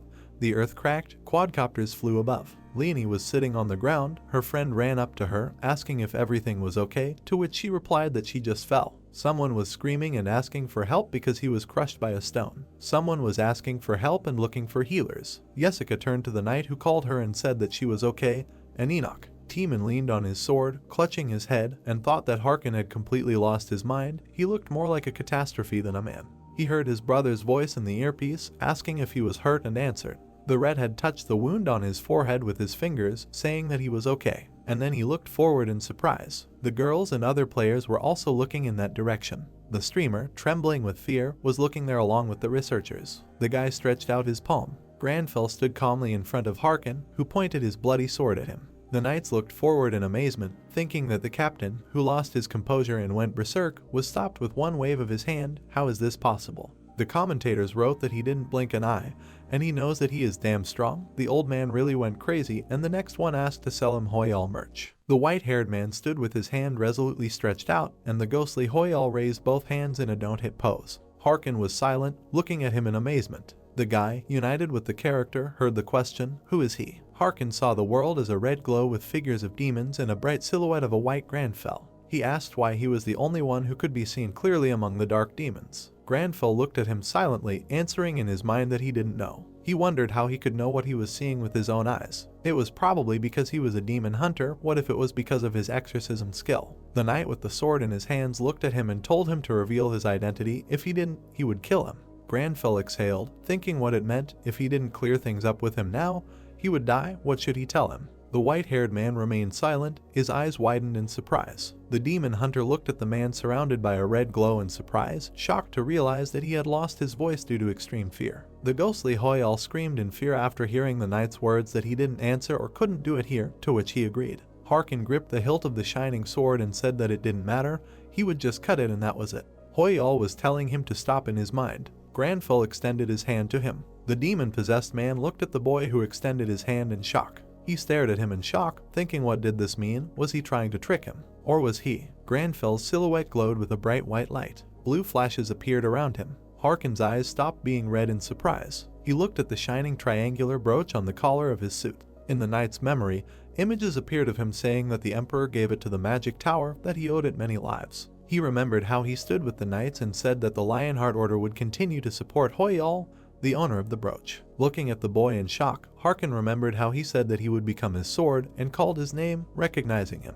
Granfell and the surprised Hoyal looked at him, thinking that he had come to his senses. Granfell thought that it was true. Sincerity helps to understand each other. He stretched out his hand and put it on his heart, as if to say that he was unarmed, on his side, offering to be friends. Hoyal clenched his cheeks in dismay. The white-haired man looked at the blue notification next to him, which said that the mastery of the exorcism rite was quite high. He thought in surprise that the exorcism rite had been activated.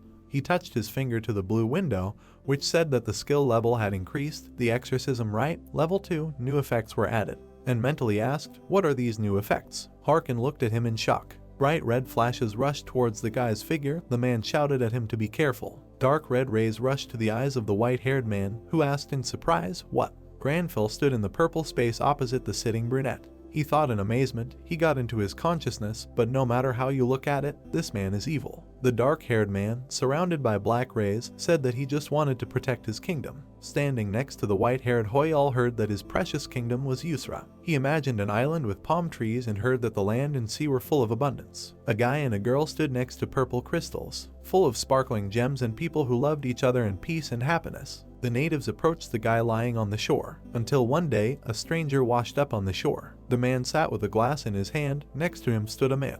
The people of the kingdom, and he cared about him very much, treated him with the utmost respect. The children threw bright gems into the air, and then they sent them away. Warships appeared ahead. The price of this was an invasion. Knights attacked a man holding treasure in his hands. People who did not know how to fight were unable to fight back, and the kingdom was completely trampled. A knight held a man by his clothes at a window with a burned city in the background. A brunette with a crown on his head asked why, if he wanted the jewels, they could just divide them. The interlocutor laughed and asked to divide. Why should he divide them? The king saw how the crown flew from his head and said that if he took them, he would take everything from him, so what should he do? The brunette screamed. Clutching his head, red flashes rushed towards him. The brunette, possessed by demons, reached his clawed fingers towards Granfell. The man's eyes glowed red. He said that it was his. It belonged to no one else but him. The white-haired man looked at him calmly, listening to the words that this island, this sea, this sky. The blue sea had a beach with palm trees. The Yusra Islands, the legendary treasure islands. The knights held swords. The youths held a glowing ball and a scroll.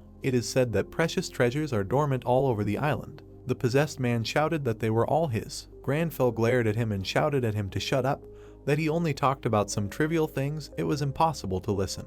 The demon-possessed king looked at him in surprise. Granfell put his hand to his chest and shouted that all wealth is fleeting. He will teach him that the moment he closes his eyes, the only thing left is the pride in his heart. The man's eyes glowed red. He asked what? Granfell resolutely looked forward, as if covered in a black and white filter. Harkin rushed to him, asking if he was okay.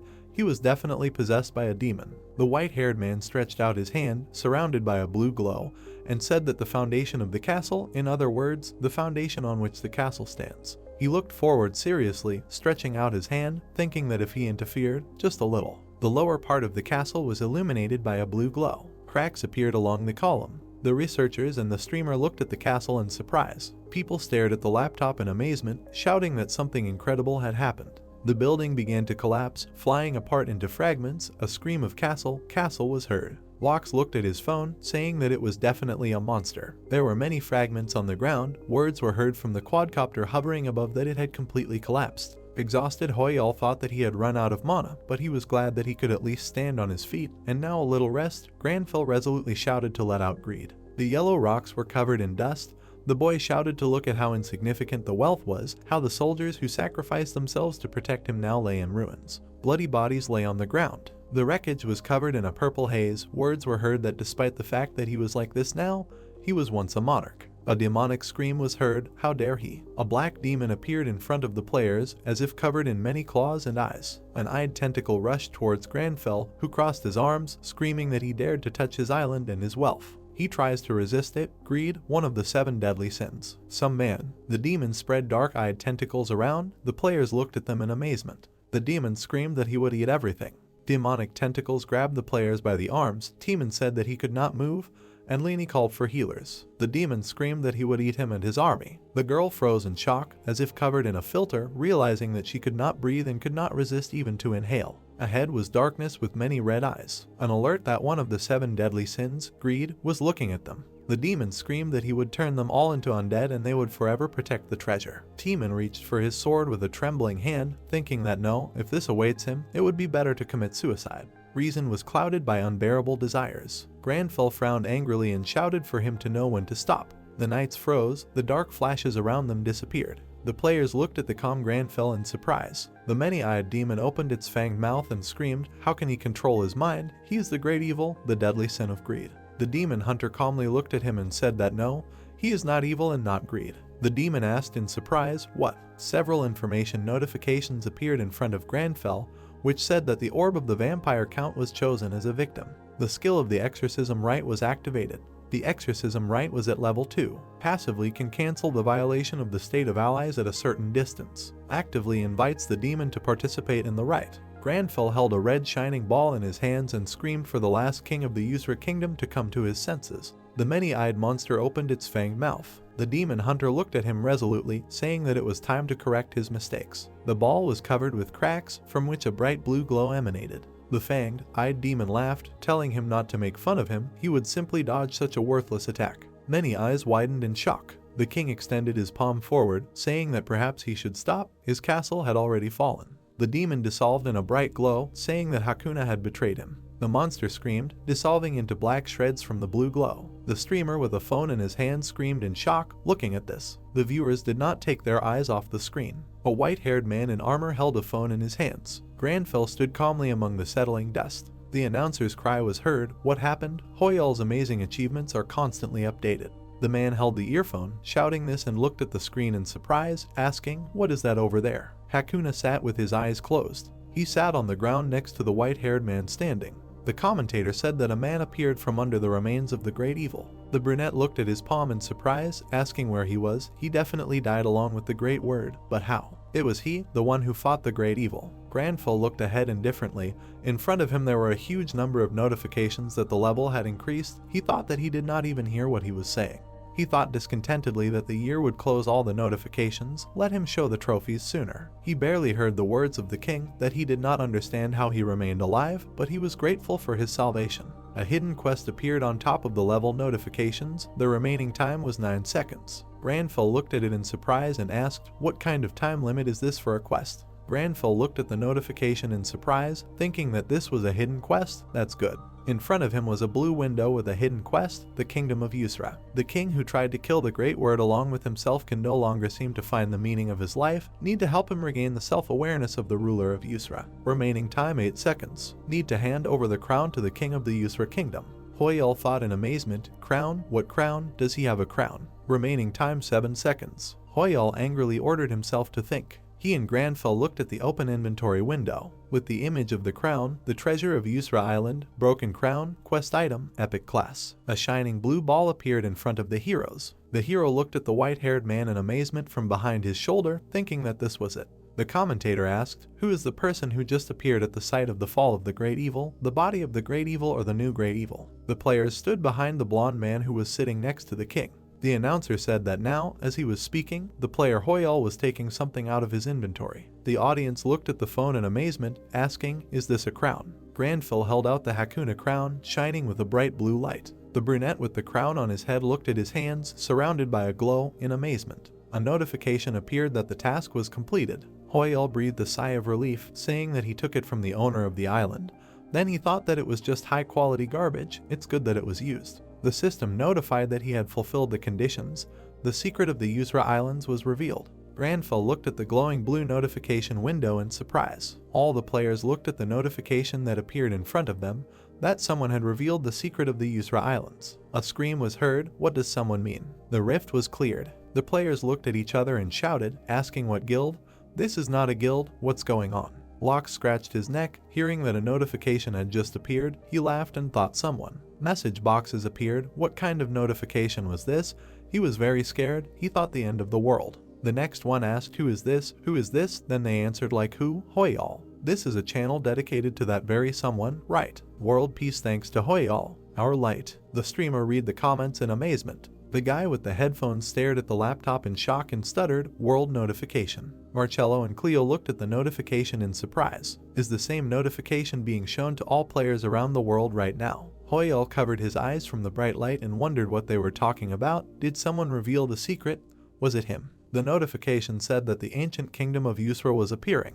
The knights looked at the notifications. A bright light appeared from the cracks in the ground. Bright shining rays rose high into the sky above the island. People looked around, looking at these rays. Debris appeared among the trees. The knights looked at it in surprise, asking what ruins were coming from underground. Harkin said he couldn't believe it. A city with neat houses with golden roofs appeared among the trees. The knight said that this was the ancient kingdom of Yusra. The notification said that a new region had been discovered, the kingdom of Yusra. People looked around in surprise. The man shouted in displeasure, "What's going on?" A cry was heard. "This man, they need a photo of his face, quickly." The king, surrounded by radiance, stood in front of the players. Someone asked, "What kind of scale is this?" They shouted at him to quickly grab the camera and run. Granfell, along with the ghostly Hoyol, looked up. Hakuna, surrounded by radiance, hovered in the air. The guy thought it was unexpected. The brunette in the crown landed and said that he is the last king of the Yusra kingdom. Hakuna. Several notifications appeared that Hoyal became the benefactor of the Yusra kingdom. Relations with the Yusra kingdom reached the maximum. Influence on the Yusra kingdom reached the maximum. The authority function in the Yusra kingdom was activated. Granfell, along with the rest of the players, looked at the king, who said that he thanked the benefactor of this king, the benefactor of this kingdom. The heroes looked at him in surprise. Timon asked if this was King Yusra. The girl asked if this was true, she could seduce him. Her friend said that was nonsense. The guy sitting on the tree looked forward in surprise along with the researchers. The commentators wrote, "The king is now King Yusra kneeling in front of Hoyal." Creepy. Hoyal looked at this in amazement. He hid behind the white-haired man. Hakuna bowed and asked if he could find out the name of his benefactor. Hoyal looked at him, mentally telling him to relax. No matter how ancient the king was, even if he fell, the king was still the king.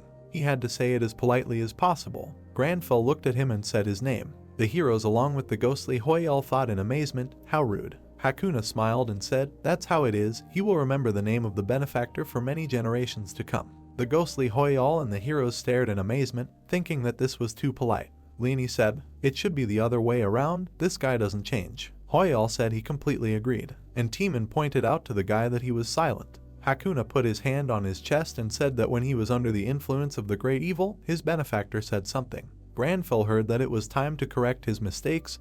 That's what he said. Hoyal grabbed his hair in sorrow, begging him not to repeat word for word. The king turned around, saying that after hearing these words, he decided to commit suicide along with the great evil. He turned away.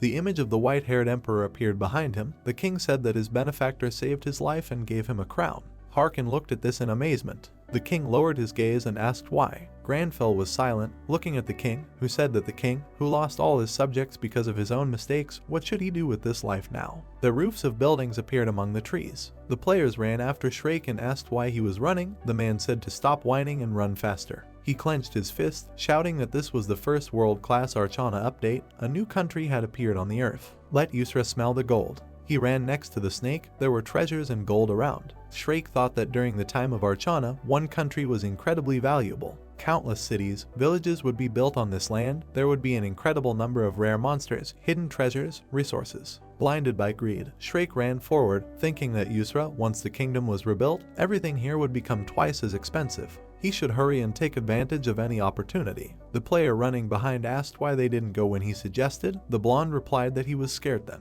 The players stood behind the king. Hoyal looked at him silently. Hakuna turned around when he heard the guy speak. Everyone turned to look at Granfell, who said that he thought it would be right to restore the Yusra kingdom. The players were talking among themselves. Restore? Is it even possible? If it can be restored? The amazed king was silent, looking at him. He looked to the side, asking who would trust the king who turned his back on his people and follow him. Looking determined, Granfell said that it depends on his next step. He is the king of Yusra. If he wants to regain his pride and correct his mistakes, he will help. Hakuna was amazed to hear this, and then he smiled and said that he felt like the benefactor was reading his mind. A blue notification appeared about a hidden quest.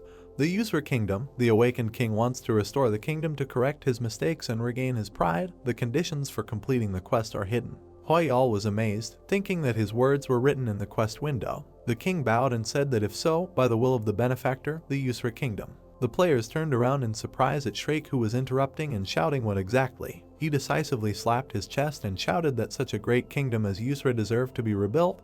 Their guild's second son would actively support it. The players looked at Shrek with displeasure, who asked to join, and thought that he just wanted to grab a piece, the impudent one. The leader standing among the turned away players noticed the white-haired man. He approached him with a smile, saying that he was Hoyal. He had heard a lot. The man thought that it seemed like he had already taken all the initiative into his own hands. He just needed him to know him by sight. Shrek grabbed Granfell by the palm, greeting him, and said that everyone in the guild was his fans. The players looked on in amazement as the man shook the guy's hand, shouting that he was Shrek. Nice to meet you. The blonde man froze in surprise next to the guy. He smiled awkwardly, thinking that the atmosphere was a little tense. A red aura appeared around Granfell. The man thought that he had done something wrong. The players watched as Shrek stood tensely silent, holding the boy's hand. They thought that he was either brave or stupid. Harkin shouted, "What kind of impudence?" Shrek froze and darkened. Granfell bit his lip, looking at him darkly, heard him apologize for shaking his hand with his left. The boy thought that he almost fell asleep. He looked at the man who was blurring before his eyes, saying that he should introduce himself again more formally. He is the leader of the 7th in the ranking of the 2nd Sun Guild. His name is Shrake. Granfell heard this, but he felt that everything was blurry. He spent too much mana. Why did he destroy the castle, conduct an exorcism and pacify the riot? He was too tired. At this rate, he will collapse from fatigue. He turned away from the surprised blonde, thinking that he would finish quickly and go to bed, and turned to the king of Yusra. The brunette in the crown silently looked at him. Granfell, looking at Hakuna, said that he had a proposal for him. The guy froze with the phone. The commentators wrote, "What? Hoyal is so sexy now." The players looked at the tense Shrake, and the viewers in front of the TV ate popcorn. In the city there was a tall glass building, the headquarters of the Berserker Guild. There were news messages on the site. Urgent, a joint task of Gaon and Berserker to restore Yusra, and quote, they helped Hoyal not for personal gain. The next headline, Harkin remains in Yusra. The next with Shrake is communicated as if with an empty space, and a photo of a discouraged Shrake. The girls, with their mouths open, laughed, reading this. The brunette came up, offering ice cream,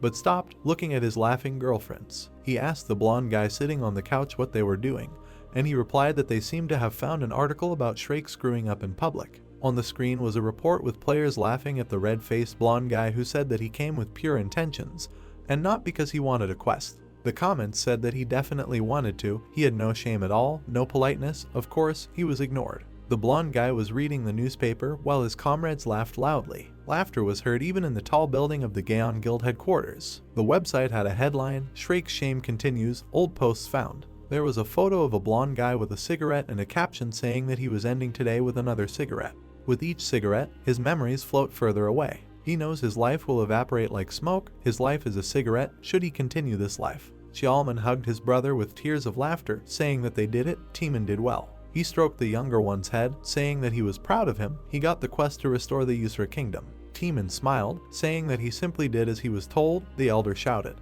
asking how he could express all his joy. His guildmates looked on discontentedly as he asked to be kissed, and the leader refused. They asked what was wrong with these two.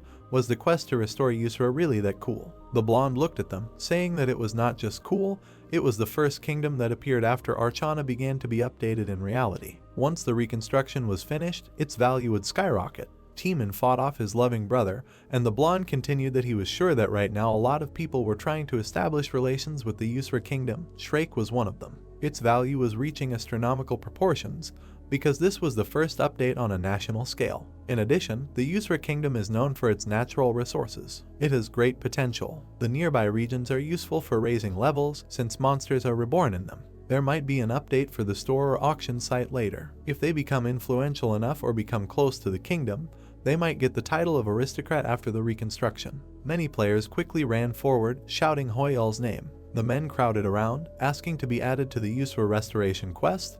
They were from the military guild, they were good at digging. Where was Hoyal? He was sure he had turned here before. A crack appeared on the wall. Granfell snapped his fingers, standing at the hole in the wall. His gaze was unreadable, and the ghostly Hoyal opened his mouth tiredly, saying that he was exhausted. The boy looked into the hole, thinking that at this rate he would not be able to get home in all the chaos. Maybe he should go to the mage tower. Granfell saw a light strand of hair. A girl with a hat in her hands leaned down from above and called out to Hoyal. It was Jessie, the 4th place in the ranking, the Shining Guild. The girl said she was waiting for him. Hoyal inside the guy screamed in fear that he thought he saw a ghost. Studying with Jessie, polite Korean greeting. The girl in a cute way held a hat in her hands and said step 1 to take off your hat in front of those who are older. She folded her hands in front of her, saying step 2 to put your hands together in front of you. The girl bowed, step 3 to bow slightly, keeping your neck and back straight. Step 4, say your greeting. Jessie bowed in front of the guy, sweetly asking how he is doing. Jessie bowed, holding her hat in her hands. Granfell was sitting at the table, leaning on his hand.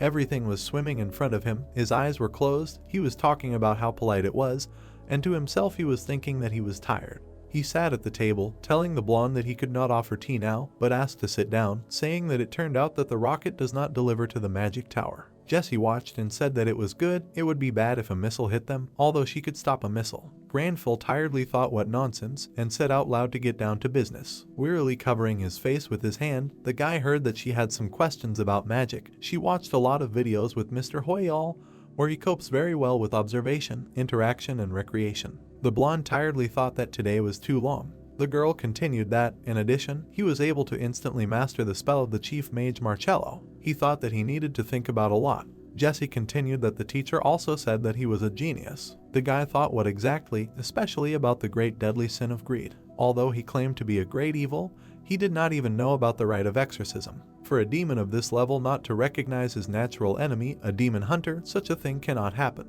Jesse winked sweetly, asking, "So the power he uses is magic?" She froze, sitting opposite. Granville crossed his arms over his chest and closed his eyes, not responding when she called him. He was sleeping. The girl with her black hat looked at him in surprise. The guy with his eyes closed hummed in his sleep. Jessie pointed her finger at him, and then she climbed onto the table and reached out to him. With her finger she adjusted his hair. Granville's eyes suddenly opened. He looked ahead, but the girl was gone, and on the table lay a note. He looked at the sunset-colored window and thought, did he fall asleep? On the paper under the inkwell was written, "She will come next time, Jesse." The hair was climbing into his eyes. The guy thought, since when did he fall asleep? Granville took the note in his hands, thinking that he was really exhausted, even fell asleep right in front of the guest. And he said out loud that it was very impolite of him. A blue notice appeared in front of Granville's face. It was written in the quest to research Marcello. The head mage of the Mage Tower, Marcello, wants him to join him in achieving an advanced level of magic. It is necessary to show his abilities in the process and convince the majority of the senior mages, 0 out of 20. Granville rubbed his eye with his finger, thinking, he thought, why so quietly? The mages from the Mage Tower will never accept an adventurer just like that.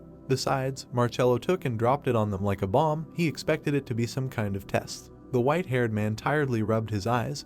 The ghostly Hoyle crushed his head in sorrow, asking why today he wanted to sleep. There was a knock on the door. Granville, sitting at the table, ordered to go. A dark-haired mage appeared on the threshold and introduced himself as Marcello. He opened his eyes, saying that he was in a hurry because he had something to say. Granville, who was sitting at the table, said that he knew perfectly well why he came. Looking at him, Marcello heard that it seemed like proof was needed. He looked at the blonde, thinking that such a hairstyle was fashionable now, and said out loud that he was ashamed to admit it, but because of his lack of qualifications, even Mr. Hoyle's skills were questioned. The guy got up from the table saying that it was not about his qualifications, mentally continued, and in a dream, the magician asked what. Granville straightened his jacket and told him to take him right now. If they do not believe, he will make them believe. The notice said that it was necessary to convince the majority of senior magicians. Summoning Belia Yesha. Senior magicians want to welcome their new colleague. He received an invitation to the conference. Magicians in purple cloaks sat at the tables. In front of her, sitting with her legs crossed, was a green-haired girl. She smiled, jewelry shone red.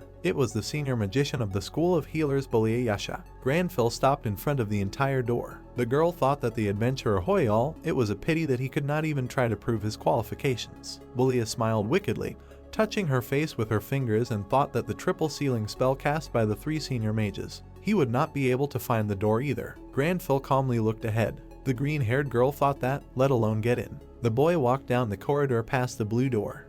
The boy approached the door. Belia thought that he couldn't even prove his qualifications. The green-haired heroine became sad. She remembered that they had cast a triple sealing spell on the room. The girl smiled ominously. She thought that the protagonist wouldn't even be able to find the door. Granville's eyes sparkled. At that moment, Belia thought that he wouldn't be able to get in. The mages' mouths dropped open in surprise. A drop of sweat ran down the girl's cheek. She wondered how the protagonist could break the triple magic seal so easily. A fair-haired boy entered the room. The senior mage remembered that even the founder of theoretical magic couldn't do this. Belia frowned deeply. The protagonist bared his teeth, realizing that someone had played a joke on the door. The mages looked at what was happening with concern. The green-haired heroine wondered why she suddenly felt scared at his appearance. Granville approached her and assumed that they had gathered to greet him. Belia did not believe that this guy was a lone adventurer. He approached her and said that they had wasted their time with such jokes. The blonde guy leaned slightly. He asked the mages if they were sure of their actions. Granville pounced on the girl and menacingly asked her if they could answer for what happened. She did not take her eyes off him. Belia's body was covered in sweat when the protagonist dozed off. The brunette tensed all his muscles and decided to quickly end it all because he had just fallen asleep standing up. He believed that this was beyond any violence against the body. The blonde guy adjusted his tie. He advised the mages to refrain from such jokes in the future. The green-haired heroine's eyes widened. She grimaced, thinking about what kind of joke the protagonist was talking about. The sorcerers began to whisper among themselves. Belia did not expect the protagonist to call a sealing spell that even she could not guarantee to remove a joke. The man grabbed his head sharply. He admitted that he remembered the man with silver hair. An image of guys climbing the stairs appeared in his mind. He assumed that in front of them was the one Cleo was talking about. Then he told them that the guy was an adventurer who participated in the conference without an invitation. The girl then anxiously looked for him on the list. Belia turned her head to the side. Someone realized why Marcello invited Hoyal to participate in the study. A drop of sweat ran down the green-haired heroine's face. She realized that the man was an adventurer who saw through the illusion of the owner of the magic tower. Meanwhile, the tower sparkled brightly. The protagonist stood up from his chair. A notification about a new task appeared. He assumed that the number of magicians who recognized him increased after today's meeting. The guy yawned widely in his mind. He noticed that only 3 people had acknowledged him. Granfell closed his eyes and remembered that senior mages run their own schools. He thought that this turn of events was not bad for someone who had simply opened the door. At that moment, he decided that he had nowhere to rush because he was a demon hunter. The protagonist raised his head in displeasure. He decided that he would send the trophy from the island for evaluation after he woke up. The guy looked down when he decided to gradually begin learning magic, starting from the basic level. Someone began to call out to him. A roll of paper appeared in front of him, announcing itself. Hoyal opened his mouth when the papyrus introduced itself to Marcello. An embarrassed face appeared on the sheet of paper. The mage said that they use magical parchment to transmit messages. The blonde guy frowned deeply. The brunette said that he just needed to bring the parchment to his mouth to talk to him. The protagonist stretched out a sheet of paper. He stared at the magic item. Granfell approached him and started to say something. Hearing this, Marcello said that he didn't have to lean so close to him. The blonde guy threw the parchment into the trash and cursed. The magic item flew up to him. Marcello admitted that he contacted the protagonist in order to apologize to him. The paper showed the sad face of the brunette. The magician admitted that he heard about what happened in the Crystal Hall, after which he apologized to Granfell for the rudeness of the elders, who made a little joke with the door. A magic book was hovering in front of the brunette. He said that magicians who have reached the top must constantly prove their qualifications in order to take a higher position. Hoyal remembered the girls in school uniforms. He assumed that Marcello was tired of the guys in the class who claimed to be the best in the school. The protagonist turned his head when the brunette apologized for the stupid test he had to go through due to his lack of qualifications. Hoyal realized that the best student in the school had suddenly brought another one and declared him second in the rankings. At that moment, he realized that Marcello did not need to apologize for this. The magic item became even sadder. Granfell admitted that he had already gotten used to this, because even aristocrats have to constantly prove their worth. Hearing this, the mage said that he was afraid that Hoyal was underestimated because of him. The guy felt awkward. His face was covered in sweat. Marcello closed his eyes. A parchment was flying near the protagonist. He remembered what would happen when someone said that he was underestimated near him. The blonde guy sparkled. The magic item looked at him in surprise. Hoyal grabbed his head when he realized that someone said the phrase. Granfell closed his eyes and said that if you are underestimated, you need to make yourself overestimated. Marcello stared at the parchment. The protagonist advised him to prove it endlessly if someone doubts him. The brunette's mouth dropped open when the guy admitted that this is what someone who leads others should do. Granfell folded his arms when Marcello said that he was rude. He realized that he should have met him and talked to him in person, and not apologized through parchment. The blonde guy bowed his head when the interlocutor admitted to him that he was too narrow-minded. The protagonist thinks that Marcello should not worry about it. At that moment, the mage said that he would come to him immediately. The guy tried to stop him. Marcello told him that he would be there in about 10 minutes. Hoyal almost burst into tears when the interlocutor ended the conversation. He thinks that the man should not come to him because he wants to sleep. Granfell clutched his head when he realized that he was going to fall into a dead sleep. Staring at his hand, he wondered if he should get the consent of the senior mages. A magic ball appeared above his palm. He believed that a novice mage was not capable of completing this task. The blonde guy raised his head and remembered that he was at level 226. He understood that all senior mages had reached at least level 600. That was why he believed that he was just a greenhorn to them. The protagonist frowned and decided not to back down. Runic circles appeared in the room. He knew that if you were underestimated, you had to make yourself overestimated. His eyes sparkled. He used the ability Recreation. Chinese lanterns steamed in the office. Looking at them, the guy remembered that Hoyal was Granfell's pride. The brunette smiled slightly. He almost vomited rainbows. He felt sick because the proud guy was playing with light magic, although his mana had not yet been restored. He knows that this magic is learned when you become a mage. Someone knocked on the door. Marcello asked Hoyal if he was in his office. The mage opened the door slightly and said that he was entering. Granfell suddenly raised his head, after which he allowed him to enter. Meanwhile, the workers continued to build the building. Seeing the notifications on his phone, the man asked if he was hallucinating. He said that all the people had gone crazy. Tiemann frowned deeply and did not understand why Mr. Hoyal was suspected of lying. The brunette felt uneasy from what he saw. Something caught his attention. The protagonist wondered why he had such a reaction, since he was confident in his ability to control his facial expression. At that moment, he asked Marcello what confused him. The blonde guy tensed up when the other guy asked him if he had just used magic in the office. Hoyle began to turn his head from side to side. He assumed that the mage smelled something burning after he used fire skills, after which he admitted that he had practiced elementary level magic. He also said that he had nothing to worry about since he had not planned to burn the lab to the ground. Marcello raised his head and said that it was not that.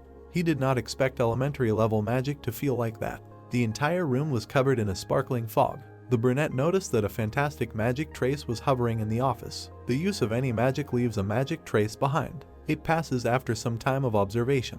The guy knows that the trace is more complex, the more powerful the process itself. A girl appeared behind Marcello, who admired the beauty of the magic trace. The brunette sternly asked her where it came from. Cleo asked Marcello if this wonderful trace remained from his magic. She assumed that he was trying to summon a spirit in the lab. The men ran quickly when one of them reported that this was a trace from the initial level magic Hoyal. Cleo wondered if it was possible to get such a magic trace with her. The brunette in the cloak raised his head and called the magic trace magnificent.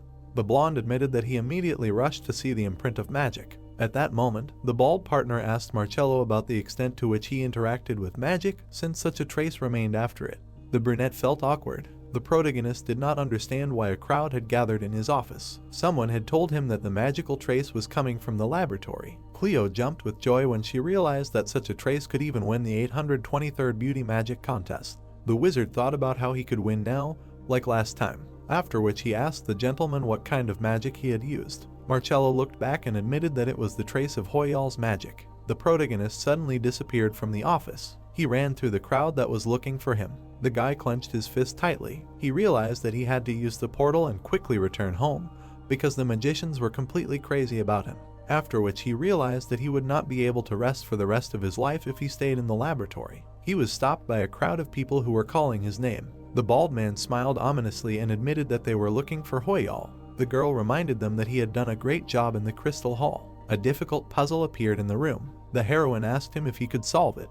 The guy snapped his fingers when the sorceress told him that the puzzle becomes more difficult the more magical power is put into solving it. She admitted that even Marcello spent more than 10 days on this task. At that moment, the protagonist used anti-magic. The guys burst into tears because Hoyal solved the puzzle in 1 second. A notification appeared that now 7 senior magicians are convinced of him.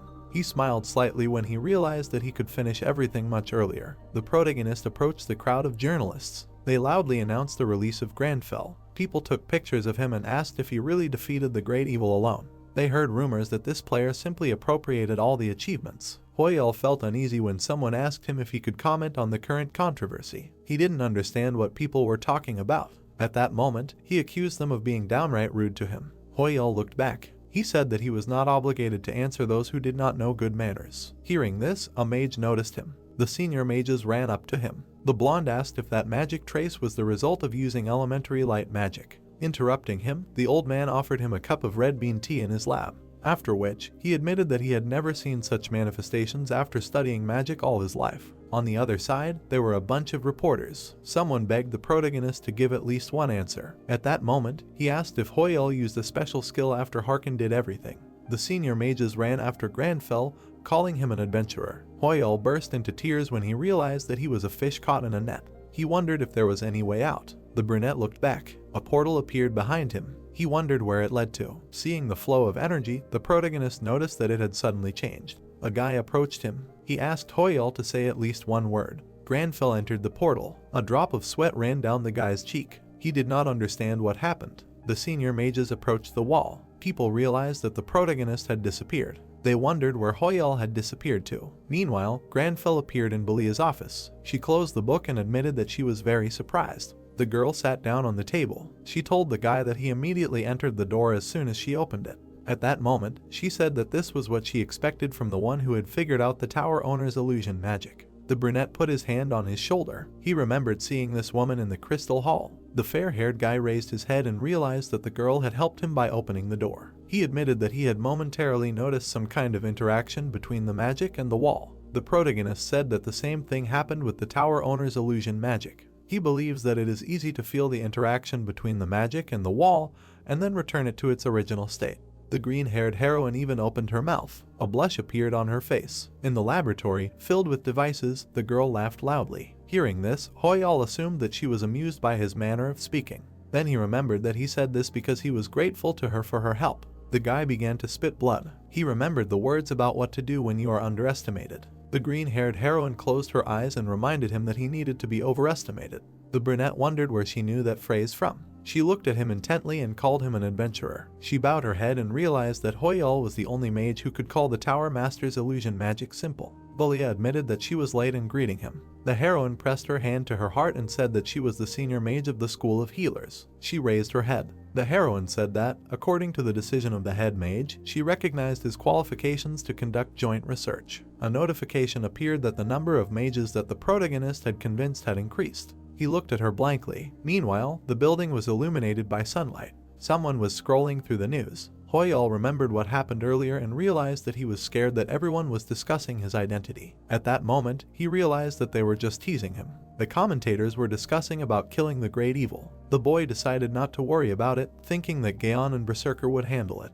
He raised his head and remembered something. The protagonist decided to clean the house. His spirit wondered why he was still awake. Looking at his profile, he realized that his stamina and agility had increased due to repeating a class quests every day. He realized that he was now about 10-20 points ahead of other players of the same level. Granville started cooking. He realized that the quests were really amazing since he only had to do the repeating quests. Hoyal blushed as he thought about his stamina and agility stats. The boy scratched his nose and remembered that these skills were completely useless to him. He realized that he needed magic power. The protagonist grabbed his chin. He remembered that Granville's talent allowed him to learn magic that had nothing to do with the Demon Hunter class. The brunette decided that it would be nice to show off some talent in close combat. The fair-haired guy was chopping a vegetable. He wondered what the sword art that Harkin used was like. The protagonist chopped and realized that it was different from magic. He remembered Harkin fighting. Hoyal looked away with displeasure. The guy's body was covered in mana. The chopped vegetables scattered around the kitchen. He created a passage to another dimension. The brunette's body was covered in sweat. The protagonist grabbed the knife tighter and remembered that he was chopping carrots. A rainbow appeared on the street. He realized that he had been practicing sword art on a vegetable. At that moment, people passing by admired the rainbow. Meanwhile, the Berserker headquarters was working on the island. The red-haired girl was looking at her phone with displeasure. The guys approached her. The brunette asked his partner what their guild leader was watching, around whom an oppressive atmosphere was hovering. She was watching the news. The TV presenter said that someone killed the guy, and the knights only dealt the final blow. He also believed that they could not make concessions in this dispute. The girl pressed the button to go to the next video. In it, the red-haired guy, baring his teeth, said that Hoyal killed this player. He admitted that he personally watched what was happening, after which he said that everyone froze in fear when the great evil attacked them. In the next video, there was a guy who believed that the player was defeated by the one in first place. He admitted that he was silent in order to support his mysterious concept. He also thinks that Hoyal was able to defeat the enemy because he was close to him. The girl threw away the phone. The pink-haired heroine approached her when she loudly said that they were talking nonsense, not knowing anything. The brunette thought about how one could even say such a thing. Hearing this, his partner suggested that one could say such a thing, for example, when fighting another guild. At that moment, her sister asked her why she was angry again. The red-haired girl folded her arms in displeasure. She said that the villains continue to talk nonsense. The pink-haired heroine's eyes sparkled. Her sister told her that Hoyal single-handedly defeated the enemy, and she also thinks that the knights know nothing. The girl's face turned red when her interlocutor realized that she was angry because of the main character. She menacingly clarified whether she had gone crazy. The red-haired heroine admitted that she was simply grateful to Hoyal for his help. Hearing this, the sister assumed that she was angry at the criticism directed at him. The boys watched the proceedings intently when the leader announced that this was not the case. The blonde assumed that their guild leader had a crush on Hoyal. At this point, the brunette asked him about what crime the protagonist had committed to be punished like this. She buried them in the ground. The pink-haired girl advised her to cheer up, after which she suggested that they talk about something interesting and not about meaningless nonsense. Leonie frowned deeply. Her friend asked her if she remembered how in the Arcana, as their influence in the country grew, they were given titles. She remembered how she knelt before the man. The girl clarified with her about whether they would receive relationship points and influence in the kingdom after the reconstruction was completed. Then she remembered that they would get a title and territory then.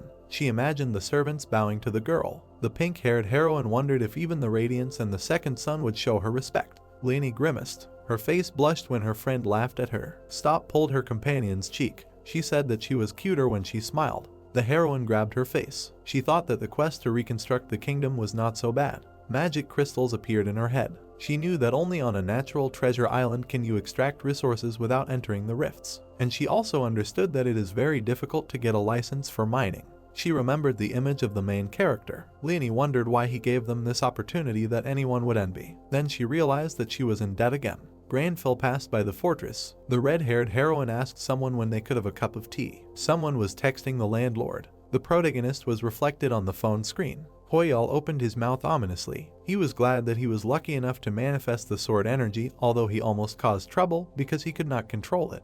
Then he tried to reduce the mana. The brunette was shaking all over because his HP was spent in real time. The protagonist, as a result, lost consciousness on the 6th day due to physical exhaustion from the sword energy. Meanwhile, someone was walking on the grass. He realized that he only found stories from novels, looking for information about the sword energy on the internet.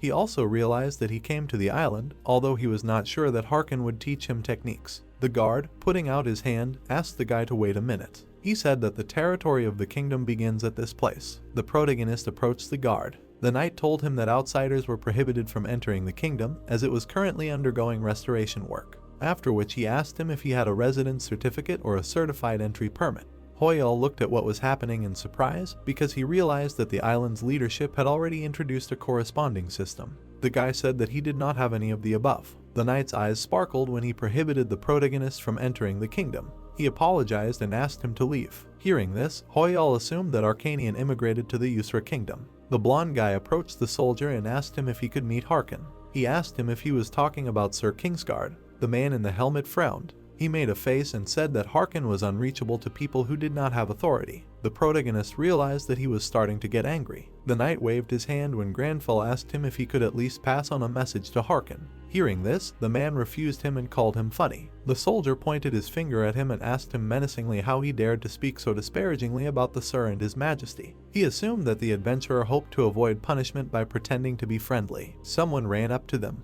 The man in the helmet said that only the benefactor, whose name was Hoyal, was allowed to do such a thing. A happy gentleman ran up the stairs. He called out the protagonist's name. The man's face sweated when the guy called his majesty by name. A system notification about name disclosure appeared.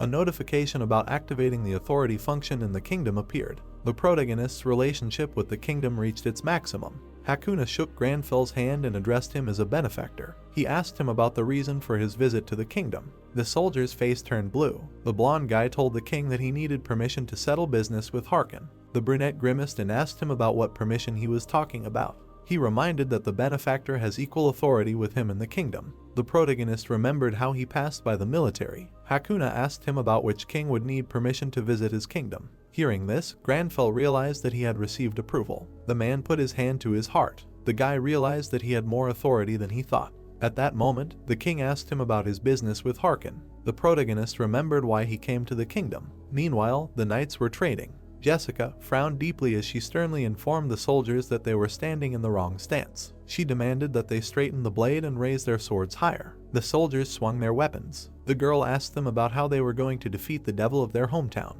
Then she demanded that they shout louder. Harkin was watching the events under the tent. He asked Hoyal about what the technique of wielding sword energy meant. At this moment, Jessica demanded that 16 people step down. The protagonist raised his cup when the trainer sternly said that someone was wasting her time. The blonde guy said that he wanted to know how to control the light that flickered on Harkin's sword. The blonde guy looked up and asked him if he had seen that light. He believed that Granville would not have been able to sense it without his innate talent, even after training for more than 10 years. The protagonist exhaled heavily when the man admitted that he surprised him in a new way every time. He said that he had nothing to be surprised about. Hearing this, Hoyal wondered if he knew what modesty was. The blonde, closing his eyes, admitted that it would not work. He said that even an experienced swordsman could not learn the technique of wielding sword energy if he wanted to, after which he reminded the protagonist that he was not a magician.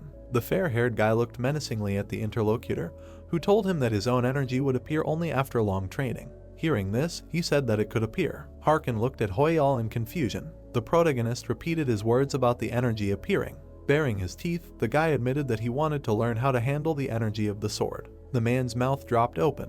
The brunette looked back at the captain when he called her by name. He bowed his head and asked her to bring him the sword and the lion's oath. A drop of sweat ran down the girl's cheek. She said that she would bring everything now. A lion monument appeared on the seashore. Leaning towards the heroine, the guy asked her why the captain needed the lion's oath. She said that she could not understand what Harkin was thinking.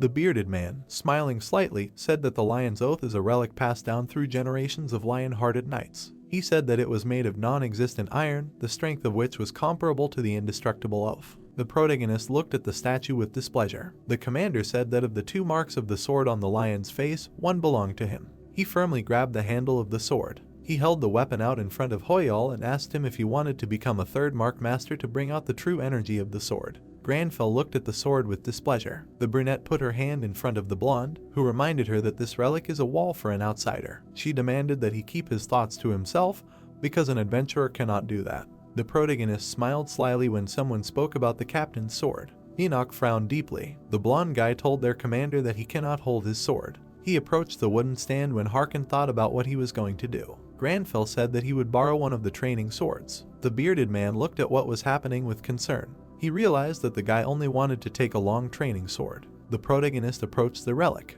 The commander thinks that the blade of his weapon is hanging on by snot. Everything was covered with powerful energy. The blonde looked at what was happening in confusion. The knights even opened their mouths. The protagonist cut the lion into 2 parts. Harkin's face was covered in sweat. He felt the strong energy of the sword. The man wondered where the mage got it from. The blonde guy's body was covered in mana. He asked him if it was enough for them. Hoyal began to lose HP and begged to be saved. Harkin's eyes sparkled as he admitted that Hoyal never ceased to amaze him. He said that now he was even more interested in seeing his full potential. Staring intently at the boy's hand, the commander demanded that everyone start training. The protagonist realized that Harkin wanted to learn more about his capabilities. The blonde guy adjusted his tie. The bearded man thought it would be great if Jessica and Enoch trained together. He turned his head and told him that these guys were great swordsmen who were incredibly skilled with a sword. He advised him to train his body with them first. After that, he informed him that he was forbidden to use energy until he gave him permission. Hoyal was glad that the man quickly understood what he needed. Granfell smiled slightly and said that he would do so.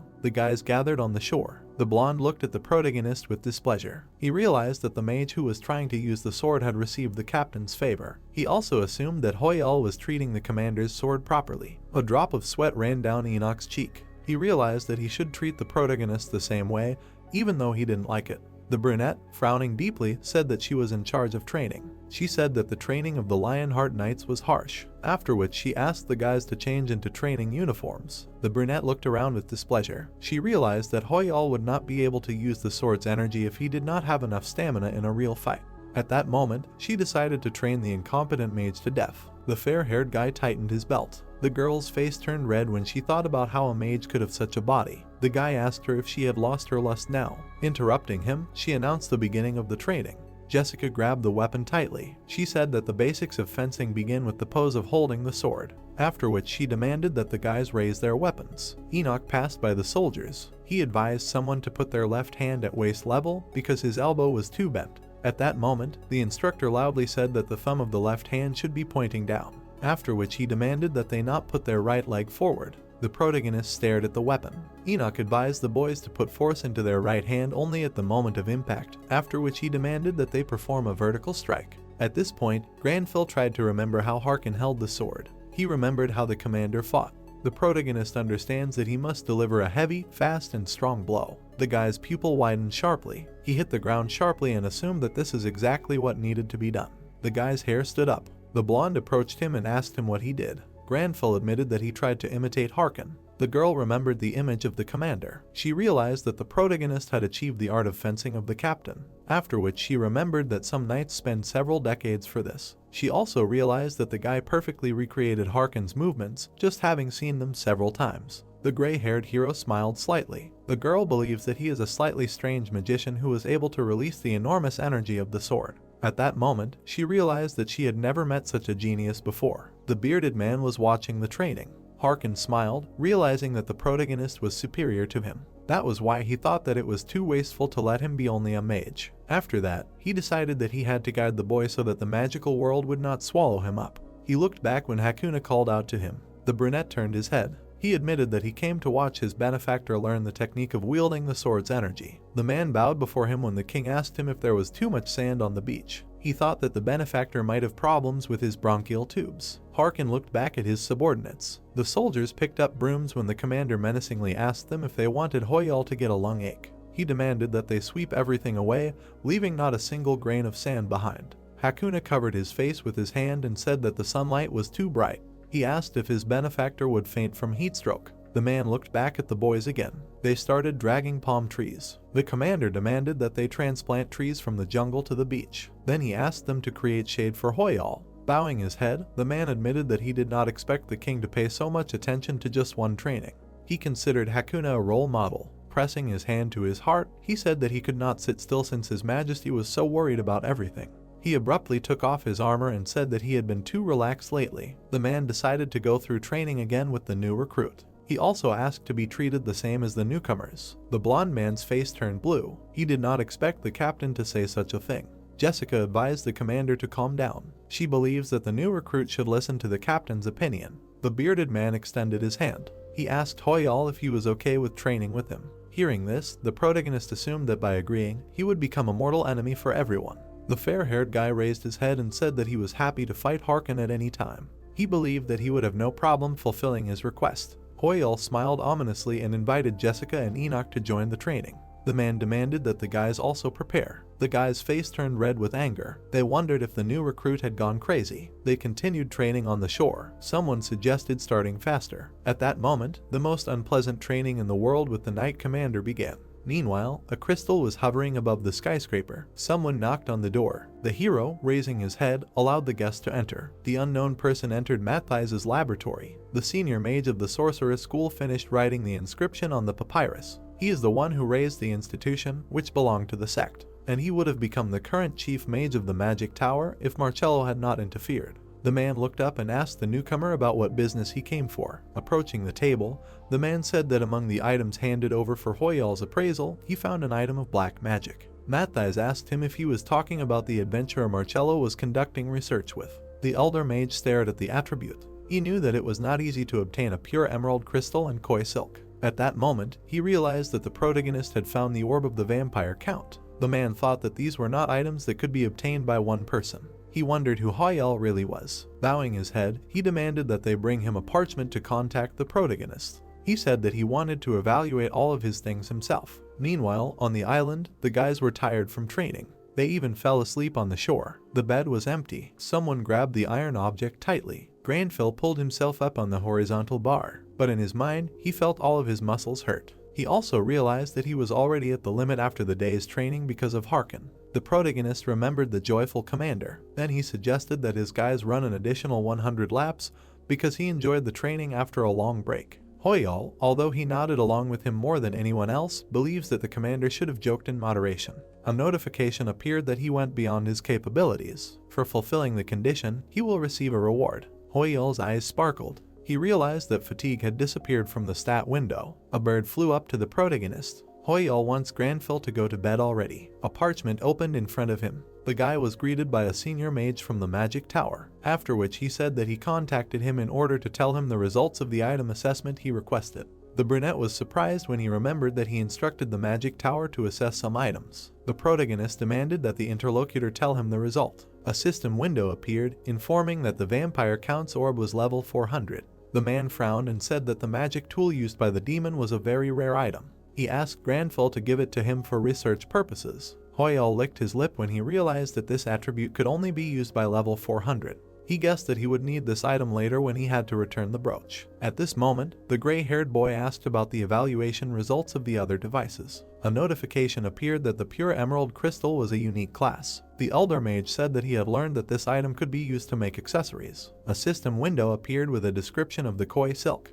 The protagonist folded his hands in displeasure when Matthijs said that this item could also be used to make other items. He asked him if he could lend him the silk as well. At this moment, the boy noticed that he saw aesthetics among the stats for the first time. Hoyal made a satisfied face and realized that he should try the item with an interesting stat himself. The protagonist admitted that he could not borrow the scale silk, after which he thought about creating something from it and the emerald crystal. The blonde boy tensed all his muscles. The elder mage told him that he would be charged a considerable amount of money to make items from them. At this moment, Hoyal realized that it was time to show off his brilliant negotiation skills that he honed while working in the company. The protagonist grabbed the parchment. He realized that he would make a decision based on the final quality since he was not yet familiar with the skills of the magic tower. After which, he turned to Matthijs. Bowing his head, Granfell asked the elder mage to achieve the best results regardless of the cost. Hearing this, Hoyal assumed that he had chosen the worst way to negotiate. The man's eyes sparkled. He asked if he needed to achieve the best results regardless of the cost.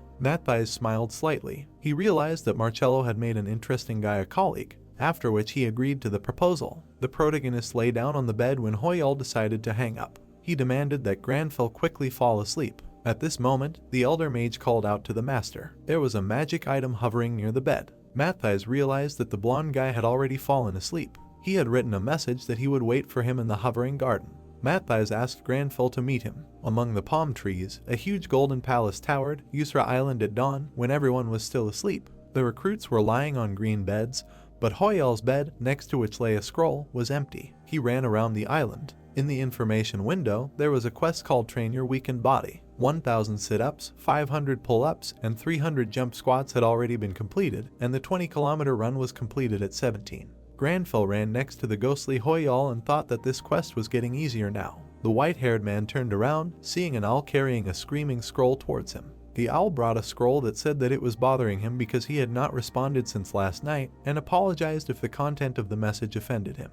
Hoyal asked in confusion, "What message?" Granfell asked out loud. He remembered the scroll on his desk and said that he had not seen it. The scroll said that he would be expected in the floating garden, respectfully asking to meet him, the head mage of the sorcerer school Matthijs. The dark-haired mage held the scroll with magic and said that he felt relieved. He just wanted to respectfully ask him to meet him in the floating garden tomorrow afternoon. Granfell said with a disinterested look that it was difficult. Matthijs asked if he already had plans, then how about the day after tomorrow in the afternoon? The guy stood in front of the owl with the scroll and said that it was also difficult. The mage said that of course he was busy in that case in the morning in 2 days, but the fair-haired man said that it was difficult. The brunette remained silent. He thought that this was a test. Hoyal was the first one to conduct a study with the head of the magic tower. Matthijs looked ahead and thought that the politeness and formality that a senior mage should have was being tested. Before the man could continue again, Granfell cut him off, saying that it was difficult. Then he explained that he was currently focused on sword training and did not have time for personal meetings. The face on the scroll darkened. The mage asked, in that case, when it would be possible, he would be at his disposal at his convenience. Hoyal glanced sideways at the blonde man, who said that he could spare an hour in the morning in 2 days, and thought that at that time he was planning to go to the magic tower to study anyway, pretending to be magnanimous. Standing behind, Harkin watched as the scroll saying that they would see each other that day was carried away by an owl. Harkin crossed his arms and looked at the boy with a smile. The sun rose high above the island. It was daytime training. The warriors stood with training swords. Shouts were heard to straighten their backs. Enoch told the student not to let the tip of the sword tremble. You need to gather all the strength of your hand and strike. Granfell stood in front of the man and asked what he said. Harkin, calmly looking at him, said that he would repeat it. He could not teach him anymore. The white-haired man asked what it meant. The man replied that it meant that he had already reached the stage of gaining enlightenment through practice. The very frightened ghostly Hoyal thought, the real fight is now, but he has only studied for 1 day. Granfell calmly asked, does he really think so? The knight calmly said that he underestimated his abilities. Would he like to try to fill his sword with aura once? Granfell stretched out the sword in his hands in agreement and thought to himself that he did not know what he was thinking. If, like yesterday, he could not control it, then in an instant he would lose his strength, so he needed to concentrate. The guy thoughtfully lowered his gaze, thinking what the aura meant. It was different from skills in the same way as the magic he had mastered. Any class could have this power. The guy's eyes lit up. He thought that this was it, a flow different from magical power moving inside the body. Jessica and Enoch turned and looked at him. The other students also turned. Granfell thought that if this flow was used in the same way as magic. Harkin looked at the boy carefully. Granfell was clutching a sword in his hands, which was glowing with a bright blue light. The ghostly Hoyal looked at it in surprise, thinking that so that's it. The sword aura has the same power as magic. After observing and interacting, the sword aura became stable. Harkin walked up to the boy and said that stable sword aura skills come from hard work. Even after yesterday's training, he continued to train alone this morning. There is no reason why he can't handle the aura. The knight blushed, put his hand on the boy's shoulder and said that his aura was so neat, he knew that he was a natural swordsman. The man came closer and asked, so Hoyal, does he want to walk the path of the sword together with him until the end? A frightened Hoyal thought that it was more difficult than contract service. He needed to escape before he was recruited. Granfell turned away saying that he was sorry, but he was not going to focus on just the sword. With a confident look, he said that if there was a sword on the path he had to take, then it would be his path alone. Hoyal squealed, asking why he couldn't just leave silently. Harkin looked at him with admiration. He beamed and waved at the boy, shouting that he was looking forward to seeing him again at the end of the path. Granfell walked, thinking that he would change his clothes and leave. The other students turned around, thinking that the key to using the sword's aura was to have the mindset of working hard. With a shout, they began to swing their swords furiously, engulfed in a flame of zeal. The trainers thought that it seemed like they didn't understand anything,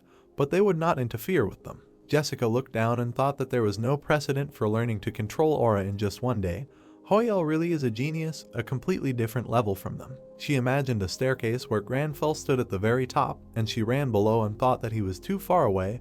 Even if she continued to run, she did not think she could reach. The girl's eyes were burning with fire. She thought that she was also a proud swordsman. One day, she would definitely stand shoulder to shoulder with him. Enoch, who was standing next to him, also thought that Hoyal was very far away. No matter how much he ran, he did not think he could reach. He stood with the same look with flaming eyes, thinking, also a proud swordsman, one day definitely. Harkin turned around and looked at his students engulfed in flames of pride. He closed his eyes, thinking that everyone seemed very motivated. A genius was changing the world around him, and he felt his heart burning for the first time in a long time. Granfell walked through the jungle with a sword. Ghost Hoyal looked around in fear. The guy thought that although Harkin said that he could try it out in practice, he was worried about whether there were any low-level mobs here that he could test it on. Some level 10 demonic deer. Granfell quickly turned around. A beast with glowing eyes appeared next to him. It was a level 300 silver-maned leopard. The system reported that there were no demons nearby. The natural enemy skill did not work. Ghost Hoyal grabbed his hair in fear. Because Granfell was level 226, he shouted that there was a deer, a difference of 74 levels. Granfell angrily turned to the leopard, asking how it dared to snarl at him.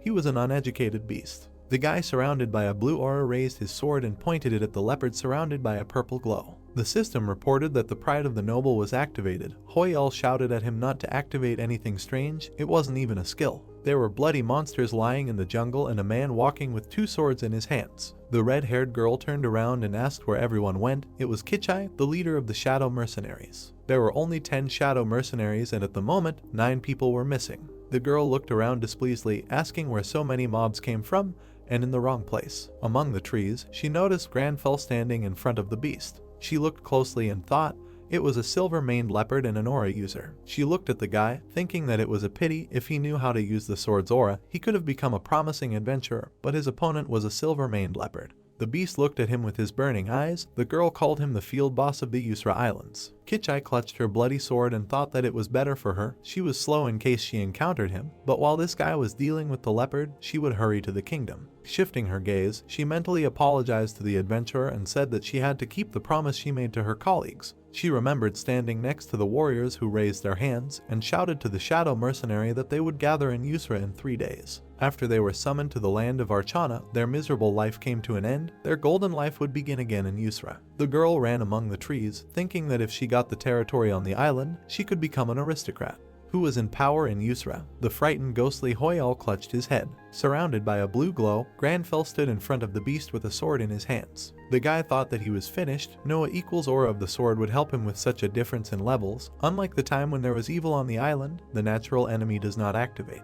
Hoyal imagined how the beast attacks and thought that as soon as it swings, it will immediately counterattack, but it cannot just wait quietly. The guy, along with the character, looked ahead tensely, thinking that he is not suffering as much as before, but the aura still consumes a lot of strength. He imagined the beast's attack and thought that for sure, if, like with the Emerald Tiger, he blocks its movement with magic and attacks. Granfell raised the shining sword confidently, saying that now is the time to show what he has learned, therefore it would be right to use only the sword. Crying Hoyal thought, if he dies because of this remark, will it be murder or suicide? The leopard jumped up, attacking the guy. The ghostly Hoyal hid behind the confidently holding the sword blonde in fear, crying that he would die like this, and because of what Granfell just said, he wouldn't even get the insurance. With tears in his eyes, Hoyal screamed and apologized to his mom, dad, sisters, and niece, and then froze in surprise, looking forward. Granfell delivered decisive blows with the sword, leaving a bright mark. The guy thought, why is the leopard so slow? The defeated beast lay on the ground in blood. Hoyal looked at it and thought, the natural enemy is not activated, and the level is different by 74 with one blow. He looked at the guy in amazement,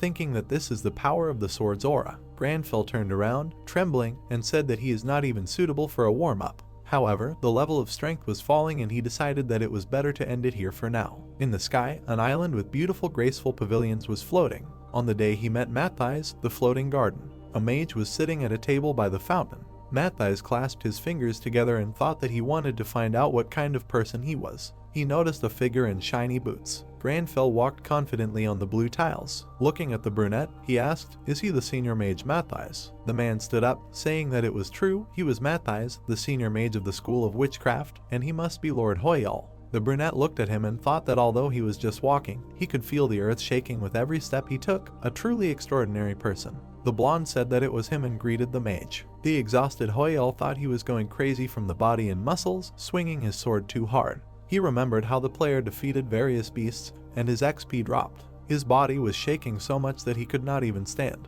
The boy came closer, trying hard not to show the pain in his muscles, and asked what his business was. The magician pointed to the table, inviting him to sit down. He looked in surprise at the rings that glowed with a dark purple power. He looked at them, thinking that the rings that measure sensitivity to black magic instantly darkened. Matthijs looked at the rings on his fingers, thinking that he saw such a deep black color for the first time. His eyes widened in surprise. He thought, what kind of darkness is in this man? Granfell looked at him emotionlessly, tiredly wondering why he was looking at him like that. Can he sit down first? Two hooligans tripped young Matthijs, who dropped the box with magic ingredients from his hands and faked an apology. The brunette lying on the floor heard the words of the others. Shouldn't he be more careful? Isn't it that he spilled the non-precious magic ingredients of the scientific society? He is so obsessed with curses, and this is just some dirty witchcraft. If it can be called magic, then his dog is excellent at casting spells to create waste. Matthijs was writing something with a quill, holding a book in his hands. He was thinking, simple witchcraft, curse, evil magic, can one really be called a scientist who denies that he is studying a pig in a poke?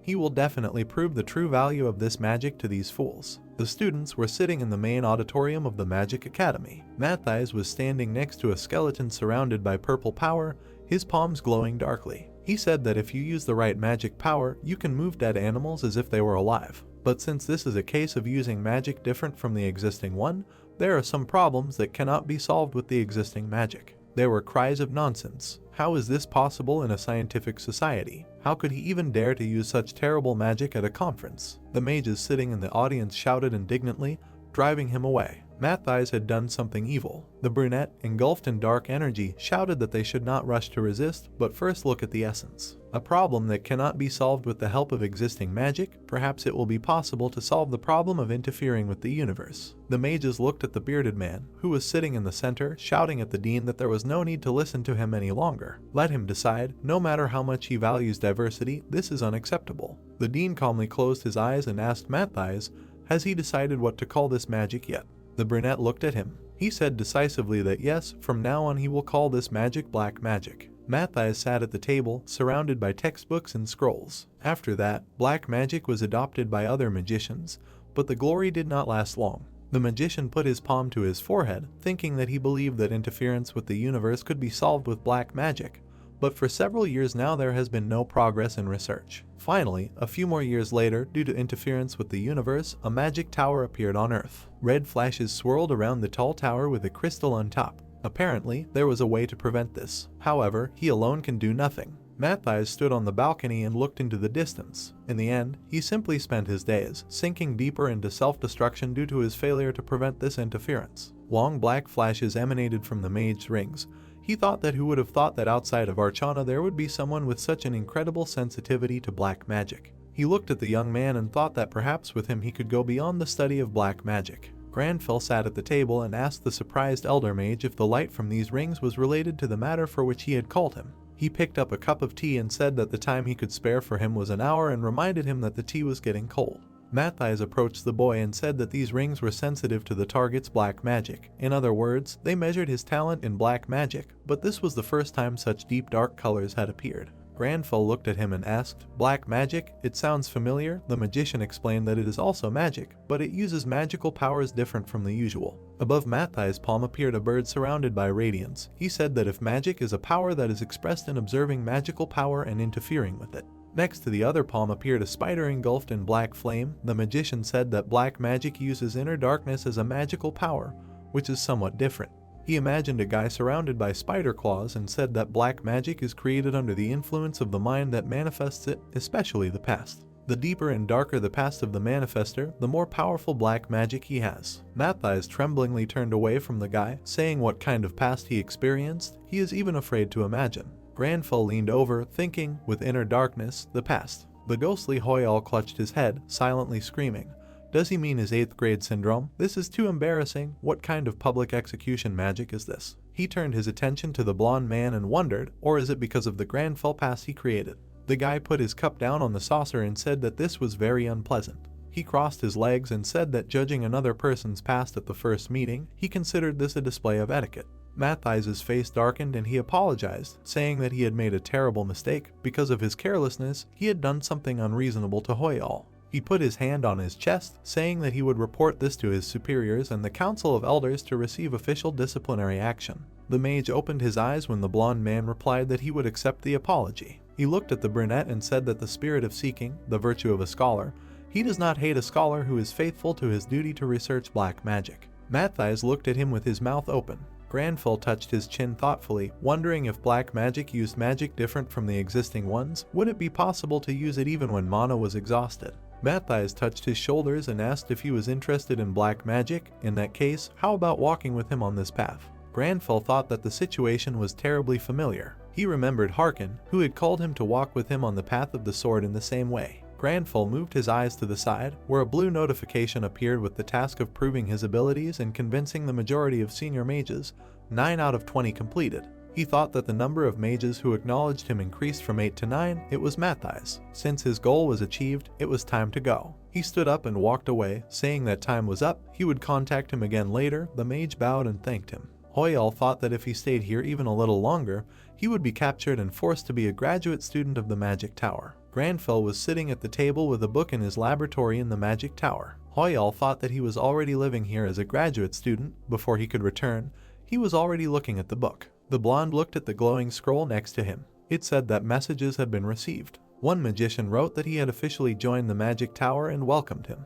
Another magician congratulated him and invited him to dinner. The third said that it was nice to meet him. In the blue window, the Count's task to convince the majority of senior magicians was marked as completed. Hoyal happily read this, thinking that all the senior magicians, following Mathias, recognized him, which meant Mathias was quite an influential magician. New notifications appeared that he had received a reward. The relationship level with the Magic Tower has increased significantly. The level of influence on the Magic Tower has increased significantly. A new function in the Magic Tower has been activated. Hoyal raised his hands in joy, thinking that the Mage Tower, which influences the world at the national level, the relationship and influence have increased greatly. After the Yusra Kingdom, the Mage Tower will pass into his hands. Granfell indifferently threw the scroll into the bucket, saying that there is no difference. The brunette asked angrily, should he just rejoice with him? He watched Granfell touch the function message in the Mage Tower and thought, what kind of new function is this? He looked at the blue information window in amazement. A golden castle towered on a tropical island.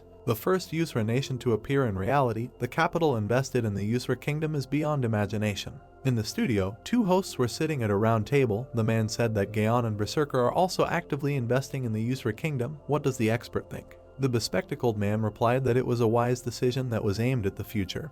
He thought they could draw a rough conclusion. In fact, they were talking about a not-so-distant future. Xiaoman looked at the monitor with Timon, hearing the announcer's words. Hadn't the Gaon Guild already risen from 5th to 3rd place in the rankings? Timon looked at his brother and asked what he thought. The boy replied that he was thinking about how they could pay for Hoyal's service. The long-haired man frowned, thinking that it was true. Their guild had risen from 5th to 3rd place thanks to Hoyal. He imagined Xiaoman being grabbed by a demonic paw and thought that if it weren't for his help, his brother wouldn't be here either. Besides, he was the one who recommended their guild to the Yusra Kingdom. He remembered the information articles about the island's restoration and thought that they really did nothing but accept from Mr. Hoyal. Timon clenched his fist firmly and said that they would start by properly completing the restoration work in the Yusra Kingdom that Mr. Hoyal entrusted to them. The guy with glasses did not respond. The computer opened a news site, which said that the Gaon Guild rose from 5th to 3rd place in the rankings. Below were quotes. This was truly a reason to celebrate. However, someone was disappointed that they refused to cooperate with the Mythology Guild. At times like these, they need to join forces. The guy reread the comments again. Timon looked at the computer and asked his brother, is something bad being said again? Aren't you tired of playing with the press yet? Xiaoman replied that it was true, that they were playing with the press is nothing new. This time they even dragged in members of parliament. Timon replied as if they had nothing better to do. However, no matter how strong mythology was, fighting for first and second place in the business community. He imagined the players surrounded by a lot of gold. This was a field for businessmen or financiers with large capital, and asked, is it possible to control the members of parliament with just money? Xiaoman agreed that this time they had gone too far. He looked at the screen seriously, thinking, how did the Mythology Guild use the members of parliament? He imagined a golden badge pinned to his jacket. On the bed lay a man, pink smoke coming out of his mouth. He was reaching out to a figure standing by the window. The leader of the Mythology Guild, Yisal, was standing by the window with a glass in her hand. She was holding a phone in her hand, another one was floating in front of her, and she told the secretary to cancel all of her schedule for tomorrow. On the phone floating next to her was an image of Granfell in the jungle. The secretary tried to object about meeting with the member of parliament, but said that it would be done. The girl touched her lips with her tongue, hearing the question, what should I say to the member of parliament? The window reflected the white hair and black horns of the girl, who answered that she should say that she went to the Yusra kingdom. There is a man there she wants to meet. The white tower of magicians rose high into the sky. Hoyal saw a notification that a new function was activated in the Tower of Magicians. Granfell, sitting at the table, pressed his finger on it, and then he noticed the vibrating phone. There were several message notifications on the screen. The third sister laughed and wrote that Hoyal was damn cool and also sent a video. The first sister wrote that uncle was very cool on TV. The guy realized that these were sisters. Granfell looked at the phone, sipping from a cup, and Hoyal was displeased, wondering why they were writing to him. Suddenly, a scroll appeared in front of the blonde's face. He took it in his hand and thought, is this the parchment that he sends to the magic tower? A face appeared on the paper in his hand, which screamed, addressing him. The name listened to the message from the scroll. It was Maya, the senior mage. He had received a message from her earlier. Since there was no response, she had no choice but to send the parchment. Let him forgive her rudeness. It was just that now he had become the chief mage's researcher, which gives him a similar status, so as a token of gratitude, they had prepared a small one. Another parchment appeared nearby, on which was a face with glasses. Granfell gloomily heard the message from the parchments surrounding him. Bangrith greeted and said that nothing special, just a sign of greeting. They had prepared a small gift. The next one introduced himself as Narthro. Several more greeted each other. Hoyal gloomily thought that it was time to run away. The blonde ran along the corridor, and behind him flew many screaming scrolls. White clouds floated in the sky. Under the sun, the golden royal castle on the island of Yusra shone. Hakuna laughed, closing his eyes. He said that this is why he asked for a quiet place to rest. His benefactor must have worked hard. Granfell held a cup in his hand and said that it was true. He was sitting at the table with the king, who said that such was the status of the chief mage's co-researcher. He should consider the small gratitude of the senior mages with all his heart's kindness. Granfell, holding a cup in his hand, replied that he does not take bribes and such, especially those that denigrate real gratitude by calling it a token of gratitude. Hakuna, throwing back his head, laughed, saying that these were words worthy of his benefactor, that even the great evil greed would bow before him. Granfell grimly heard the king ask if he had seen the latest video from the Gaon Guild. It was full of clear footage of him defeating the great evil. The phone lying on the ground vibrated, showing an incoming call from sister number 3. Hoyal thought that he had not answered the last call.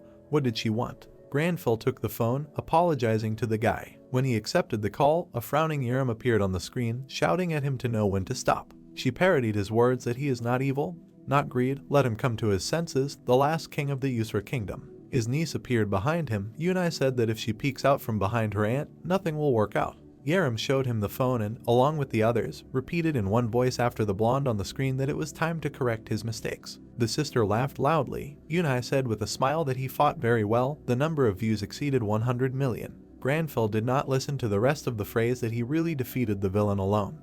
Replied that it was all thanks to his sisters who were looking after him, and ended the call. Hakuna watched as he decisively put the phone aside. Granfell hung his head tiredly and asked the king if he would give him a place to rest. Hakuna replied that of course, what territory should he be given? Since the benefactor participated in the recapture of the kingdom, he thought of appointing him as a duke. Did he want to govern the territories himself? Granfell looked at him gloomily and said that one room would be enough, and in his mind he thought that he was going to die. Among the trees stood a house with a thatched roof. Granfell opened the door. He hung his jacket in the closet. With a movement of his hand, he loosened the knot of his tie. Tea bags fell out. The blonde sat on the sofa with his phone in his hand and thought how embarrassing he was. He typed a query for Hoyal video into the search engine.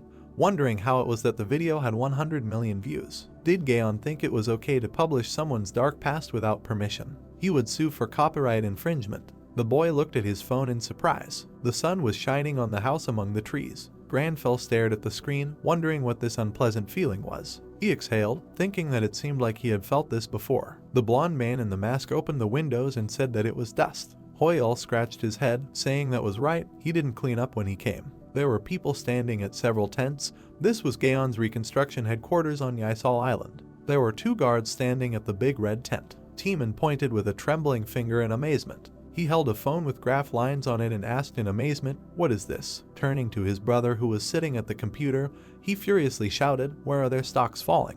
Xiaoman exhaled and replied that it was after the Mythology Guild published another strange article last night. The leader asked what article. He cursed angrily. Why do they have to bring them trouble every day? Everything revolves around the parliament. Let him show the link to the article. The guy with glasses stared at the screen, saying that maybe, although they were writing let's split the user recovery quest before it got worse. He was wondering how the Mythology Guild's influence could suddenly increase so much. Teeman was shouting, Gaon's disbandment. Their merger and absorption of mythology is almost a fact. What kind of name is that, and what is the content? The guard saw a girl approaching. A scream was heard from the tent that Gaon guild leader Teeman had fallen in love with mythology lady Ysal and was chasing her, begging her to marry him. The man extended his hand and asked, for what purpose? An angry scream was heard that the guy was shocked by the absurdity. He could come up with such fake news too. Angry Teeman shouted the headline of the fake news, Gaon guild leader hates Ysal because she has a big hairy mole. The girl smiled and asked coquettishly, is that true? The boys looked at the brunette in shock, who asked where he heard that. Ysal coquettishly adjusted her hair, saying that she thought she knew something that even she didn't know, so he was interested in her, the manly guild leader. Teeman looked at her, saying that there should be guild members outside. Xiaoman rushed forward, saying that was it. He moved the cloth with his hand. Coming out of the tent, he saw the guards lying on the ground. He turned his gaze to the girl and said that she knew what it meant to attack the Gaon guild members. Ysal touched her face with her fingers and said, what attack? Her eye turned demonically red. She said that they were just sleeping. Xiaoman froze, feeling purple flashes of power approaching him. He froze, thinking that it seemed somehow familiar and unpleasant. The beautiful girl standing in front of him was surrounded by a dark aura. Ysal, the daughter of the #1 business group in Korea and the leader of the Mythology Guild. She was the one who raised the weak Mythology Guild to 41st place in a short period of time. Teeman pointed his finger at the girl in displeasure and shouted, what is she doing now? Does she realize that she is being impudent? Xiaoman was trembling and sweating from fear, thinking that he had recently become curious about how they bribed the parliament, because the members of parliament are the ones behind their growth rate. He looked at the girl exuding dark energy and thought, is this mind control magic? Opening his eyes, he thought, players can't do this, so how? He should tell Teeman, but his body doesn't obey. Ysal looked at him and said that he shouldn't try to resist. The guy remembered the demon's smile and thought that it was just like when he was possessed by a demon. He remembered his crazy face, and the way the demonic paw held him. Granfell approached the red tent. He pulled his mask down with his finger and exhaled. Teeman and the girl looked at him in shock. The heroes turned around, looking at the guy who took off his mask and said that he had just finished cleaning, but the air here was so stale that he couldn't stand it. Teeman exclaimed, recognizing him. The guy calmly walked into the tent. The girl looked at him with wide eyes. With a determined look, Granfell declared that this was a demon. Granfell showed the guy a phone with a video quest with a great evil, an unedited version, in which he said that it was time to correct his mistakes. He showed the phone and said that he was a demon enjoying humiliation by uploading videos of people. Teeman looked at him in shock. Granfell listened with displeasure as the guy mumbled something saying, what is this? Ysal touched her chin, smiling languidly and said, look. She looked at the blonde man who was calmly listening to the guy's ridiculous excuses and thought that she wanted to get information from the fools from Gaon, but who would have thought that he would come to her himself? The girl called out to the blonde man while smiling, thinking that he was called the Light of Yusra, nothing special. Did he really kill the great evil himself? With a sly look, she introduced herself and thought to herself, what does it mean that the great evil was not so great? Ysal approached the guy, touching his tie, and asked if he had heard of her. She thought it was a little disappointing, but in fact, it was even better. Looking at the white-haired man, she coquettishly said that she was interested in him. She thought that perhaps Yusra would be easier to get than she thought. But Granfell decisively threw her hand away from himself. Ysal looked at her palm in shock. The blonde man meanwhile turned to Xiaoman, saying that it seemed that the guild leader had forgotten how to speak. Let him explain. The guy with glasses excitedly said that there were false rumors spreading about the Yusra kingdom and Mr. Hoyal. There were also media outlets claiming that preferential treatment was only given to guilds close to him. Granville crossed his arms and listened to the guy's explanation, saying that they couldn't ignore the malicious rumors, so they uploaded the unedited video taken at the time as a countermeasure. He apologized and said that he had thought long and hard about how to solve this problem, but it seemed like it wasn't good enough. Granville looked at him, saying, "The false propaganda articles from the Mythology Guild and the Parliament about them." At this time, Ysal, who was standing behind him, called out to him darkly. Looking at the guy with a demonic gaze, Ysal, surrounded by an aura, asked, "He is showing shameless disregard for people. Is this polite? How will he explain it?" Granville turned to her with a frown, saying that she was well aware he was having a conversation with Gaon. Where did they teach such manners to interrupt someone else's conversation? Ysal touched her forehead, surrounded by bright flashes, and asked, "Is that so? If you think about it like that, wasn't he the one who interrupted her conversation with Gaon in the first place?" She thought that he was not an easy target. Looking at the guy, she thought that it didn't matter. To the succubi, humans were nothing more than food. She thought darkly, would he be able to withstand? Granville's eyes widened when Ysal's hand reached out to him, along with demonic flashes. He saw the notifications that the natural enemy skill had been activated. The system reported that combat capabilities were enhanced in the presence of a demon. He looked at her in shock, thinking that the natural enemy, she was a demon. Ysal looked at him with red eyes. She put her hand on the blonde's cheek, surrounded by a dark red aura. Granville thought she was almost like a demon. A loud scream was heard. There she was. People with phones screaming ran to the tent, shouting that this is Gaon's tent. Film. Streamers rushed into the tent, shouting, "Is a Gaon guildmate lying outside? Ysal is here." A guy with sunglasses on his forehead waved his hand at the camera and shouted to the subscribers that they were finally on Yusra Island. They had arrived right at the Gaon Guild. The guy in the cap screamed furiously, recognizing Hoyal. He got a notification that a user had sponsored him for 50,000 won with a message that it was really Hoyal. The guy thanked him for the donation. Ysal turned around in shock, asking, "What is this?" Xiaoman laughed maliciously, adjusting his glasses, and said that here they are. Ysal yelled, "What?" The redhead adjusted his glasses with his middle finger, making an obscene gesture, and said to the girl, "Does she think that only she knows how to manipulate the media? What's the point of her only bribing TV and newspapers? Doesn't she know that YouTube is the largest media company now?" The streamers looked at them greedily, shouting that Ysal plus Hoyal plus Gaon, is it even possible to catch them together? The number of viewers is astounding. What happened inside the tent? The faint of heart should not watch. The donations are pouring in so much. They asked Ysal why she left Berserker aside and took out Gaon. The ghostly Hoyal thought this show, the skill was activated because of Timon. Granville turned to the others gloomily. Ysal touched her lips with her fingers, whispering something. The white-haired man turned to the girl who said that they couldn't talk here at all. He looked at the girl, wondering what she just muttered, and Ysal put her hand on his shoulder and called him to go to a more secluded place. Confidently looking at her, the white-haired man said no. The girl froze, looking at him in surprise. Behind him were shocked streamers with phones. She opened her mouth, but remained silent. And then, shocked, she covered her mouth with her hand. Granville frowned at her, saying that he does not hold meetings that have not been prearranged. If she wants to meet him, let her learn etiquette and come back. A girl's shadow appeared on the ground. The streamers laughed. Ysal was rejected. This is a face, this is contempt. Ysal. In the profile picture, the girl was wearing sunglasses. The daughter of the owner of Mythology Corporation, the #1 enterprise in Korea, the leader of the Mythology Guild. The site had a picture of bags and a question about where Ysal bought the bag, and many search queries about the bag, and a notification that it was sold out. She has 60 million subscribers and many of them consider her the best celebrity. The headline of the article said that the author can't find the store where Ysal goes and the stamp is sold out. In the background of the store, there is an image of perfume and a stamp is sold out. Everything she wears, drinks, uses, all of it is fashionable and always sold out. The woman became the reason for the slogan "Mythology sold out mythology" and became a myth herself. The brunette looked from behind sunglasses. Everyone likes her, everyone wants her to choose them, everyone wants her. The girl stood in a beautiful black dress. But why? The intro of the video was an image of Granville and Ysal with the title exposing the true education by Hoyal. Has the world been too soft on Ysal? News TV short, who would win if Hoyal and Ysal met face to face? The comments laughed, saying that the subtitles were appropriate. The user wrote that he also did not want to see her like this. Someone said that enough of this name already. Ysal stood with the phone in front of the cracked mirror angrily thinking why Hoyal was not covered by her charm.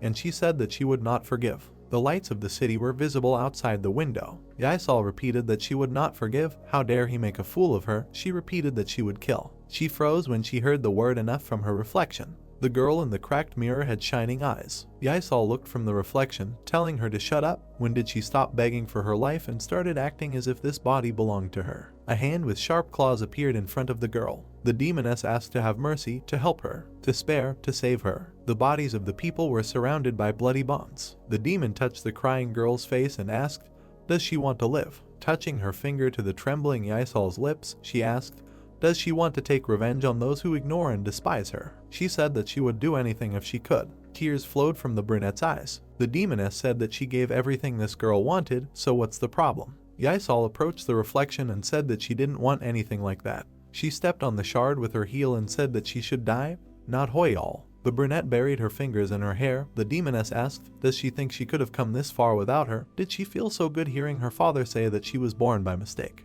The bloody shard moved. The demoness said that she was ungrateful. Yaisal clutched the shard next to her neck, from which blood flowed. Blood was falling on the floor. The monster thought that her body was not obeying. Yaisal regained control. How? Bloody fingers were clutching the shard. The demoness asked, has she gone crazy? Life has turned into shit, and she is only protesting now. Has she really gone crazy, stabbing herself in the throat? The girl looked at her trembling hands. The demoness said, she resisted so much that she almost died. Yaisal clutched the shard with bloody hands. Her legs and black shoes were shaking. The monster asked, this is not so, why? What else is she missing? There was a broken mirror by the dressing table. The demoness said that she had achieved wealth and fame. She gave her everything she wanted and asked for. The demoness continued that as she wished, she made it so that no one could ignore her. A ghostly Yaisal appeared next to the demoness's figure and declared that she had done it. The monster's eyes widened, and Yaisal continued, didn't she? She held the shard in her ghostly hands, saying that everything she said, Yaisal got it all because her father was the chairman of mythology. That's why she was scared now. There was no point in possessing someone else because she knew that she alone was nothing. The demoness thought it was dangerous. She had lost too much blood, just a little more. She screamed in shock. What was she doing now? Yaisal continued that it was because she was afraid of being alone. If she didn't stop, then she might actually die. Red streaks appeared. The girl stabbed the shard into her stomach, saying that it wasn't her. She remembered how Granfell looked at her when she touched his cheek. The girl's eyes widened. The guy's gaze was calm. Granfell looked through the demon and saw a surprised Yaisal standing behind him. She said that the man saw her, not the demon, but her. He was the only one. She remembered turning around when the guy was leaving, saying that they would see each other again. The demonic Yaisal clenched her teeth, repeating the guy's name. She thought, so as not to be laughed at, that she would die just like that, for nothing. She would take revenge on Hoyal. The bloody girl was moved. She thought, why is the human body so weak? She can't heal, her strength is not enough. With her bloody hand, she reached for the door handle, saying that she needs something that can be absorbed. The bloody demoness saw a man in dark glasses standing in front of the door. He looked at her with shock and said that she was bleeding. The man said that he needed to go to the hospital, but the monster directed its strength towards him, absorbing. In the middle of the jungle, there was a house with a thatched roof. Granfell looked ahead, holding a cup in his hands. A notification appeared in front of him saying that the natural enemy skill was activated.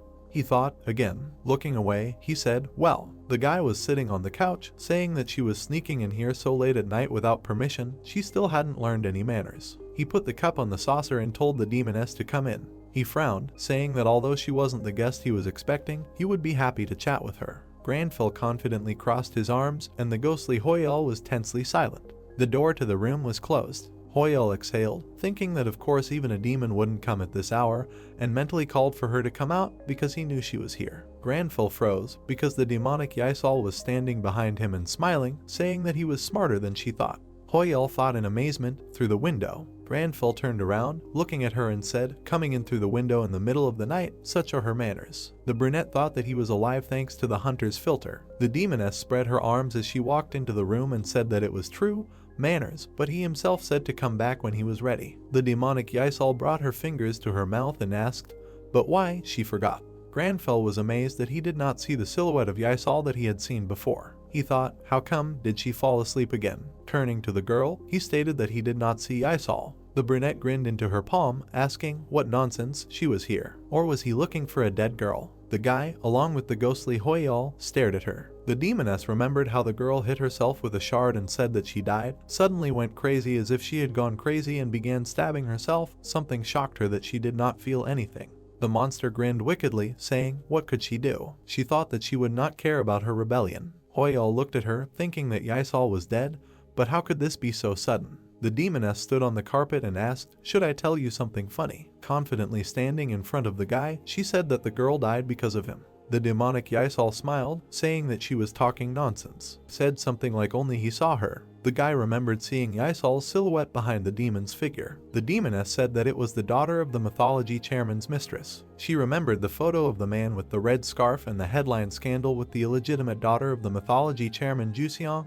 Netizens suspect him of adultery. And part of the article about the controversy about the chairman having a daughter that he is hiding. The girl on the playground patted the girl with the backpack on the head. The girl smiled. The demoness asked when this article came out. Ysol was 8. There was a photo of a girl in a black jacket on the site and a comment that she also doesn't wear expensive things and lives only on the minimum wage. She has no money. Comments: "Give me my taxes back. My dad bought it for me. She's not my real daughter. They're all just scammers. He goes to the same school. She's pretty." The school children turned around to look at the girl sitting on the bench. The demoness said that she was bullied at school. Everyone around called her dirty. She continued that in the end her mother fell into depression and only then did she realize that she only had her father left. The man held papers in his hands and said that even if this child was born by mutual mistake, he can't let her grow up alone without parents, so he'll take her in and raise her. The brunette standing opposite the guy laughed. She spread her hands and said that a few years later, when she suddenly became a player, he made his daughter work without rest. He didn't care if she was alive. On the ground lay a body in armor. The demonic Ysol said that she did this over and over again. Why? So that her father would acknowledge her. On the website, there was a quote, the chairman of mythology, that he was proud of his daughter Ysol. A photo of a man with a smiling brunette and the caption, "The chairman and his daughter standing together at an official event." The article said that Ysol was finally acknowledged. The girl's figure was surrounded by fingers pointing at her. Commentators wrote that if you think about it, she also wants to refuse the chairman's daughter. Someone praised her body. Someone asked if her mother was pretty too. They answered that of course, she seduced the chairman. Ysol shouted that to all those who despised and mistreated her, Ysol will proudly step forward and take revenge on those who killed her mother. Surrounded by a red glow, the demoness looked at the guy and said, however, until the very end, she had nothing to worry about, right? Granfell heard the laughter of the monster who said that she would repay him for the trust he had placed in her, and laughed, saying, "What is this? Isn't it too stupid? Just a dog's death." Granfell opened his eyes and sternly ordered him to be silent. The brunette looked at him. Granfell was surrounded by a bright red aura and grimly asked how dare a demon spawn talk to him? Her arrogance knows no bounds. The amazed demoness saw a notification that the player Hoyal was watching her.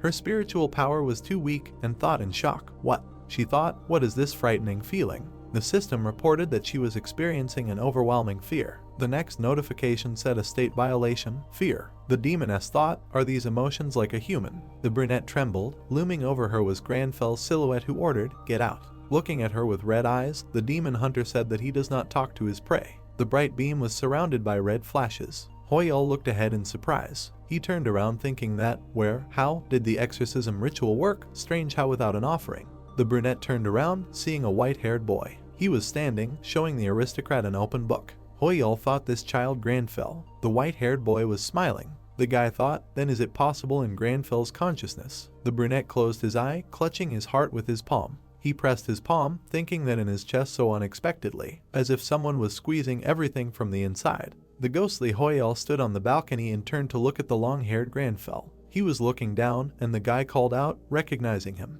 The brunette stood with the guy on the balcony, looking at the bodies lying on the floor in blood. Hoyal thought this was the story of Granfell he made up. Then he opened his eyes in shock, realizing that no, these were his memories. The walls in front of the boy's eyes were floating, surrounded by a red haze. Hoyal realized that these were the feelings Granfell had in the past, and when he synchronized with him, he felt like they belonged to him. The feelings that made him decide to destroy demons for the rest of his life. The demonic Ysol trembled in fear, looking at the boy's figure. Granfell looked at her darkly with glowing red eyes. The anger of that time. The demoness looked up in fear at his words. How could a demon laugh at insulting human pride? A red ball of lightning appeared in the boy's palm. He said that she was ridiculing Ysol's pride despite her dirty tricks, and her noble choice to risk her life to repay the trust placed in her. The trembling brunette laughed. The shining red swords were pointed at her. She repeated, how dare someone like her? Granfell waved his fingers to guide the lightning-surrounded swords. The demonic Ysol knelt before him, saying that for her sin of ignorance, she prayed for death. She thought, who did she even think of getting involved with? Bright red lightning and flashes appeared around. Surrounded by red flashes, Granfell looked down. He leaned towards the one surrounded by red light and called out to Ysol.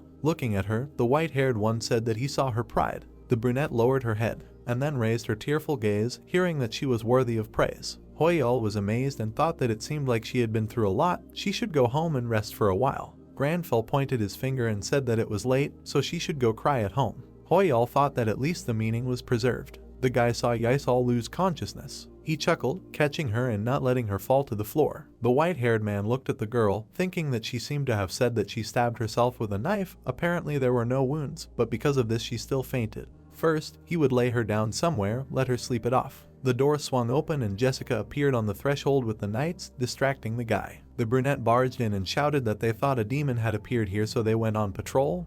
Hoyol's safety was important. She exclaimed in shock when she saw Hoyol covering Ysol with a blanket. The white-haired man turned around and said that it was a misunderstanding. When the knight shouted that they were apologizing, they didn't know he was with his girlfriend. They didn't know he was removing the blanket. The guy said that he was covering her. The knights shouted that this was even stranger considering that a person like Hoyol wasn't dating anyone. He wondered what kind of surprise attack this was. Enoch turned away in embarrassment and Jessica shouted that they were very apologetic anyway. Enoch rushed away in tears, shouting that Mr. Hoyol was an idiot. Jessica looked at him in shock and asked him to wait. They were going together. Hoyol just looked at them in confusion. The door to the room was slightly open. Granfell sat on the couch gloomily. He lowered his head, and the ghostly Hoyol tiredly asked why the day today seemed endless. It was much easier to kill the great evil. A blue notification about the class task appeared in front of the guy. Granfell looked at it thinking, out of nowhere, how ominous you are. The light in some windows of the tall building of the AAU Korea headquarters was on. The brunette with bags under his eyes looked at his colleague's computer and exclaimed. There was a letter on the website about an update with a new region. The update notification said that it was Archana. They will soon have a new area. New regions have been added, the northern city of Frost. The guy exclaimed in shock. The red-faced brunette pointed his finger and said that this is very cool. If this is the same Frost, then we are talking about the metropolis of Archana, the one where there will be shops and a forge. Let him see the reaction in the comments. It's incredible. The guy with glasses agreed and said that due to the release of the update, he feels some relief. On his broadcast, the guy was shouting excitedly, have the viewers heard the news about the update with Frost? Finally, the metropolis of Frost, this will be cool content. Commentators wrote that when they say to him to work, the creator really starts to work. The next one agreed, saying that this is the beginning of the counterattack of humanity. The next one wrote that even Yusra is an ordinary island compared to Frost. The guy in the hat shouted into the microphone that this is Archana today, an emergency broadcast. News about the update with the northern city of Frost has appeared. The players are already full of enthusiasm. The commentator wrote, crazy, he will be there because he decided that he hasn't seen new NPCs for a long time. Let them open soon. Someone shocked said that this is Malone. He was asked what kind of Malone. The commentator replied that it is a blacksmith. Then he will first of all go to the forge. The more cities, the more profitable. And if it opens, will it be like a trading shop? Commentators wrote that after all these demons, he decided to move to Frost and now he is going crazy. The next one wrote that the feeling was exactly the same as the first time he launched Archana. The next one demanded an update faster. People wrote that they couldn't wait for the update, let them release it faster. The announcer shouted that maybe now is the time for humanity to counterattack. Granfell looked at the notification in shock. A blue notification with a demonic Devil King class quest. The king of all demons, his darkness begins to brazenly manifest. The last demon hunter must destroy his throne. And the quest to explore the northern city of Frost, in progress. Granfell asked in shock, is there a demon king in Frost? Hoyol looked at the notification in horror. The system window with the quest said that the darkness of the king of all demons begins to brazenly manifest, and the last demon hunter must destroy his throne. The guy's task was to explore the northern city of Frost. The young man thought that it turns out that there is a demon king in the city. Granfell drank tea calmly. The young man looked at his phone anxiously, thinking that this was some kind of madness, because the demon king was in the middle of a huge city, and that he hoped that it was not the ruler of the city, otherwise it would be very difficult to meet him.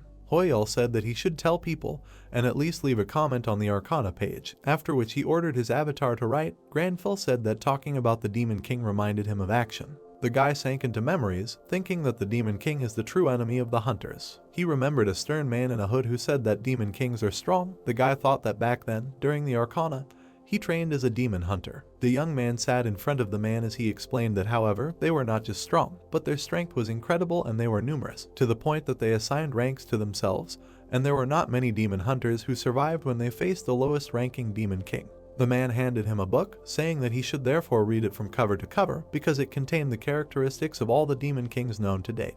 Opening the book, the man added that he should remember all of this because the exam was in 2 hours. A system notification appeared in the air with a report before the exam. The task required accumulating knowledge in order to defeat the Demon King. Granfell lowered his cup with a smile that this was the most memorable time for gaining valuable knowledge. Hoyal lowered his head in annoyance, thinking that later he found out that this was not a mandatory quest. A notification about a new comment appeared on his phone screen. The young man thought that there were times when an optional quest could be useful. After all, you never know what will happen.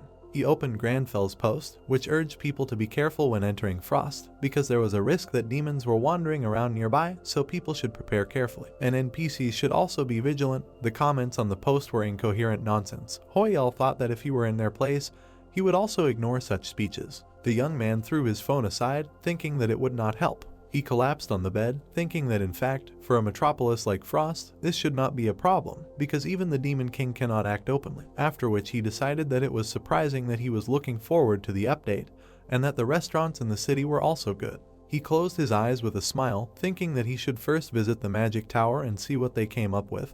Then he noticed that the magic tower charged a lot for crafting items, but he thought that was how it should be. Hoyal decided that it was late and he should take a nap. He began to roll around on the floor. Granfell noticed a bird flying in. Hoyal thought that he couldn't sleep because of the thoughts of what he posted on the internet. Then he screamed, cursing his manner of speech. The bird held a package in its hand, sternly saying that it was a delivery from the magic tower, then asked if he was Hoyal who requested the creation of items. Granfell confirmed this. The bird flew away, displeasedly saying that everyone was exploiting the delivery, and it irritated it. The guy thought that it had a bad character. Granfell began to unwrap the package. Hoyal wondered if there were items created by the magic tower inside. He thought that the delivery had arrived on time and he didn't need to go there himself. Then he noted that it was time to see what these items were capable of. The boy held a box with a ring in his hand. The description window said that it was a ring with a unique grade pure emerald that restored life force when taking damage. The young man thought that it was an amazing item. He repeated the inscription on the system window in his head, wondering if he would restore HP if he was hit without any additional conditions. Then he admired what kind of item was created in the magic tower. He nervously bit his nail, looking at the phone screen, and thought that if the ring is so good, then it must be expensive, and as it seems to him, similar items with the recovery function of 100 or several tens of billions, so he should first check the balance, because he hopes that the money has not run out. In the next, the young man took out a white paper package emitting a bright light. The system window said that this is a masterpiece, namely a koi scale scarf, which increases affinity with the fire attribute, allows you to avoid any damage with a certain probability, and opens the aesthetic characteristic. Granfell calmly looked at the shining object. Hoyal covered his hands with his hands in horror from the light. The girl on the bed turned over that it was too bright. Hoyal looked at the object in horror, wondering if it was just an exorcism, but it seems to him that he definitely saw the word masterpiece, but perhaps he read something wrong. He thought about the fact that as far as he knew, it was definitely. The young man remembered the wiki page with the description of the masterpiece, namely the lines about the cost of the item exceeding billions and reaching trillions. He held the folded letter with trembling hands, looking at it in horror.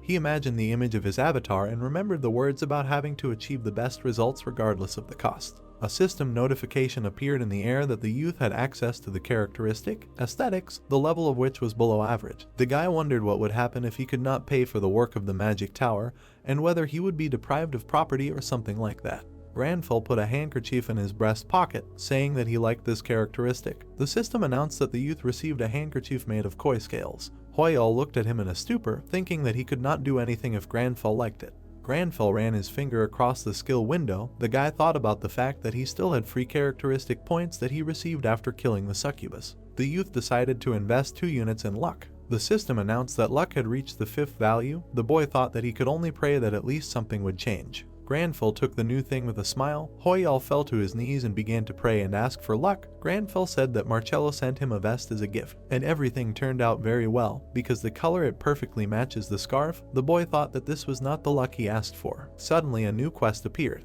Granfell looked at it in shock. The quest window asked to complete a mandatory quest. Postponing the Demon King's quest, the boy thought about what it meant that the quest was postponed and whether there was another mandatory quest. The guild headquarters stood under the night sky in Japan. The man threw a stack of papers at Hisagi, saying that the guild's rating was lagging, and then asked if such numbers were even possible. Hisagi closed his eyes while being yelled at, saying that he practically betrayed his master, the one who trusted him. The boy said that this time he would definitely make up for lost time in the city. The man pointed at him, saying that if he failed again next time, he should be prepared for seppuku, then asked if he had an objection. The boy replied that he would keep that in mind. Hisagi and his allies walked down the hallway. The blonde boy extended his hand to him. Hisagi touched his head and interrupted him, saying that a city appeared in the waters near Hokkaido. The blonde exclaimed, asking what that meant. The boy told him that it was still a secret, so he could not tell anyone about it except Inazuma. The blonde looked at him with concern. Hisagi added that the Japanese government would need some time, and in the meantime they would quickly consolidate their relations and influence in the city. The blonde asked if the guy wanted to prevent other players from accessing it, because they didn't even know if the city was dangerous, and it was also a violation of the agreement. Hisagi slammed his hand on the wall next to his head. The blonde turned pale with fear. The veins on the guy's neck stood out. He said that Frost was a former city of barbarians, and that Timon was the #1 barbarian. He took the blonde's glasses, adding that both in Ascura and Yusra they had been pushed back many times, so there would be no next time, because they would rise above that guild right now. The man walked forward, saying that they should convey the order to all guild members to gather in Hokkaido. He looked at the blonde, beckoned him with his finger and said that he should be more careful in his actions if he did not want to commit the spook instead of him. The blonde took the phone in his hand. The man added that it was easy for all of them to think that there was nothing terrible in it. The analyst laughed nervously, saying that he would be careful. He typed a message on the phone without looking, goodbye to contact him if possible. The man ran to the ship, telling his comrade that a request came from Inazuma, so he should quickly tell everyone about it. The man sat down at the computer and together with his comrade said that they were heading to Hokkaido. His comrade told him to hurry because he was sure that the message was sent not only to him. A post from one of the reporters said that a city opened in Hokkaido. Dmitri shouted to the running young man that the analyst had just reported something. The guy replied that he had seen the news, after which he said that everyone should get ready because they were moving out immediately. Another young man responded to everyone, telling them to get ready. New comments were gathering under the post. A girl flew into the room, turned to her sister. Passing by, Lainey said that if the girl took a swimsuit, she would freeze to death. The girl exclaimed that they should take a ski slope. The escort said that they were both a little crazy. Imphin covered his mouth with his hands, exclaiming that the city appeared in Hokkaido. The commentators wrote that the young man was very cute, and that today there was no hair in his nose. More and more user comments appeared under the post. The street of the northern city was full of people. The young man thought that the former city of barbarians was one of the main player bases when Arcana was still a game.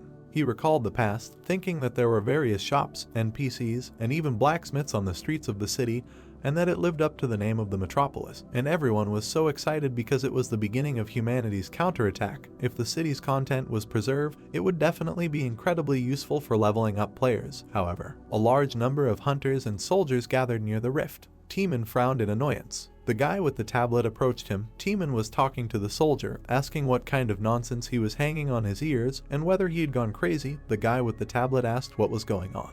Timon pointed his finger at the crowd of soldiers and then asked the young man to bring his passport, because in his entire life as a player, he was told for the first time that he needed a passport. The boy put the tablet under his arm, raised his hands and said that they must have misunderstood something, then greeted them. Introducing himself as a guild player, the soldier apologized, saying that without a passport, they cannot act in the country. The boy looked at him in confusion. The soldiers lined up. People shouted that they were not going to let anyone in, and completely blocked the entrance. A cold wind swept through the area near the castle. People rushed forward at high speed through the snow. Hisagi turned back, saying that this test is not only for them, because others cannot pass either, so the guys should move faster, because time is running out, and they must arrive at least 10 minutes earlier. His group agreed with him. The man in front said that the gate is already visible. Hisagi smiled, happy about this. Suddenly he noticed something. The boy stepped on a dry twig, crushing it. The group of hunters looked ahead in confusion. A scarlet cloud hung over the city. Circles with crucified bodies were everywhere. One of the group members vomited. Hisagi wondered if this was the city. The blonde man looked ahead in fear, asking the boy what now. Suddenly, something appeared behind him. The guys shouted at him to run. The next second, the man's body was pierced by a giant claw. The demon raised him on one finger. The people rushed to the sides, screaming loudly. Hisagi stood rooted to the spot, watching his team being killed. The demon reached out to him. The boy thought that his worst problem was not seppuku. A couple of hours before this, the Lee Hoyal mansion on the island stood under the night sky. The girl was still sleeping on the bed. Suddenly she opened Vicky. She dreamed of Granfell saving her. She jumped out of bed. The boy was looking at the system window. The girl wondered how she even survived, from what pores she was lying unconscious, and whether she behaved indecently. She looked at the boy, thinking that she was very ashamed, because the boy praised her, and she went and cried, and then wondered how she could cause such inconvenience to the person to whom she owed her life. The boy touched his chin, looking at the system window. The task said that he needed to free Frost, absorbed by demons, and if the boy did not meet the criteria, he would fail. The boy thought about what this meant because he did not see any criteria at all. He closed his eyes, saying that he needed to move. The boy thought that they would appear when he was there. He looked to the side. Ysol shrugged her shoulders embarrassedly. Blushing heavily, the boy did not have time to finish the thought that he first needed to wake her up. Granfell looked at her calmly, while Hoyel squealed in horror, thinking that she could at least cough. The girl lowered her head, chopping off, saying that she wanted to thank him because she was truly sorry that he had to not only save her life, but also endure discomfort because of her. She touched her face, saying that because of this, she was ready to pay off her debt with anything, and that the guy really could name anything he wanted, because even if it was necessary, she would give her body, soul, and even her pride. Hoyel covered his mouth with his hand, holding back his laughter. He imagined the girl's evil face, wondering if they were really the same person. Granfell took the letter in his hand, saying that since she said anything.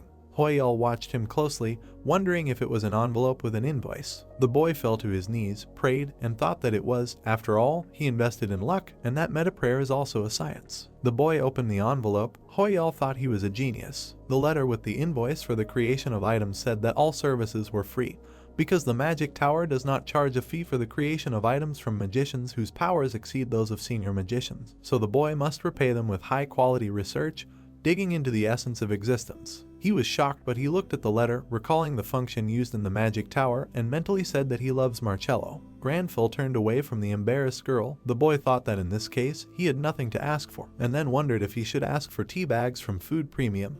Harkin knocked on the door and said his name. The boy allowed him to enter. The knight opened the door with a smile, saying that the boy already had a guest who had preceded him. The knight came close to the disgruntled boy and said that he believed the rumor that Enoch was crying because Sir Hoyal had broken his heart was true. Granfell said that he had better tell the reason for his visit. Hoyal thought that he had been slandered. Hakuna closed his eyes with a wide smile.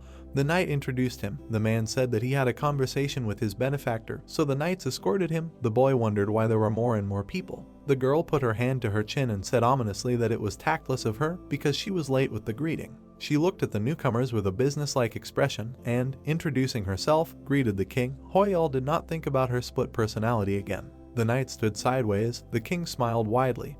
Harkin said that her name was on everyone's lips, then added that she was a beauty. The king took his hand out of his sleeve, turned to his benefactor and said that he knew how impolite it was to disturb him at such a late hour, but he came to ask his opinion. Ysol looked at the king in surprise. The young man asked what he wanted to ask. The girl thought that not only did the king come to him personally, but also by constitution. Hakuna came closer, raising his hand. The girl lowered her gaze, thinking that the guy was even more influential than she thought. The king said that an arcanist had recently come to his land who wanted to start all over again, and although he left behind a lot during the time of the Arcana, the king would like to entrust him to deal with it. Hakuna looked down and said that if the boy didn't mind, he would call him right away, so he wanted the boy to send away a guest who had sneaked through the kingdom's walls at night without permission. The boy looked over his shoulder, thinking that the girl had actually sneaked into Yusra illegally, and that was probably why the king had come to him, and then turned to Ysol. The girl excitedly exclaimed. The girl hunched her shoulders, closed her eyes, and thought about what was wrong with her voice, and then said that she was listening to it. The boy looked at her face, telling her to go home and document how much the myths were willing to endure for the sake of the Yusra kingdom, and then bring it to their next meeting. The girl agreed with him. A quest notification appeared in the air. The boy thought that this could be considered an apology to the king. The girl lowered her head, saying that she understood him, and then thought that since he said about the next meeting, it meant that they would meet again. Suddenly, she looked up at him. The young man was looking angrily ahead. The girl recoiled in horror. The guy threw his jacket on himself. She apologized for hiding evil intentions. Nadaris turned to the king, saying that he was sorry, but he had to leave immediately. The king looked at him in confusion, asking where he was going. The guy replied that he was going to Frost. The knight looked at the guy in shock, asking what he suddenly needed there, and then asked for more details. And Ours turned his back on him, sternly saying that the Demon King was holed up there. The quest notification said that someone had made the first move to protect Frost, and the quest had already begun, and only half of the survivors remained. People continued to stand at the entrance to the city. Timon slammed his hand on the table, telling them to get out of the way because he had a strange feeling. The soldier nervously raised his hand, asking him to move away because he would get into trouble. The man yelled at him, then asked what kind of trouble there could be, and whether the soldier thought he didn't know that bastard Hisagi, after which he said that he knew that the guy had entered the city a long time ago. He showed the soldier the phone screen, saying that the guild rating was still the same. Although, however, if you go inside and do at least something, then the rating should go up. But there was no change. The soldier repeated again that he couldn't let him through no matter what. Walks approached them, scratched his head and said that because of the man's actions, he was so ashamed that he tried his best not to interfere, but he also had a not very good feeling. The guy smirked, asking if they knew they were breaking the agreement, because if they were so arrogant, it would become an international problem. Teeman looked at him in a stupor, thinking that he was an American. The soldier received an order on the radio. He pointed his hand to the side, giving the order to his group to retreat and quickly stand up, redeploying. Teeman watched what was happening in confusion, wondering why everyone was leaving, and were they really scared of the American? One of the hunters called out to Locks, saying that a video from a drone in the city was sent. The guy looked at what was happening in shock. The video captured a giant demon killing a soldier of the Inazuma Guild. One of the soldiers called out to Isagi, saying that the government was planning to send a bomber to them soon, asked him to tell them not to be idiots and not to expose the players to harm. He frowned, bristled, and thought that since the rift appeared in an accessible place, it would be possible to use modern weapons, but then they would also die, and then wondered if the old man had decided to act like that. And suddenly he noticed how his ally was a powerful energy. The guy looked at it in horror, shouting his name. Splashes of blood mixed with scarlet energy flew around the area. The soldiers screamed and asked for help. Isagi desperately fell into a stupor. He stood motionless, while the giant demon rushed at him with an open mouth. The guy thought that they were completely defeated. Granfell stretched out his hand in front of him. A blue aura raged around him. The young man shouted Teeman's name. Isagi suddenly came to his senses. The body of the giant demon was instantly cut into pieces. Teeman dealt a crushing blow with his blade, splitting the earth into pieces. He grabbed the guy by his clothes. Isagi wanted to ask him something, but the man called him a bastard. He frowned, smirked, and said that this was his punishment for his bestial behavior, and that he was going to leave everything as is. But the guy should thank Mr. Hoyal. Isagi asked what it meant. He looked at the cliff on which the silhouette of the young man was visible and said his name out loud. Hoyal stood at the edge of the cliff with the army. People were discussing that she had a man standing at her aunt's and that this was probably reinforcements. The guy looked down, ordered the army to move forward. The frightened soldiers recognized him. The knights rushed down the cliff, shouting their slogan. They rushed into battle, cutting down the demons one by one. The young man looked away. He saw the bodies of people impaled on circles and thought that this was the backstory of the city. He clenched his jaw, thinking that they dare not humiliate the residents, then turned to the Demon King. He grabbed his face. Chaotic energy began to rage around him. The guy said that the demon was ridiculous overnight, so he will make sure that the demon meets an end suitable for his deed. The system announced that there were very few survivors left. A group of people were surprised to meet Hoyal. The man stood on the cliff, and behind him were the Lionheart Knights. The bearded man stood behind the blonde man. No one could imagine that the city would end up in such a serious situation in the form of a battle with a giant. But Granfell was determined and wanted to save Frost himself. Not a single vein trembled on his face. His survival rate was falling quickly, so he hurried. Grabbing his nose, Hoyal was sure that the blonde wouldn't have managed it alone, which made him really angry and wanted the guy to meet an end that suited the brunette's deeds. Looking back, the spirit was glad of Harkin's presence. A few hours ago, at Hoyal's residence on the Yusra Islands, the dark-haired man held out his hand and stopped the benefactor. He looked at the blonde and didn't doubt his skill, but he couldn't let him go to the Demon King because of the danger. He asked to postpone the departure in order to gather an army to accompany him. Harkin intervened in the dialogue and sided with the brunette. Looking from under his brows, Granfell was determined to subdue the demon, and his life would not be a reason to hesitate.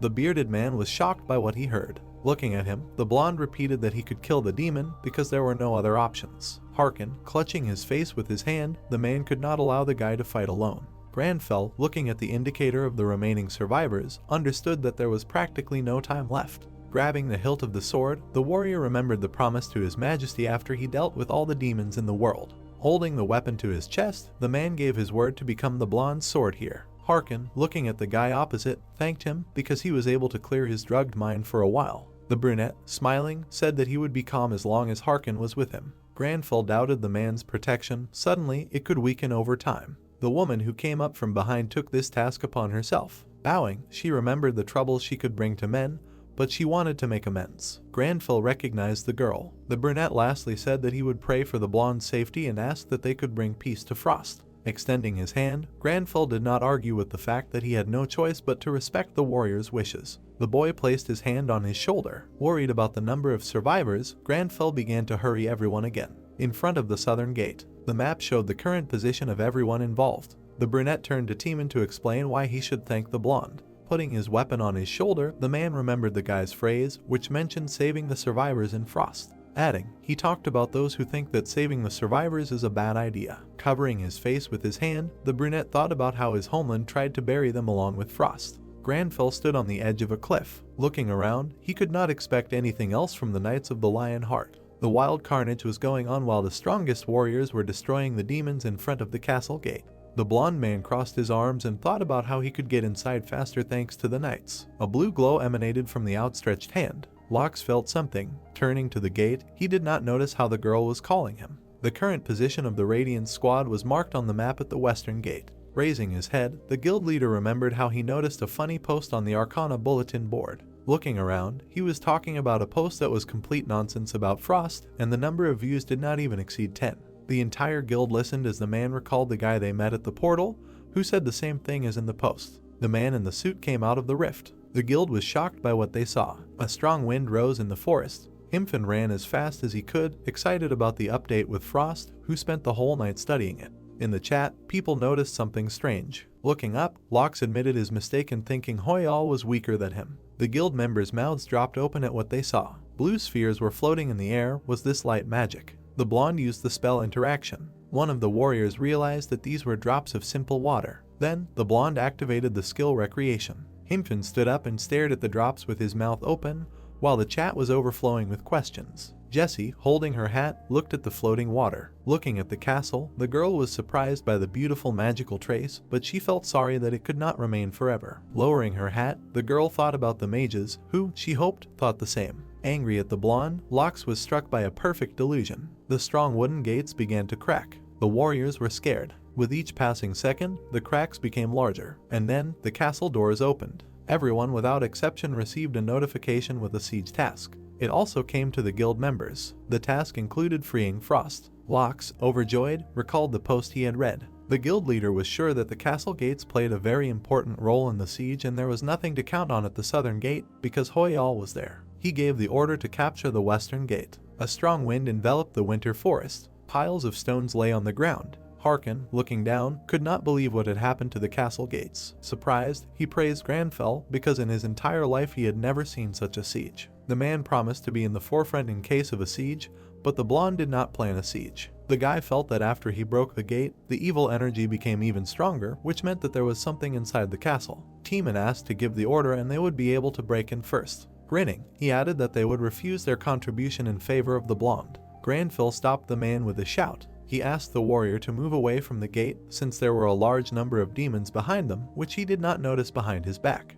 The partners began to shout at Teeman to move away faster, but he did not hear, but already felt the paws of the creatures. A crowd of monsters grabbed the man. Hoyal guessed that the creatures were dragging the warrior into the castle. The girl ran at the speed of light and struck. There were splashes of blood around and the girl in a calm voice offered to enter the castle. Teeman could not believe how well she wielded her sword. Without taking his eyes off the girl, he thought how similar she was to the barbarians. The surprised blonde, although confused, knew that the end was not near. The man called out to Jessica. A new crowd of monsters attacked the fighters from above. Hoyal's heels sparkled from the speed of her run. Threads were stretched out of the girl's hands. She turned to Alkari so that he opened a portal for her. The blonde was perplexed by what kind of gate was next to him. The old man told the guy to go in. Hoyal watched this. Looking at their movements, he did not understand how they could use the magic of a portal not from a magic tower. The gate hovered in the sky. A bright beam of light broke through the portal. The blow hit the ground with incredible force. Someone suggested using the portal and Harkin agreed. Hoyal gave the order to the knights to follow the man, and in his head he imagined how, having passed through the portal, they would trample him and it would be better to go on their own feet. The knights fought with monsters. A large number of notifications appeared, which reported that the shadow mercenaries were giving up their combat contribution to the blonde, but he could not understand why. A girl walked past the guy proudly, smiling. She extended her hand to Harkin. The leader of the shadow mercenaries took the man for a commander and told him about the purpose of their arrival, which was to support the siege of Frost by order of King Akuna. The knight, smiling, was glad to hear about the king's help. He added that he was not the local commander, to which Kichai was extremely surprised. She could not believe that Hoyal was in charge and mentally convinced herself that he was just lucky. The man recalled their first meeting, looking at the girl. Having fallen off her feet, the girl was left behind, while Hoyal read about the contribution of 35,000. Frost's eastern gate, the territory behind the wall. The guy in the headphones listened to the report from Frost, which they were conducting at the Eastern Gate, where the Union Guild is located. Their location was marked on the map. The reporter reported that they were carrying out area quests that began as soon as a person entered Frost. Showing footage from the battlefield, he reported on the castle and the fierce battles at its gates. While the leader of the Alliance Guild was giving orders, the report continued to talk about the possible smooth victory of the team. The sound of fire thundered and monsters began to fall from the tower. The leader had already managed to gain contribution points, already 1812. The man continued to give orders to shoot. Looking at the volleys of charges, he thought that he was an unrivaled king of sieges. Contribution points increased every second. Chun spread his arms, looked up and grinned at his unrivaledness, continuing to give numerous orders. Hoyul's contribution was 35,712. He also continued to rise. At the entrance of the southern gate of Frost, according to the map, a group of people entered the gate. Looking around, the blonde thought for a long time whether they should enter, because suddenly there are traps, but he was reassured by the shadow mercenaries who used the portal for reconnaissance. Remembering about the group, he turned around. A small group of elite mercenaries and their leader Kichai. Not shunning any means when performing an assigned task and not caring about the ethics of the request is the dark side of Arcana. Remembering, the man assumed that these people were the same Archons that Hakuna spoke of. The girl continued to worry about how she did not help the man cope with the leopard. Hoyul was approached and he listened carefully. The old man said that he examined the surrounding area and there were no more ambush. Alkari smilingly gave advice not to enter through the castle gates, because when he checked the portal, he saw how they were full of traps that can instantly kill a dragon. He also reported that it was not possible to open the portal inside the castle. The creation was blocked by something strong. Hoyul was surprised. He thought about the power of the Demon King.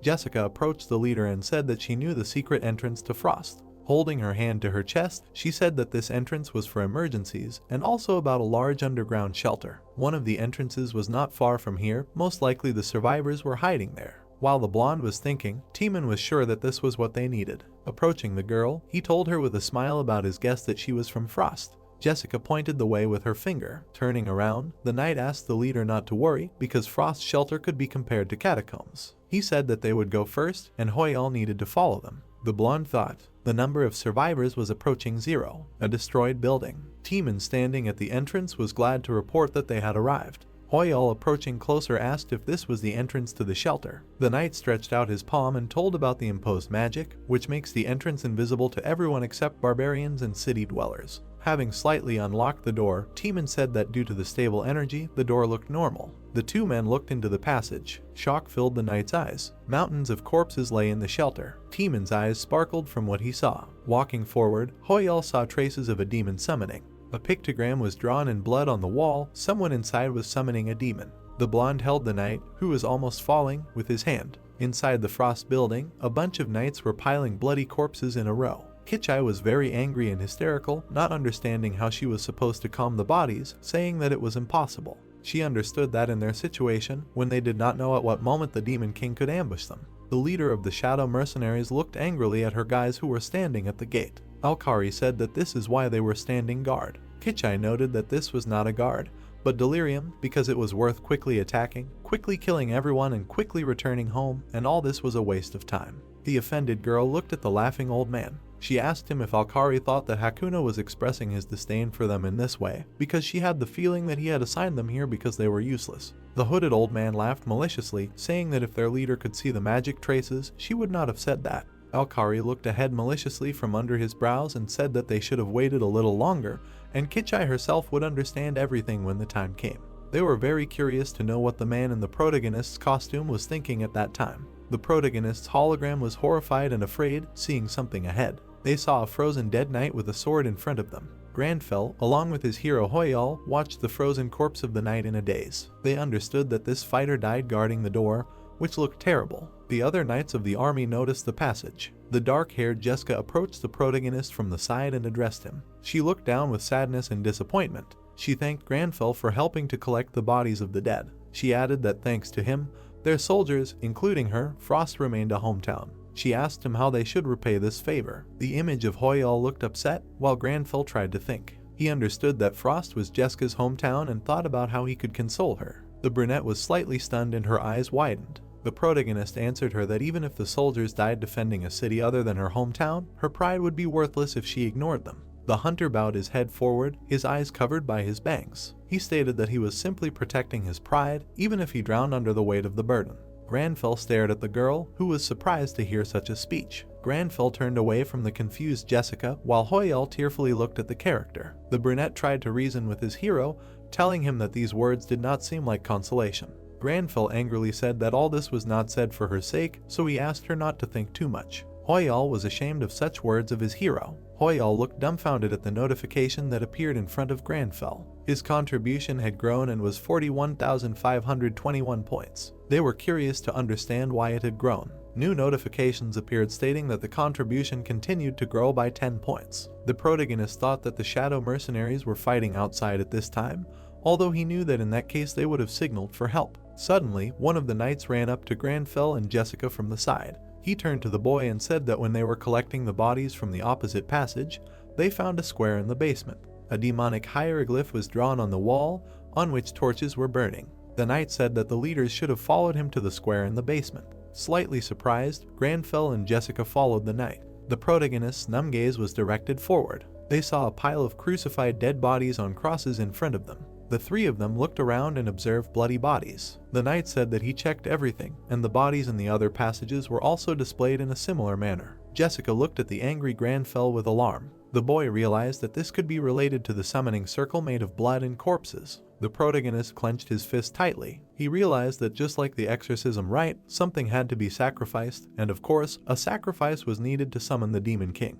However, the summoning circles drawn in blood and the many corpses leading from the entrance only indicated that this place had been sacrificed to summon the Demon King. He imagined a walled city that was surrounded by a red demonic brand. The protagonist realized that in this way, the contribution increased when they simply collected the bodies as a return of the sacrifice offered to the Demon King. The protagonist stood with his back to Harkin, who heard his name and ran up. The knight stated that their captain had seen it too and would soon join them. Suddenly, rocks began to fall from the ceiling. All the boys turned up in fear, realizing that the entire ground was shaking. The protagonist realized that it was not an earthquake, but the sound of horses' hoofs. An entire army of monster warriors in armor and on horses was trying to stage a surprise attack on the boys. The entire cavalry of the level 400 Demon King's army was advancing on the boys. One of the army pointed out that the pathetic humans did not dare to touch the Demon King's sacrifice and wished for their death. The knights along with Granfell watched the entire cavalry approaching and sharpened their swords. They saw that there were too many enemies. The protagonist frowned and looked at the enemies in confusion.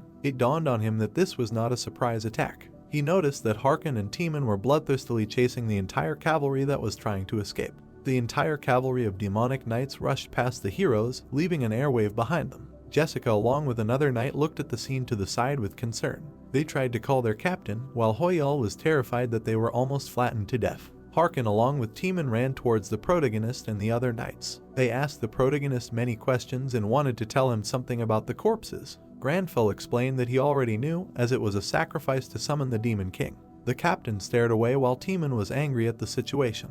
Harkin stated that he was sure Granfell would figure it out. Timon added that these cavalry were huddled in the passage. The protagonist looked ahead angrily, his brows furrowed. He realized that the monsters they had just encountered did not look like a normal troop in number, as it was likely that they were simply a group sent to check on the summoning circle that they had damaged while collecting the bodies. He replied that it was just reconnaissance and that the army would arrive soon. Suddenly, a huge warrior on horseback appeared behind Granfell, intending to kill him. Granfell said that if this was the Demon King's normal army, it was possible that the Demon Legate would come out in person. The Demon Army fighter agreed with this statement. The main character turned around abruptly, not understanding where the monster came from. Timon and Harkin began to warn Mr. Granfell furiously. The demon warrior dealt a crushing blow to the protagonist's location. His sharp axe was stuck into a stone. This monster looked away with a malicious grin. The monster saw how the axe was stuck into the stone, behind which the protagonist stood with his arms crossed. The demon monster realized that it was a stone and ironically joked that it was funny to use magic in the form of a stone.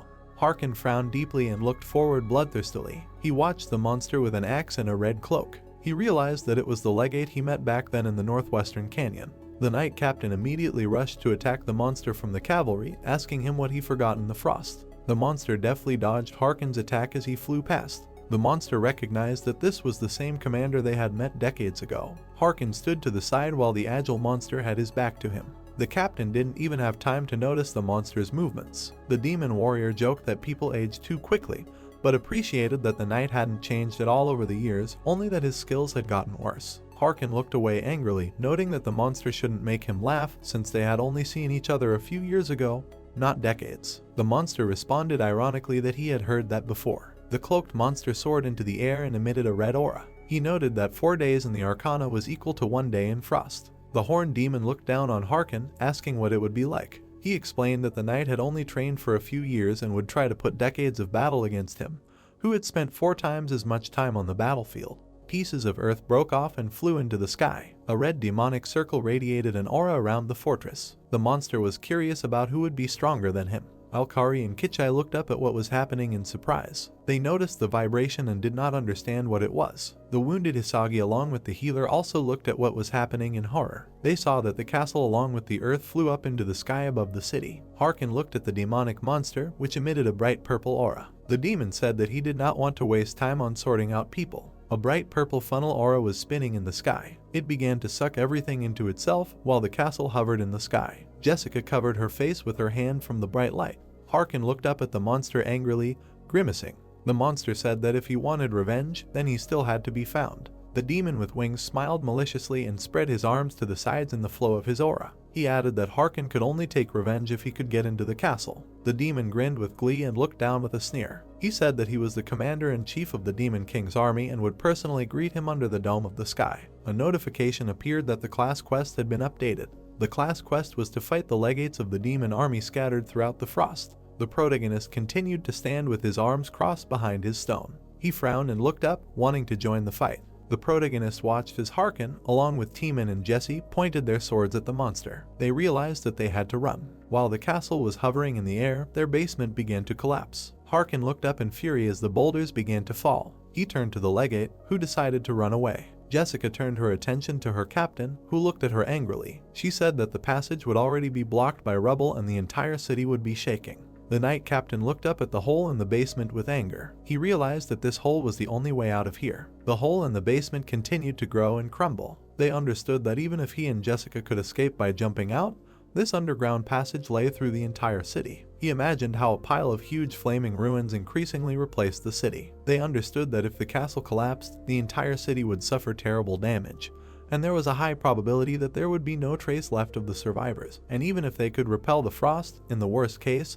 the city itself would collapse and disappear. The captain held his head while the protagonist confidently headed forward. Harkin was indignant because he did not understand how they could stop these passages from completely collapsing. Teeman and Harkin watched the hole and tried to call out to the protagonist. Granfell put his hand in front of him and started emitting blue aura. The guys told him that it was dangerous and they should leave. Blue streams of aura started to spread through the debris in the hole. He understood that it was dangerous, as well as the fact that he would not be able to hold the entire network of tunnels with his mana. He assumed that in this case, he would be crushed by a boulder. The boulder, thanks to the blue aura, began to connect with other land. Still, he tried to try. The fighters watched in shock as the protagonist controlled the debris with his aura. One of the huge boulders was flying at Granfell while he put his hand out. The guys tried to call out to Hoyal. A bright blue beam of light rose high into the sky. Kichai and Alkari watched the bright light with a twisted face. The fighters watched the sky and the bright light when Jesse rushed forward. Lox noticed the light and realized that it was Hoyal. The little girl looked out of the house at the bright blue light.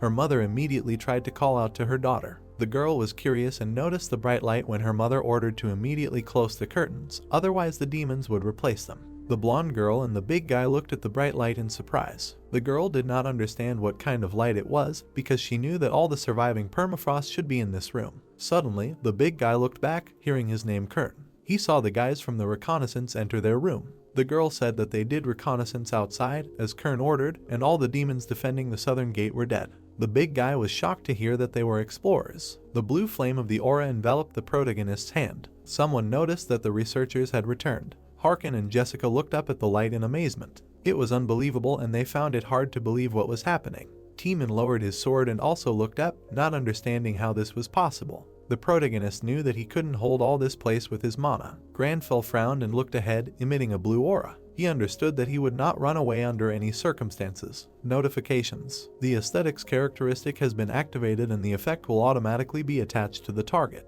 The warrior's huge hand held a shield. Granfell saw it all. All the fighters saw that a bunch of permafrost warriors held their shields above their heads along with a blue aura. This was the honor of those who wanted to save their homeland. The protagonist frowned and looked ahead boldly. He wanted to shoulder their desire to protect the permafrost to the very end, even if he would eventually suffocate under the weight of this desire. The black silhouettes of people crowded in the basement along with the huge statues of warriors. The exhausted silhouette of Hoyal looked tired. He could no longer bear this desire and spent all his mana while creating these pillars. Hoyal looked at the stone statues with disdain. He knew that it still turned out pretty cool, and if it weren't for the hexagonal brooch that restored 10% of his mana, he probably wouldn't have been able to complete the creation of these pillars, and they would all have been crushed to death. He couldn't even believe that he created all these cool pillars. Hoyal's silhouette looked up at the pillars. He guessed that the reason why the warriors became statues was because of the aesthetic characteristic, which simply added to their spectacularity. He imagined how a warrior statue was made from a common stone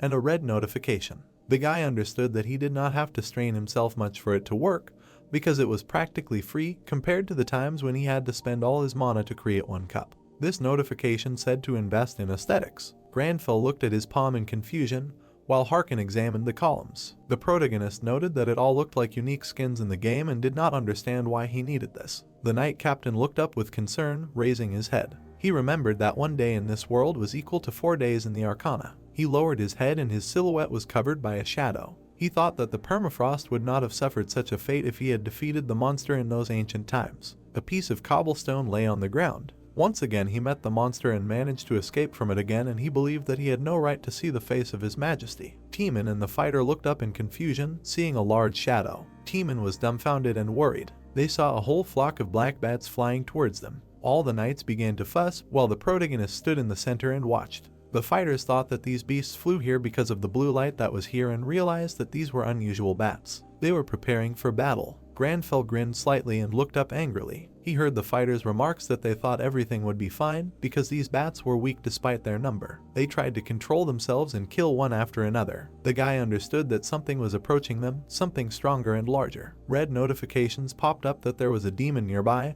and the natural enemy skill was activated. His combat ability would increase significantly in the battle with the demon. A quest card appeared. Class Quest, Deal with the Demon Command. The generals scattered across the permafrost. Granfell stared at what was happening with wide eyes. He saw a huge bird monster with yellow eyes in front of him. The monster's huge eyes looked in different directions. It was a hell bird, the commander of the Cupican demon army, level 500. The protagonist looked at the monster that was trying to call him with displeasure. The bloodthirsty bird opened its beak and wanted to eat people. The protagonist felt that he really had no more mana left. A spark of blue aura flew through the space. This bloodthirsty monster suddenly began to be absorbed by the blue aura. The protagonist looked at what was happening in amazement, while Hoyal lost consciousness. Granfell saw legs and boots in the distance. Jessie looked ahead with a smile, holding her big hat. She noted that she tried hard this time, but she did not get such beautiful magical traces as Granfell's. The blonde looked at the guy with trepidation, trying to find out his opinion on this situation.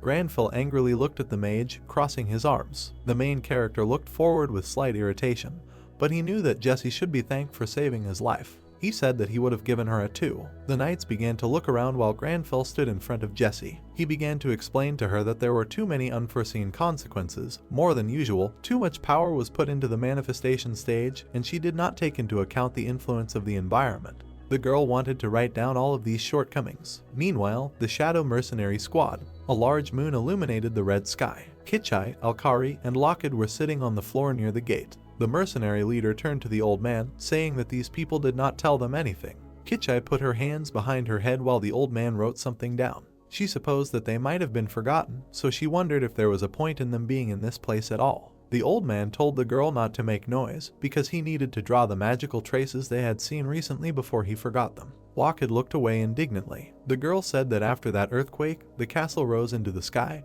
and there were a lot of flashing lights and all that, and no one told them anything, so she just wanted to leave here. The old man again told Kichai not to blab too much. Suddenly, Lockheed looked up in surprise. He noticed black silhouettes approaching them through the roof. These black silhouettes of demons were approaching the Shadow Mercenaries, and they noticed it. Suddenly, the black silhouettes disappeared from the roof. The Shadow Mercenaries immediately pointed their guns and wanted to get ready for a fight. From the side, black bloodthirsty demons were approaching them. The shadow mercenaries saw a group of residents of this city in front of them. The dumbfounded residents saw people in front of them and looked at them with curiosity. The naked big guy looked at the guys in amazement, thinking that they were barbarians. He asked the mercenaries if they were the ones shining so brightly. Above the columns in the dungeon was a hole in which the red sky was visible. The protagonist, along with Jesse and the other knights, were in the basement. A quest card for a class quest that was completed by a 10th. Granfell was examining the quest card while Jessie was writing down her shortcomings. The protagonist realized that the commander general that Jessie had just killed had been counted, and apparently he did not necessarily have to be the one who eliminated these generals. Teeman came up behind Granfell and addressed him. He said that they were done transporting the bodies to the shelter. The leader of the Gaon Guild touched his neck. He timidly replied that he thought the survivors he was talking about weren't there and that the Gaon team of analysts had sent out drones to take a look around.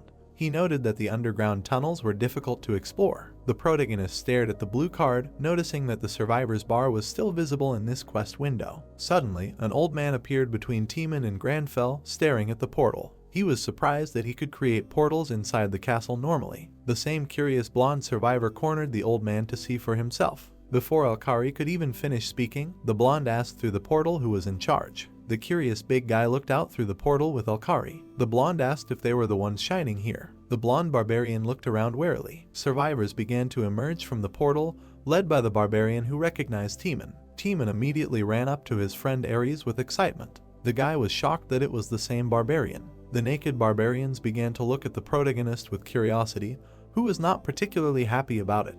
Ares began to chat with Teeman, who ironically stated that he was very tall before. Ares began to scratch his old friend's head and laughed. He noted that he was very glad that the guild leader was alive and the Kern would be happy to see him.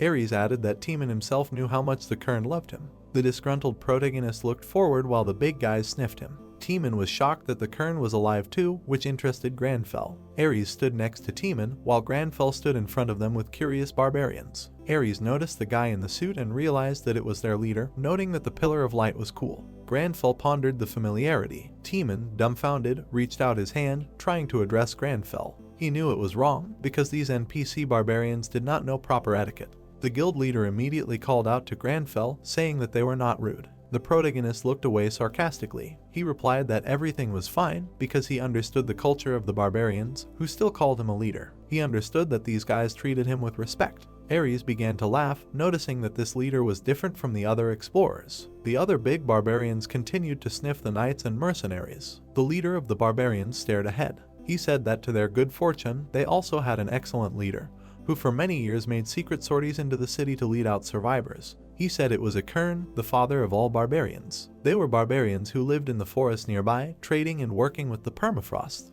A group of barbarians were carrying resources and looked at the light in the distance in surprise. One day, they saw the permafrost catch fire. The wind brought them a foul smell and an ominous aura. A group of black silhouettes rushed forward. They immediately ran into the permafrost under the leadership of the Kern. Ares and his leader looked ahead in a daze, seeing something terrible. They saw huge birds hovering above the castle. Generals in the form of birds flew everywhere, clutching the permafrost warriors in their claws as if mocking them. These black bird monsters flew through the sky with bodies in their claws. In addition, there were corpses of people lying on the spikes everywhere. The beast-shaped demons had scattered the bodies of the frozen inhabitants everywhere. Granfell looked back at Harkin, who looked upset. Ares was slightly angry at the situation.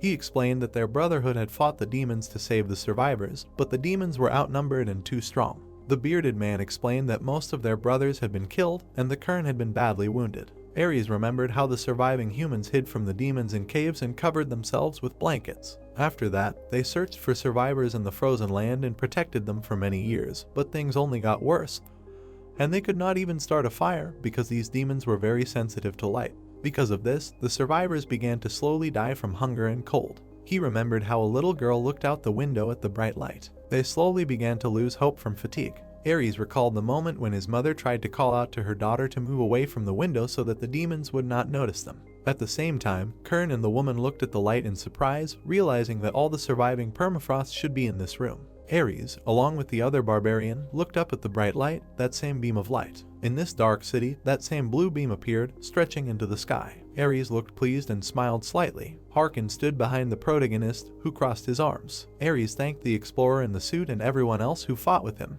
The second in command extended his hand towards Teeman.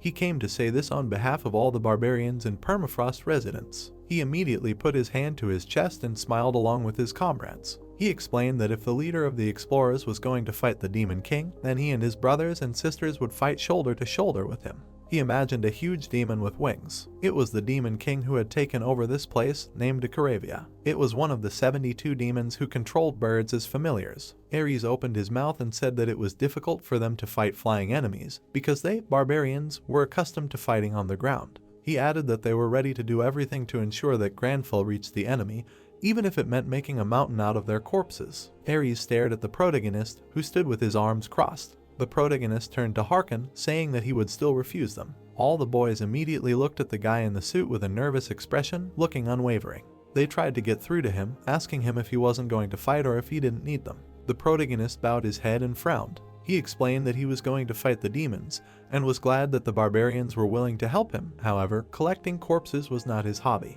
The second in command looked ahead with slight confusion. The protagonist crossed his arms, turning to Alkari, who approached him. He replied that there were other priorities. Granfell stared at the shadow assistant.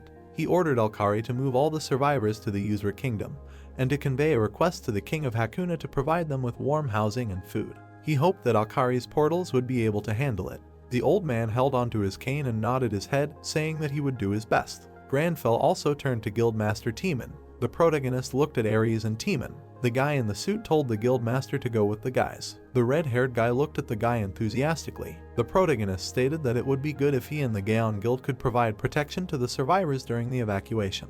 He was sure that Timon would also be worried about the fate of the barbarians he knew.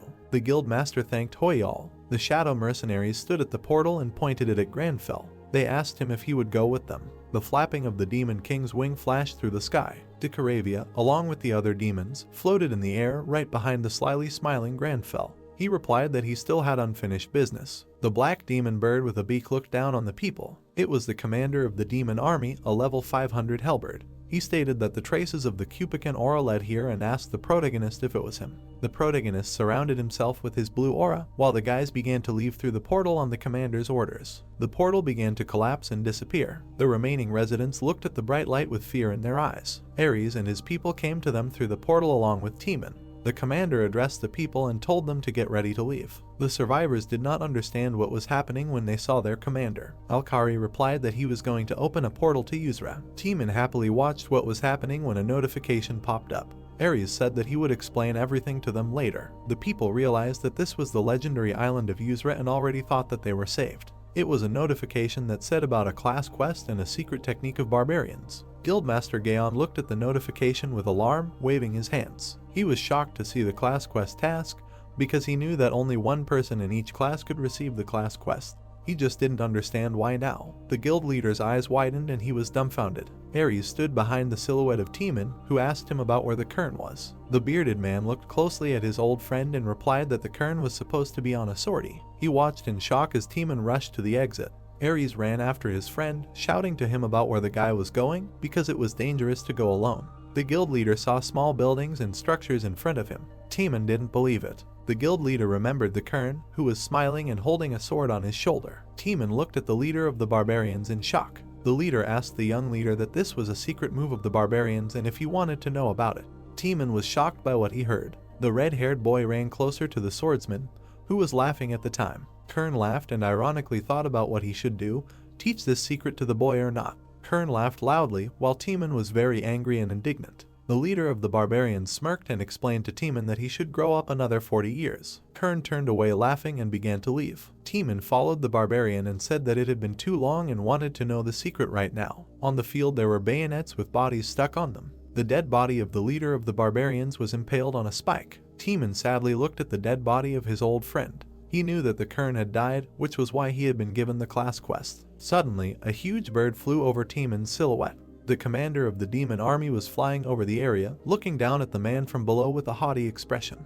He noticed that there was one more disgusting ground commoner left. Timon looked angry with tears in his eyes. Class quest card, secret move of the barbarians. Their leader had left this world, so their new leader had to show his wild nature. The protagonist stood there with an angry look. Harkin, with his sword, came closer to the protagonist, who was looking up. The captain turned to his leader, noticing that he looked unwell, and asked how he was feeling. Granfell replied that he was fine. The protagonist felt some kind of ominous feeling, and it seemed to him that everything had not gone according to plan. Above the boys, demons began to hover in the sky along with their commander. It was a whole army of bird demons under the command of an army of demons of the level 500 Hellbird. The commander of the knights looked at the protagonist, who was about to use blue aura. Harkin said that there were too many enemies around, and all of them must be the commander generals of the demons. He added that if they could create a ladder for them like last time, then they would be able to deal with the demons. Granfell replied that he would not do that. The knights along with the hunter watched a bunch of feathered demons in the sky. Granfell said that the sky was their domain and he would not be able to overthrow them from there. The commander bird pointed his finger down. He asked the man about whether such a commoner of the ground would be able to let them go to the surface of the earth. The knight along with the protagonist looked up warily, realizing that the demons had gone on the attack. Granfell held out his hand with a blue aura in front of him. He understood that since the demons were walking towards the light, it could mean that they were sensitive to light. He pointed his hand with a bright aura light at the monsters. The bird demons began to grimace and squint from the bright light. Notifications appeared that the commander of the demon army, the Hellbird, was stunned. Jesse looked at the protagonist's actions with his aura in amazement. The protagonist was angry and wanted to continue to implement his plan. The protagonist stared ahead, holding out his hand with a blue aura. He understood that he needed to bring the demons down to the ground so that the knights could fight. He also remembered the magic lightning that Jesse used and it somehow worked. The black demons were completely absorbed by the blue aura and began to fall to the ground. A bunch of notifications appeared that the protagonist had defeated the demon army commander, the Hellbird, and contribution points had been awarded. The mage girl watched as the black demons began to evaporate and fall near the protagonist. Hoyal looked at his hand with an angry expression, while Jesse admired him. He didn't expect that he could defeat the demons so easily and didn't understand how he became so strong. The blonde expected something like this from Mr. Hoyal because she learned a lot from him. The class quest card, which was already filled with 6 out of 10. Jesse looked at the protagonist with a shining gaze, who looked up with an angry expression. He believed that they still had 4 demons to finish off. The castle and the earth were flying far in the sky. Granfell didn't feel very well and hoped that Timon would be okay. Suddenly, a portal appeared in front of the guys, which the protagonist noticed. Ares fell on Alkari, passing through the portal. Alkari was about to say that they finished evacuating the civilians, when Ares added that Timon still had not returned. The barbarians surrounded the protagonist along with Alkari and Ares. Now the leader of the barbarians spoke about Timon rushing off alone to look for the Kern and still had not returned. He added that the Kern had never been so late on sorties, and thought that something must have happened. Alkari angrily said that one could see that the guys were quite reckless. Granfell frowned ahead and asked about which way Timon went. The barbarian watched as the demon controller held Timon's body in the air. Blood was pouring from his nose. The demon held the exhausted body of the guild leader in an outstretched hand. The bird demon, in a hood, laughed because the guy decided to defeat him alone. The exhausted boy continued to rage and bare his teeth, being squeezed. The demon noted that it looked very stupid and arrogant.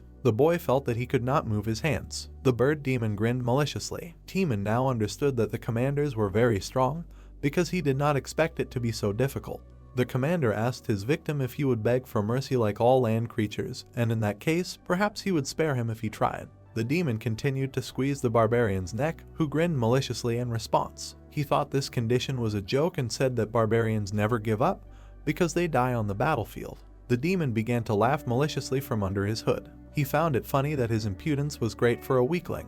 He added that this guy was stupid, knowing that he shouldn't have expected more. The demon and Timon were floating in the air, while the corpse of the Kern was stuck on the spike. The demon compared the stupidity of the guy with the already dead Kern. Timon understood that he was talking about the Kern, which was already completely black from the cold. The demon replied that this guy was also very stupid to enter a battle doomed to defeat, and on top of that, he was screaming. Timon was very angry, being shackled in the hands of the demon. He asked not to laugh at their dead leader. The commander explained that weaklings like humans should run with their tails between their legs and beg tearfully for mercy. The monster replied that this is why he ended up like that. The guild leader tried to clench his bloody fist in anger. He repeated his words, saying that the demon should not laugh at the Kern, the warrior who died in battle. Timon tried to somehow raise his fists. He clenched his lips and looked down angrily. He thought that this demonic spawn considered their fallen leader a clown, and therefore he felt obligated to finish off the demon. Timon continued to look down angrily, closing his mouth. The demon asked him if he could guess what the last words of this idiot were. At that moment, the Kern looked sarcastically from under his brows, stabbing his sword into the ground.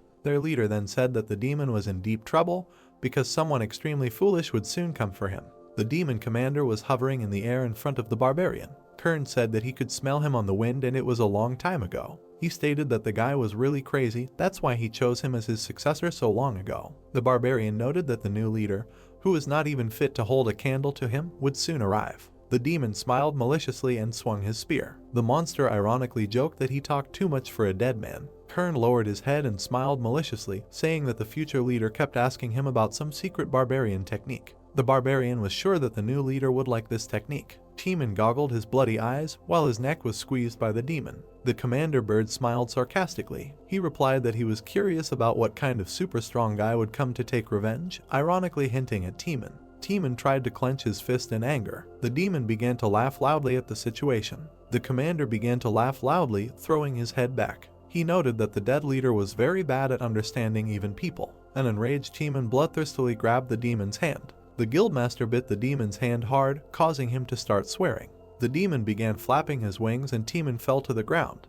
The demon looked angrily at his hand, which was torn off. Timon landed on the ground while the demon was flying in the air without an arm. Timon looked up at the monster in fury, holding its hand in his teeth. He proudly repeated his words about how the Kern was not worth laughing at. In response, the demon began to laugh. The guildmaster surrounded himself with a fiery aura and assumed a fighting stance. The demon continued to sarcastically joke about how this guy looked no different from an animal. Timon added that the Kern knew he was there. Notifications appeared that the class quest barbarian's secret technique had been completed and therefore he would be rewarded. The guy earned the exclusive cool skill Call of the Wild. The demon pulled out his magical long spear. He said that no matter how hard the guy tried, he would still remain a pathetic human and asked him not to worry. The demon noted that Timon would meet the Kern again after getting into his stomach. The guild leader growled bloodthirstily, opening his mouth wide. Another notification that the Call of the Wild awakened the true fury locked inside, significantly increasing the characteristics. Fiery Timon tried to pounce on the demon with a spear. With a crushing blow, Timon finished off the demon in the air. The commander received a stab wound on his body and blood spurted out.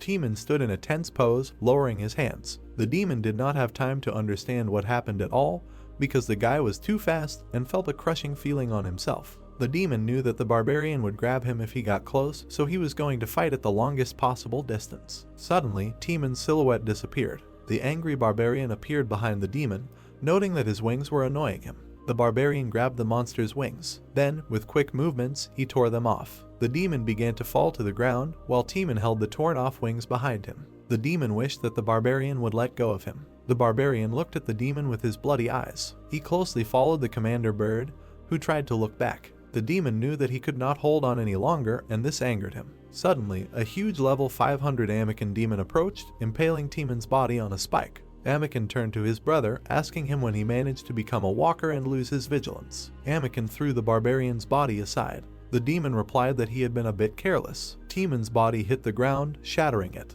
Timon lay half dead on the cold ground. Anakin said that they had a problem, so he wanted to finish the man quickly and move on. The barbarian thought that this was the end for him. He had already started to close his eyes, seeing that the demons were standing in the distance. He had already apologized to the Kern, saying that he was still far from being a worthy leader. He believed that his recklessness was probably a problem for Mr. Hoyal as well, so he wanted to apologize to him as well. He had almost closed his eyes when he saw the protagonist's legs. He was very sad that the Kern would be very upset by this, and it bothered him very much. Timon opened one eye, seeing the legs. Timon stood up slightly while the protagonist adjusted his tie. The barbarian did not understand how their leader got here. Both demon commanders looked at the guy in shock, trying to figure out who it was. Granfell angrily adjusted his tie. He looked up at the demons with anger. He replied that he already knew everything about what happened. The protagonist leaned his body back and stared forward. The guild leader asked the guy in the suit how he got here. The wounded barbarian looked down in disappointment. He felt disgusted because he knew that Granfell valued formality and manners above all else, and here he was fighting like a wild beast, and he was ashamed. Other knights came up to them from the side and Timon noticed this. The red-haired guy looked up warily, hearing from their leader that he already knew everything about what happened. He replied, then analyst Chalman was extremely worried. Two demons looked at the people with grins, mocking them. A group of knights surrounded the prone Timon and looked up at the demons. They only answered ironically that the guys only helped them and saved time on his search. The main character looked out from under his brows and ordered the demons to close their mouths. Anakin's eyes bulged and he looked dumbfounded at the guy's impudent statement. Suddenly, a strong explosion occurred in front of Anakin's head. The other demon looked at his colleague in horror, not wishing such a fate on him. Suddenly, the demon's wings were cut by a blue aura. Blood began to spray in different directions from the demon. He immediately fell to the ground and raised a cloud of dust. The bloody demon stood up and looked forward. He was angry at what this man allowed himself to do. Granfell stood in place while the demon knelt down from helplessness. The guy asked again about the demon's insults. The demon looked with one eye and bared his teeth, thus responding that the guy spoke too brazenly, not knowing his place. Granfell angrily looked at the monster,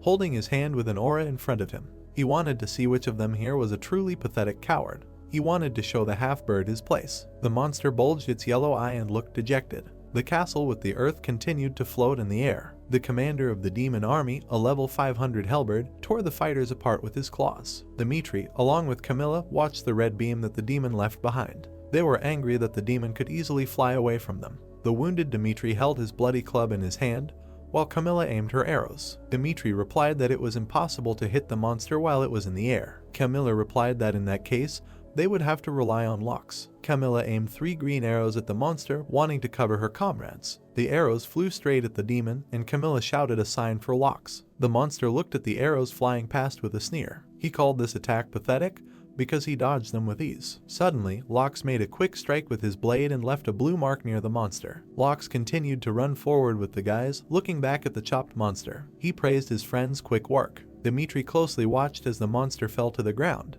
The big guy thought that they had finished off the demon this way, and Locks ordered to inspect the situation. The Guild of the Shining Ones watched as a scorched mark from the demon's body remained in the snow. Camilla noted the demon commanders. Dimitri assumed that there would be more of these monsters. Locks went to the other guys and tried to find out the team's losses. One of the guys reported that 8 people were seriously injured and 2 had minor injuries. The journalist shouted loudly into the microphone, saying that this was a special edition of Arcana Today about the permafrost. He said that right now Locks from the Shining Guild defeated one of the demon army commanders. The brunette stood with the phone in his hand while the journalist communicated through the microphone. The correspondent replied that 10 people were injured in the battle and he was wondering if the Shining Guild would retreat. The brunette director looked at the phone in surprise, trying to understand what was going on. He saw that at the moment, among the guilds participating in the siege, the Shining Ones were clearly ahead. They even held an exclusive broadcast of the battle with the demon army commander. He followed this edition through his phone, noticing that the number of viewers began to fall. Suddenly, he saw a message from the producer on his phone. He stared at the phone with bulging eyes, trying to understand what they were talking about in the chat.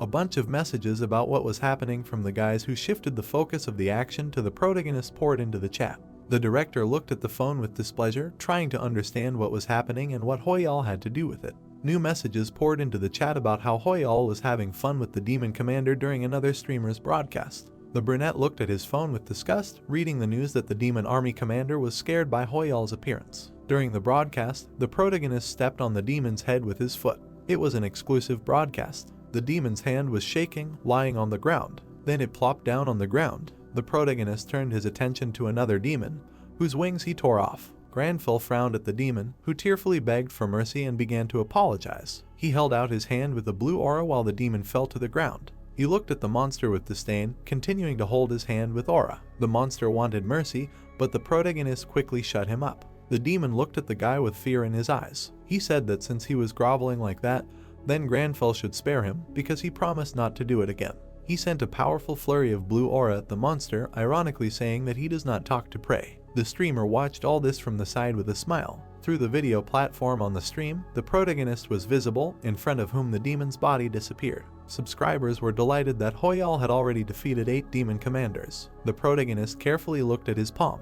Hoyal thought that the demon commanders differed in durability because he almost did not use up all his mana until he tried different techniques because the demon did not want to die. Jessie, delighted by the protagonist's onslaught, looked at him with admiration. She was impressed because she noticed that the protagonist made various changes during the intervention stage to use the same spell in different ways. She was glad that she went with Mr. Hoyal because it was the right decision for her because she learned a lot. The wounded Teeman and Harkin approached the protagonist from behind. Granfell paid attention to them and asked the barbarian if he could move. Teeman timidly looked away. He replied that he could move thanks to the protagonist. The protagonist looked at his wounded friend with a sly smile. He explained that he was very ashamed because he spat on Granfell's order to evacuate the survivors and thus disgraced himself later. The protagonist put his hand on Teeman's shoulder and tried to cheer him up. He explained that he could not be disappointed by someone who fought to preserve his honor because in this way he saw his honor. Jessie enthusiastically wrote down what was happening in her notebook. She wanted to return to the shelter and unite with the remaining squad.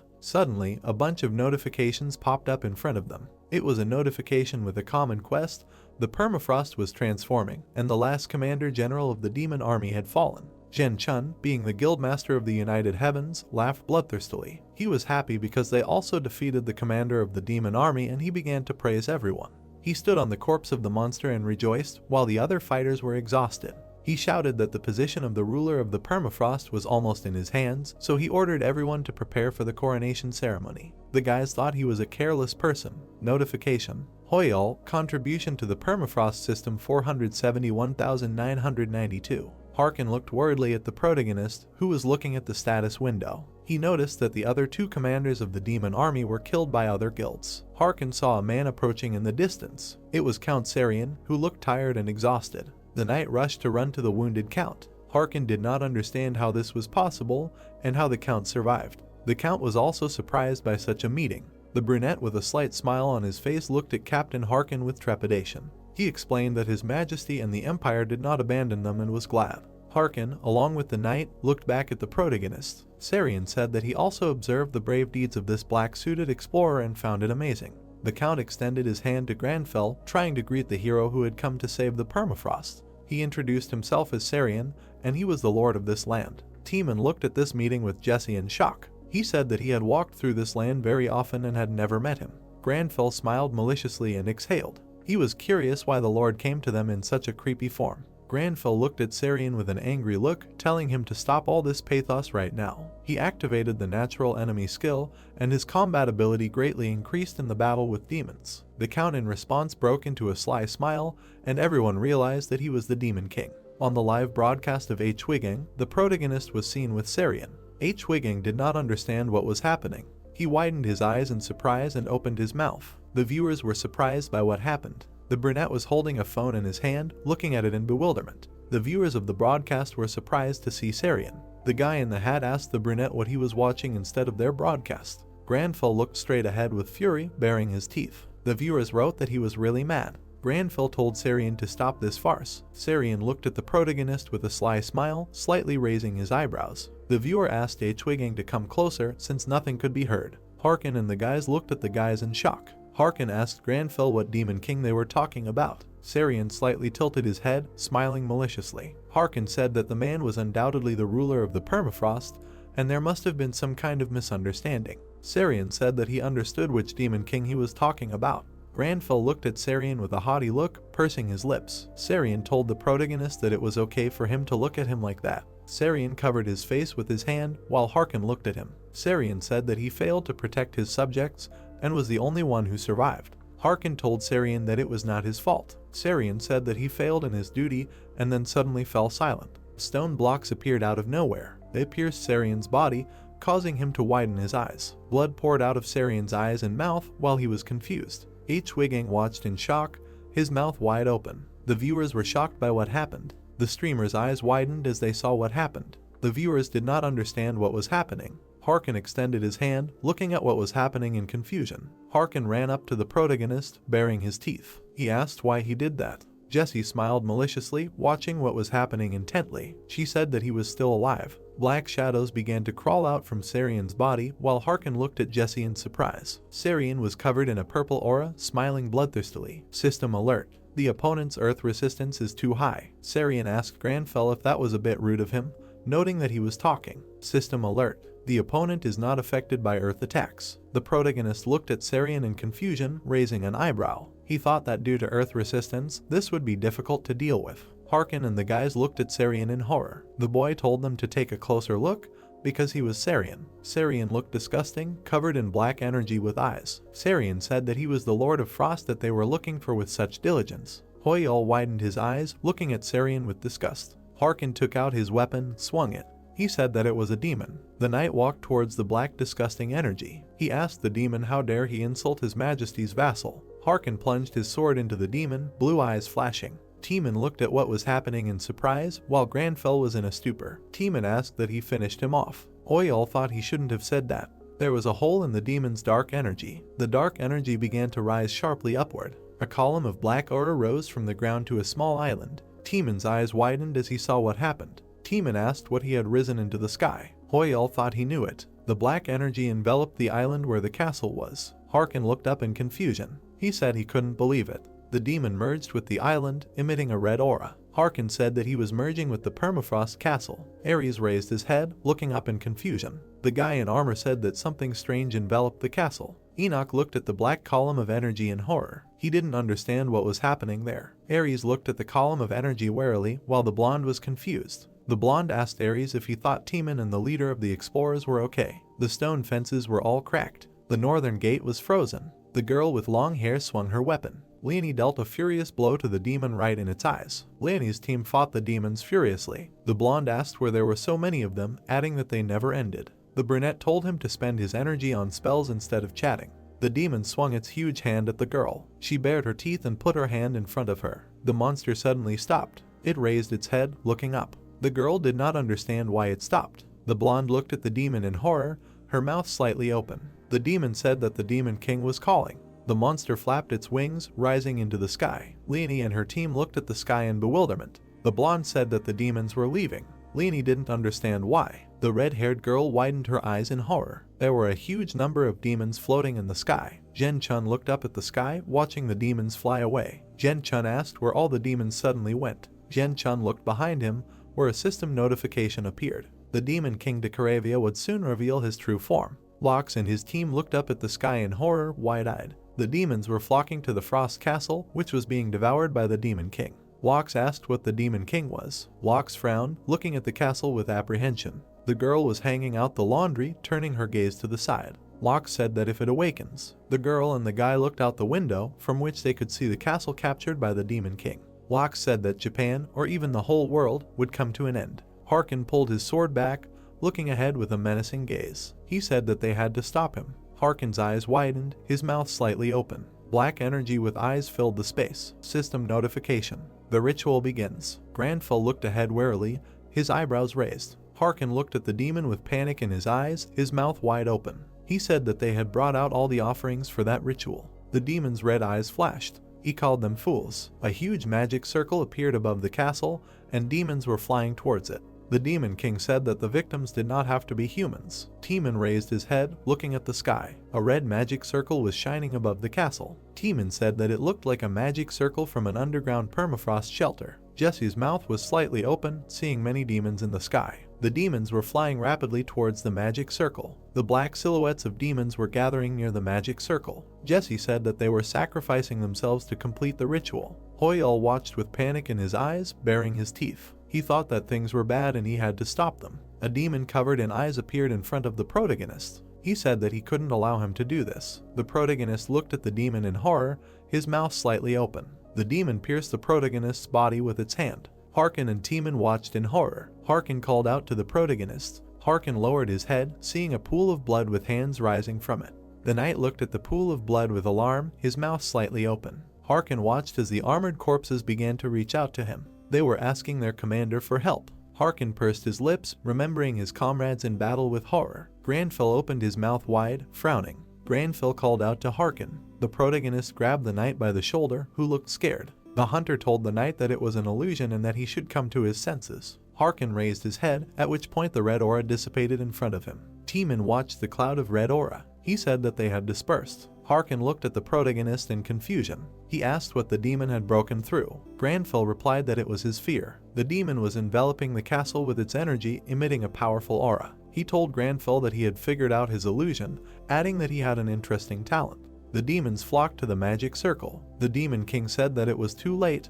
However, the magic circle glowed red. The Demon King said that the sacrifice had already been made. Lightning struck from the magic circle, engulfing the castle. Teeman looked at the scene in fear, his eyes wide. Jesse noted that there were no demons left. Teeman asked what the egg was. A black egg formed under the red aura, and lightning struck it from the circle. Teeman said that it was absorbing the summoning circle. The egg contained a demon embryo. The sky above the city turned red, while a sound was heard from the speakers. The center of Hokkaido. People crowded around the cars, their mouths open. The speakers said that a state of emergency had been declared, and Hokkaido was currently classified as a dangerous area. The students stood by the windows, while outside, a child pointed his finger at the magic circle. It was announced that as a result, from 8 o'clock in the afternoon, the city would be completely blocked off, and they insisted on the immediate evacuation of all residents, repeating the announcement. Jen Chun turned his back, immediately leaving there. The brunette asked Jen Chun what they should do now. Jen Chun said that they should retreat immediately,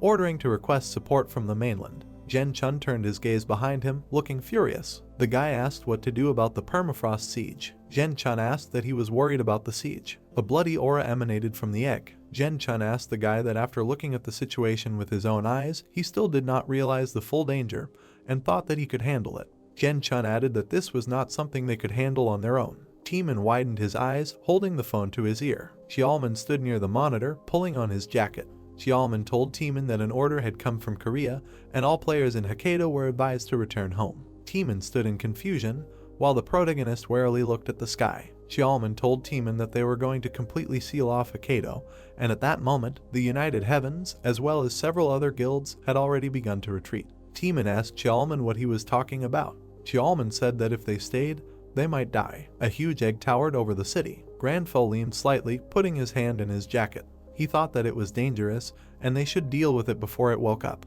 Granfell took out a necklace with a blue stone, holding it out in front of the egg. He thought that an exorcism ritual should be performed. System notification. The cursed necklace was chosen as an offering. A demon with a sly smile appeared in front of the protagonist. He said that they met again. Granfell widened his eyes, frowning. He blocked the demon's blow with stone blocks. The protagonist looked away with displeasure, hiding behind the stones. He noted that this was not good. The demon stood in front of the protagonist, holding his weapon in his hand. Granfell thought that the exorcism ritual left him defenseless in the real world. The demon said that he used that trick with the stones again. The weapon in the demon's hands began to emit a bright light. Granfell thought that they were in danger until they dealt with that guy. The demon pulled his hand with the weapon back, his red eyes flashing. The demon said that it meant that he would break through the stone itself. Harkin suddenly appeared, striking the demon with his blue energy. Harkin looked at his enemy with a menacing look, frowning. The demon narrowed his eyes, looking at the knight with a malicious smile. He said that it meant that he was still alive.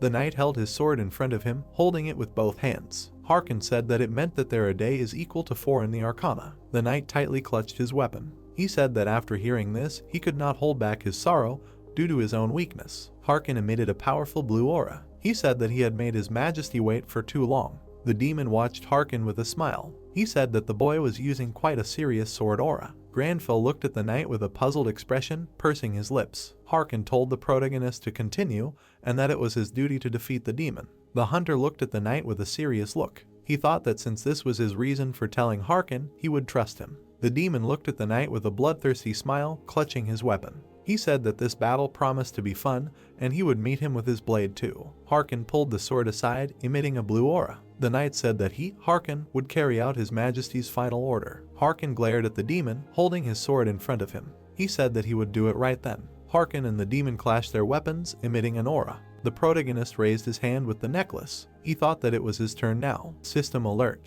The cursed necklace has been selected as an offering. The hunter clutched the necklace in his hand, frowning. System alert. The exorcism ritual has been activated. The protagonist's eyes widened in confusion. The demon asked him if he was sure. Granfell looked behind him with a menacing expression. A red aura filled the space. Black clots of energy began to fly out of the eggs. Demons began to appear in the sky. Teeman asked what they were resurrecting. The demons hovered in the sky, looking at the guys. Teeman asked what the commanders of the demon army were. Teeman looked at the demons in horror, his eyes wide. He noted that all 10 generals they had defeated had resurrected. Harkin bared his teeth, nervously glancing behind him. Harkin asked what happened when their corpses disappeared after their defeat. This egg absorbed them with a ritual. Hoyol widened his eyes in horror. The demon told Hoyol that he was defenseless while he was performing the exorcism ritual, adding that they probably didn't have enough fighters against the demon generals. Hoyol stood among the demon's many eyes. The demon said that he was certainly different and he knew it, adding that he had the abilities of those people from action. Hoyol thought that he knew about the exorcism ritual. The red clot of energy began to penetrate Hoyol's body. The demon said that it would go even deeper. System alert. Possession effect applied. Hoyol bared his teeth, looking away. The demon asked the hunter if his mind could withstand this. Hoyol thought that this was bad and it dived even deeper into his consciousness. The protagonist stood in front of the red aura. He watched in horror as it came closer and closer to him. Hoyol's eyes widened, standing in a daze. The eyes stared at the protagonist. Granville appeared in front of Hoyal, stretching out his hand in front of him. Granville told the demon to go away. Granville stretched out his hand in front of his eyes. System alert. The abnormal state of possession did not work. Granville clenched his hand into a fist, driving away the demon. The boys looked at the pillar of red aura, in the center of which an eye lit up. Timon and Jesse covered their ears from the loud sound. The demon looked at Granville in horror. He said that this could not be. Hoyal looked at the formidable Granville in bewilderment. The demon said that he was nothing but a pathetic person, whoever he was, asking where he got such strength from. The demon king dodged in horror at the sight of Granville. He said that it was impossible, not understanding what it was. Granville stood with an indifferent expression. The demon noted that this endless, ominous, deep darkness. Granville looked at the demon king with an ominous look, frowning. The demon's eye began to spread. Hoyal covered his face with his hand as the demon retreated. He suddenly opened his eyes, looking dumbfounded. Granville raised his head, looking at the egg. He said that the demon had escaped. A red aura began to emanate from the egg. The demon king said that this guy was dangerous. The egg's shell began to crumble, revealing the body of the demon king. The demon king said that he needed an even stronger body. Pillars of powerful energy emerged from the egg. System alert. The demon king Decaravia revealed his true form. A powerful stream of energy enveloped the boys. Timon said that he was born. H-Wigging held on tightly to the rocks, baring his teeth. H-Wigging asked if this was the demon king. The broadcast viewers told H-Wigging to run away. A huge monster with eyes hatched from the egg, which was the demon king. H-Wigging said that he was incredibly huge. Granville bared his teeth, taking out a glowing necklace. He thought that he wanted to escape, and they couldn't let him do whatever he wanted. System alert. The lady's necklace was chosen as an offering. He closed his eyes, frowning. Granville thought that he would resume the exorcism. System alert. The box containing the devil's jewels and the strangling tie were chosen as offerings. A dim light appeared in the space. System alert. The numerous offerings increased the effect of the exorcism ritual. The light began to shine brighter, illuminating the space. Granville peered out of the crack, looking at the demon king. Granville said that he found him. Decaravia turned his gaze, looking at the protagonist in horror. The protagonist tore open the crack, making his way towards Decaravia. The hunter looked at the demon with disdain. Decaravia shouted at him not to come near him. The demons were hovering in the sky above the ground. They were looking at the boys, preparing to attack. Timon raised his head, looking at the sky, and opened his mouth wide. Timon shouted that the commanding generals had taken action. The demon king lowered his head, looking at the ground. Decaravia addressed his warriors. Decaravia turned his gaze to the protagonist. He told the demons to protect him, noting that the protagonist was dangerous. Decaravia raised his leg. He said that he needed to run faster. The demon king destroyed the house with one step. Clouds of dust rose from the destroyed house. Timon and the others were covered by a powerful wave. Timon said that it was just a step. The streamers were covered by a powerful wave, causing all the equipment in their room to fly apart. Brown-haired said that the vibration even reached them and they should retreat. The demon king's red eyes flashed, raising his leg again. One of the boys said that he was moving again. Decaravia flew away from the protagonist. He asked him who he was. The protagonist crossed his arms over his chest, looking at the shaking Decaravia. Decaravia said that no human could bind the demon king in a ritual with his mind intact, but he did it without understanding how. The hunter looked menacingly at the enraged demon king. Decaravia asked the hunter who he was, which made him shake in terror at the sight of him. Jesse ran up to Timon, looking worried. Jesse said that one of the flying demon commanders was missing. The demon stood near the protagonist, its mouth wide open. Suddenly, a spear flew through the air. Hisagi threw his spear, piercing the demon's body. Timon looked at Hisagi in confusion, his mouth wide open. Hisagi looked menacingly straight ahead. Timon asked what he was from Inazuma. Hisagi. Hisagi told them to stay alert as there were two more coming. The demon started to approach, preparing to attack. Lox planted his armored foot on the ground. He jumped on the demon, stabbing it with his sword. Camilla took out her bow, aiming an arrow with a golden chain at the enemies. The golden chains wrapped around the demons' bodies, preventing them from moving freely. Jessie raised her eyebrows, looking slightly confused. Lox asked why Hoyal wasn't moving. Jessie said that Hoyal was using a skill, asking Lox what he was doing there. Lox turned around, clutching his sword tightly in his hand. He said that he simply made the choice with the highest chance of survival. Camilla told Lox that they wouldn't last long. The people of the city watched the huge black silhouette of the Demon King. Lox said that now that the disaster that could destroy the entire world had awakened, no matter where they ran, they would only die. Jessie looked at Hisagi, who looked slightly embarrassed. Lox asked Hisagi that he had thought the same thing. The boys were standing around the protagonist. Lox said that was why they were there. Hunter stood with his eyes closed. Lox noted that it was because they believed that Hoyal would somehow get out of this mess. Timon turned his head, looking away. Shark said that they would fight too. Shark smiled fearfully, pressing his hand to his body. Shark said that he was rude in the past, but now they, the second son, would also join the battle. Shark thought that he could just run away. A system notification appeared. The second son guild had joined the party. Isagi smiled awkwardly, scratching his head. Isagi asked the rock what they believed, adding that he hoped he wasn't wrong. Isagi said that he wasn't the type to leave behind unpaid debts. System alert. The Inazuma Guild has joined the party. Timon pointed angrily at Hisagi. Timon told Hisagi and Shrike to stop sucking up to Hoyal, adding that if only he had a weapon. A strong blow landed on the back of Timon's head. An enraged Chialman stood behind Timon, clenching his hand into a fist. Timon smiled sheepishly while Chialman bared his teeth at him. Chialman asked Timon why he wasn't picking up the phone and what he wanted him to worry about. Timon apologized to Chialman. Chialman told Timon that he found a great sword for him in the warehouse and that he should use it for now. System alerts. Guild Gaon and the Shining Ones have joined the party. The demons began to advance, preparing to attack the boys. System alert. Large unit registered, automatically assigned raid status. The demon was furiously trying to free itself from the golden chains. Lox said that the others were also advancing.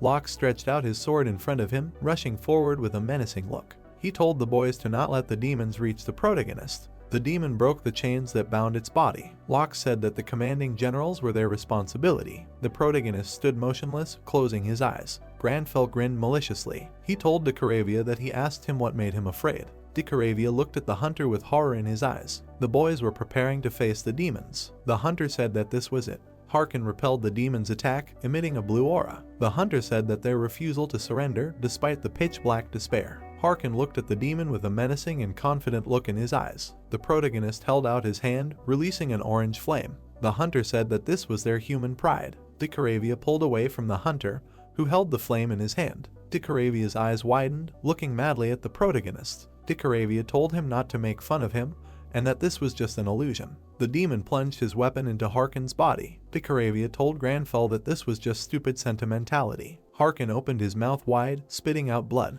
Harkin dropped his weapon, falling to the ground. The demon told Harkin to lie down already. The demon smiled wearily, looking at Harkin with bewilderment. He said that he had dealt him a fatal blow. Harkin abruptly turned his head behind him, his blue eyes flashing. The demon said that further resistance would only disgrace him even more. Harkin struck the demon with a powerful blow, making a deep cut. The demon looked at his chest wound in confusion. He did not understand what was happening. Harkin stood on his feet with the last of his strength, clutching his weapon. The demon did not understand where he had the strength to hold the sword in his hands. The demon knelt down on one knee, holding his wound. He asked how Harkin was still moving like that, because he had lost so much blood that he should have died long ago. Harkin looked at the demon with a menacing gaze. The demon looked at the knight in horror, frowning. He did not understand why the knight did not give up. The knight raised his sword, shrouded in a blue aura. The demon asked how this was possible. The demon added that he was unconscious and still continued to fight. The knight struck the demon with his weapon. The demon's eyes widened, frowning. Harkin cut off the demon's head. System notification. The Demon King's commander-in-chief has been defeated, the demon army's morale has been greatly weakened, and the Demon King's power has weakened. Shark turned blue in panic as Timon stared at the system window. Shark, breathing with difficulty. Lox and the boys rushed to attack the demons. Timon said that Harkin had done well and that they should also catch up. Lox struck the demon, cutting it into pieces. System alert. Demon Army Commander Kupikan has been defeated, and the Demon King's power has weakened. Isagi turned his head behind him, his mouth wide open. He said that they would not be defeated either. Isagi moved his weapon hand behind his back, facing the demon. He said that they should go around Timon. Isagi struck, cutting the demon's body into pieces. System alert. Demon Army Commander Amiken has been defeated, and the Demon King's power has weakened. The demon watched in shock. He said that this couldn't be. The demon widened his eyes, his mouth slightly open. He asked that they saw how cruelly the permafrost was destroyed, so why weren't they running with their tails between their legs, adding that they were the Demon King's army. Timon furrowed his brows, recalling the image of the man. The demon said that they would be defeated by pathetic humans, not just once, but twice. Timon, his gaze blazing, struck the demon, killing him. System alert. The commander of the demon army Horikan has been defeated, the Demon King's power has weakened. Decaravia cowered, covering his head with his hands. He widened his eyes in horror, holding his head with his hands. He said that this couldn't be. Decaravia added that his commanders were defeated by pathetic humans. Granfell furrowed his brows, looking at Decaravia with a menacing expression. System alerts. The army commanders were defeated, the Demon King's power weakened. A part of the Demon King's body fell off. His hand fell on the houses, destroying them. Decoravia grabbed his hand, standing in front of the protagonist. Hoyal bared his teeth, looking warily at the Demon King. He thought that he was resisting the ritual too much. Blood was flowing from Decaravia's hand. Hoyal thought that he had already spent so much mana, it was becoming difficult for him to maintain the exorcism. Decaravia widened his eyes, clenching his teeth. The Demon King opened his mouth wide, raising his head. Decaravia told Granfell that he dared to challenge him. The Demon King became furious, waving his tail. The boys covered their faces with their hands from the rising cloud of dust. Wigging looked at what was happening in bewilderment. He said that this could not be. The Demon King moved in the opposite direction. Wigging said that Decaravia seemed to be trying to escape. Hoyal looked straight ahead with panic in his eyes. He thought that it must be because of the exorcism ritual. Decaravia doubled over in pain, holding his arm where it was torn off. Hoyal fought to break out of it, the Demon King's true form unconsciously trying to escape. The streamers watched in horror with their mouths open. Brown-haired asked the producer where the monster was moving. The producer replied that it was moving in the other direction. The residents watched the silhouette of a huge monster break out into the city. It was the center of the city where the civilians were evacuated. Hoyal lowered his head and became angry at the situation. He knew that if they let the monster escape, then a tragedy would definitely happen.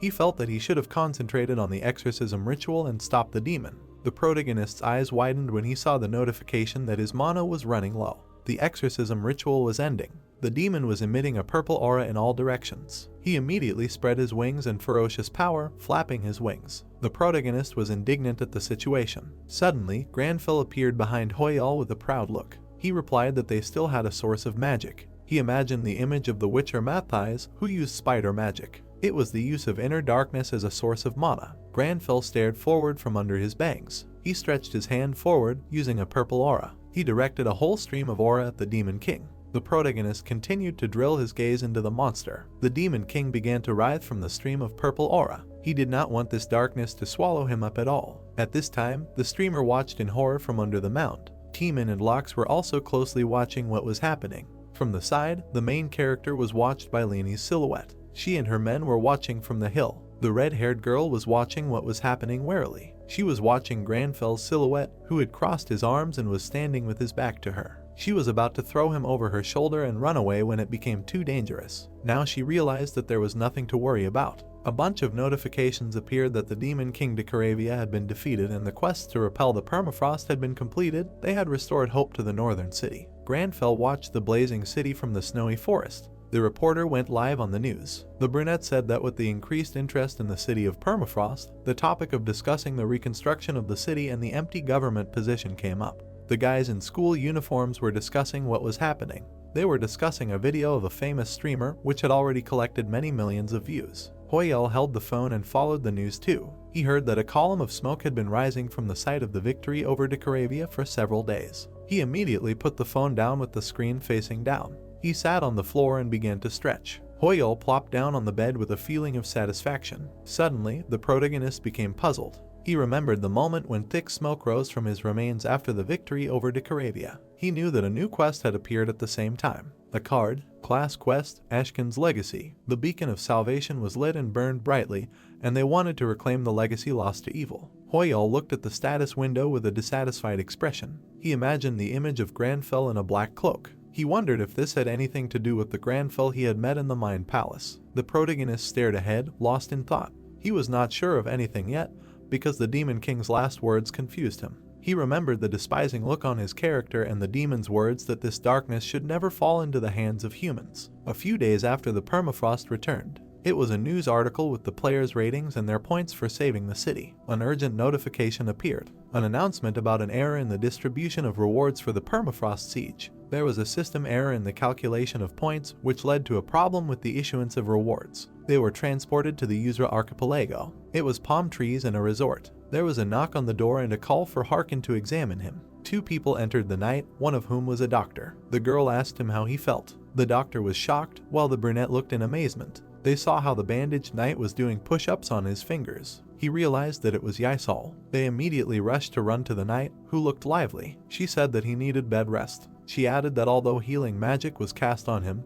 his injuries were extremely severe. The doctor tried to reason with the patient, saying that he was making his work very difficult in this way. Yaisal held her head and began to cry. She noted that if Harkin did not recover, she would be too ashamed to look Hoyal in the eye. Hakuna walked behind him and said that he was glad that the knight was feeling well. Yaisal looked back in fear when Hakuna tried to move her. The big brunette closed his eyes and extended his hand. They were shocked by his majesty, but he asked them to feel comfortable. The bandaged Harkin stood in front of the king. Hakuna said that he only came to give the knight a package from their savior. The knight realized that he was talking about Hoyal. The king held out a black feather of a hell bird, a rare rank item. He explained that it was probably left by the commander-in-chief of the demon army where Harkin lost consciousness. The king said that the protagonist asked to give it to the knight since he himself defeated that monster. Hakuna added that Hoyal said that when Harkin met the Arcana Emperor again, he would need a trophy to prove that the knight had completely fulfilled his duty. The knight looked at the black feather in his hand with confusion. He clutched the feather and brought it to his face, closing his eyes. He was glad that Hoyal had even thought of this, noting his attentiveness. The guys surrounded the naked knight, who was holding his head.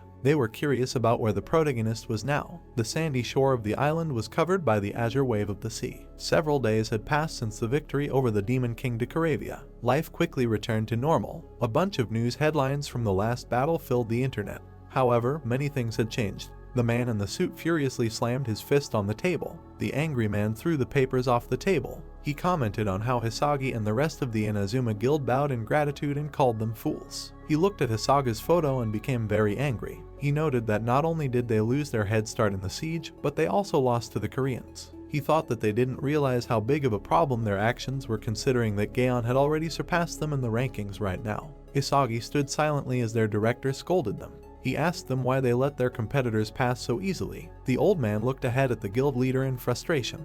Hisagi explained that he should have left all the civilians of the city to die. Furious, Hisagi sent a stream of lightning aura at the old man's desk. He looked at the director bloodthirstily. He angrily said that if the other guilds hadn't arrived in time, they would have all died on the spot and called them old bastards. The dumbfounded old man was horrified by what was happening. The old man did not understand what Hisagi was saying at all and thought that he was being taken for a fool. Hisagi was clutching a lightning aura discharge in his hand and was confused. He replied that it was not worth communicating with him like that. It was the magical spearman Hisagi Kazuma, rank 6. The director looked at what was happening in horror, sitting in his chair with the aura absorbed. Hisagi, along with his guild, turned away from Japan. The guild leader walked down the corridor with his people. The guy asked his leader about what they should do now. He replied that they turned their backs on their homeland and no one would accept them with love now. Hisagi, however, thought differently. The brunette raised his head and broke into a satisfied smile. He wondered how much capital they would need to move to the Uzra Kingdom. They found refuge on the archipelago and continued their guild activities there. The plane flew through the cloudy sky. He knew they had a lot of work to do. The Japanese government was furious, but there was nothing they could do about it because they technically kicked out the best players of their nation. Wigang went viral with his channel and was now receiving offers for cooperation from various companies. This guy was shocked to hear offers from various companies for himself. He explained that due to the number of calls he received, he would take a break from broadcasting until Hoyal returned, although people did not turn on his stream without Hoyal, so it was not a problem. Shark from the Second Son managed to raise the rank of his guild in the Siege of Permafrost, and apparently, he atoned for his shame for the incident in Uzra. The blonde looked shyly at the camera on the broadcast. He said that he did not go there for a reward, but went to fight to maintain world peace. In regards to Gaon, everyone was talking about Timon's class quest. A barbarian in a suit was speaking to the crowd and became embarrassed. According to their information, Timon had become the new leader of the barbarians and they were asking him to say a few words about it. They were asking him if he had thought about accepting the surviving barbarians into Gaon. Behind him, Chialman was hinting that the barbarians should have stayed in the permafrost. Chialman's expression at the press conference became a meme. There was a popular headline about Jessie announcing her departure from the Shining Ones. Lox looked ahead with indignation, showing this news. The guild leader asked the girl's opinion on this news. The blonde was sipping her tea, sitting opposite the guild leader. As the leader understood, she did not feel any attachment to the guild, and he did not expect that she would be taken away from him in this way. The girl replied that she never said that she was leaving. The blonde crossed her legs and stared ahead. Lox looked at Jessie with a smirk. He told her if she really was going to leave, he wouldn't accept it unless it was to Hoyal. The blonde closed her eyes and felt a little embarrassed. She asked Lox why he was so tense. She answered that Hoyal had disappeared anyway. They were sitting across from each other at the table. The protagonist had disappeared. A pile of open books and notebooks lay on the table. Somewhere in the world, Granful looked tired and dejected. He had been searching for information about the new class quest for days and nights, but had made no progress. Card: Class Quest Legacy of Action. The beacon of salvation was lit and burned brightly. Last demon hunter had to return the legacy lost to evil. The exhausted protagonist sat in a chair and threw his head back. He did not understand if the legacy really existed at all. An unknown number called him. He decided to reject it. His phone received many notifications. They started calling him again, and Granfell didn't understand why they were looking for him so much. Hoyol held his head and looked tired. He was tired and thought that he should have turned off his phone, because now he was worse than with Escura. He wanted to visit the library of the Mage Tower, but he was too scared to go outside. Granfell was sitting in the center of the library, which was littered with books. He knew that there was no progress in the class quest and no reward for the siege. In addition, he remembered the last words of the Demon King. Hoyol thoughtfully imagined the image of the protagonist and the Demon King. The same words, that the darkness should never fall into the hands of humans. He imagined a whole squad of guild leaders. He always suspected that he was somehow different from other players, and he thought that his behavior should not change much, even though he was in sync with his game character. Plus Granfell, whom he saw in the exorcism ritual. He imagined the image of the character in the black cloak. He searched if other players could see their characters, but found nothing on this topic. He turned to the player search filter. He thought that it could be an exclusive skill, but even if so, he would not know about it anyway, because he was the last of them. Little Granfell stood with a book to the adults. The guy understood that if this was really true, then how could he look into Granfell's past? The protagonist held his head and looked thoughtful. He thought about what if he could learn something new about Granfell if he dealt with the legacy of action. Suddenly, he turned around to see a pop-up notification that began distributing rewards for recapturing the permafrost. The protagonist and his character looked dumbfounded as a bunch of notifications appeared that he had gained a new level. He looked at his hero's status window, where he noticed that he had leveled up 30 levels at once. A notification that items for high siege contribution were automatically placed in his inventory. Notification: Pentagram of the Sinister Sealed Knowledge. The rank was epic, and the effects were hidden due to the demon's curse. Hoyol also noticed the item with excitement. Many new notifications appeared, stating that his affinity with the permafrost had reached its maximum and his authority function had been activated. The protagonist was happy about this event. Granfell looked at the notification while Hoyol was excitedly jubilant. The fact that he already had authority in the user already sounded cool. He was thrilled that he was now an authority in the permafrost as well. The notification was turned over. He thought that there was still something left. Hoyol's eyes widened. It was a notification with a special quest. A new star had risen above the permafrost, and so he had to attend the ceremony to appoint a new ruler. Teeman glared at the notification while Chialman stood aside. They were shocked by such a quest, seeing the news about the new ruler. Lox and Jesse were also watching this notification. Lox had a bad feeling about this. Jen Chun was lying on the hospital bed surrounded by his comrades and was indignant. He noticed that the guys were planning the appointment ceremony and did not tell him anything. His wards immediately told him that it was not about their leader and asked him to control himself. Hoyol was shocked and opened his mouth wide when he saw that he had become the ruler of the permafrost. Hoyol was hysterical while Granfell sat up straight in his chair. This bewildered cry was heard even beyond the castle walls. It was a huge winter castle in the middle of the city, and from that moment on, its ruler became Hoyol, and his menu was added to the system. That's how this video ends. If you have sat through to the end, please don't forget to press the subscribe button and leave feedback. See you in the next video.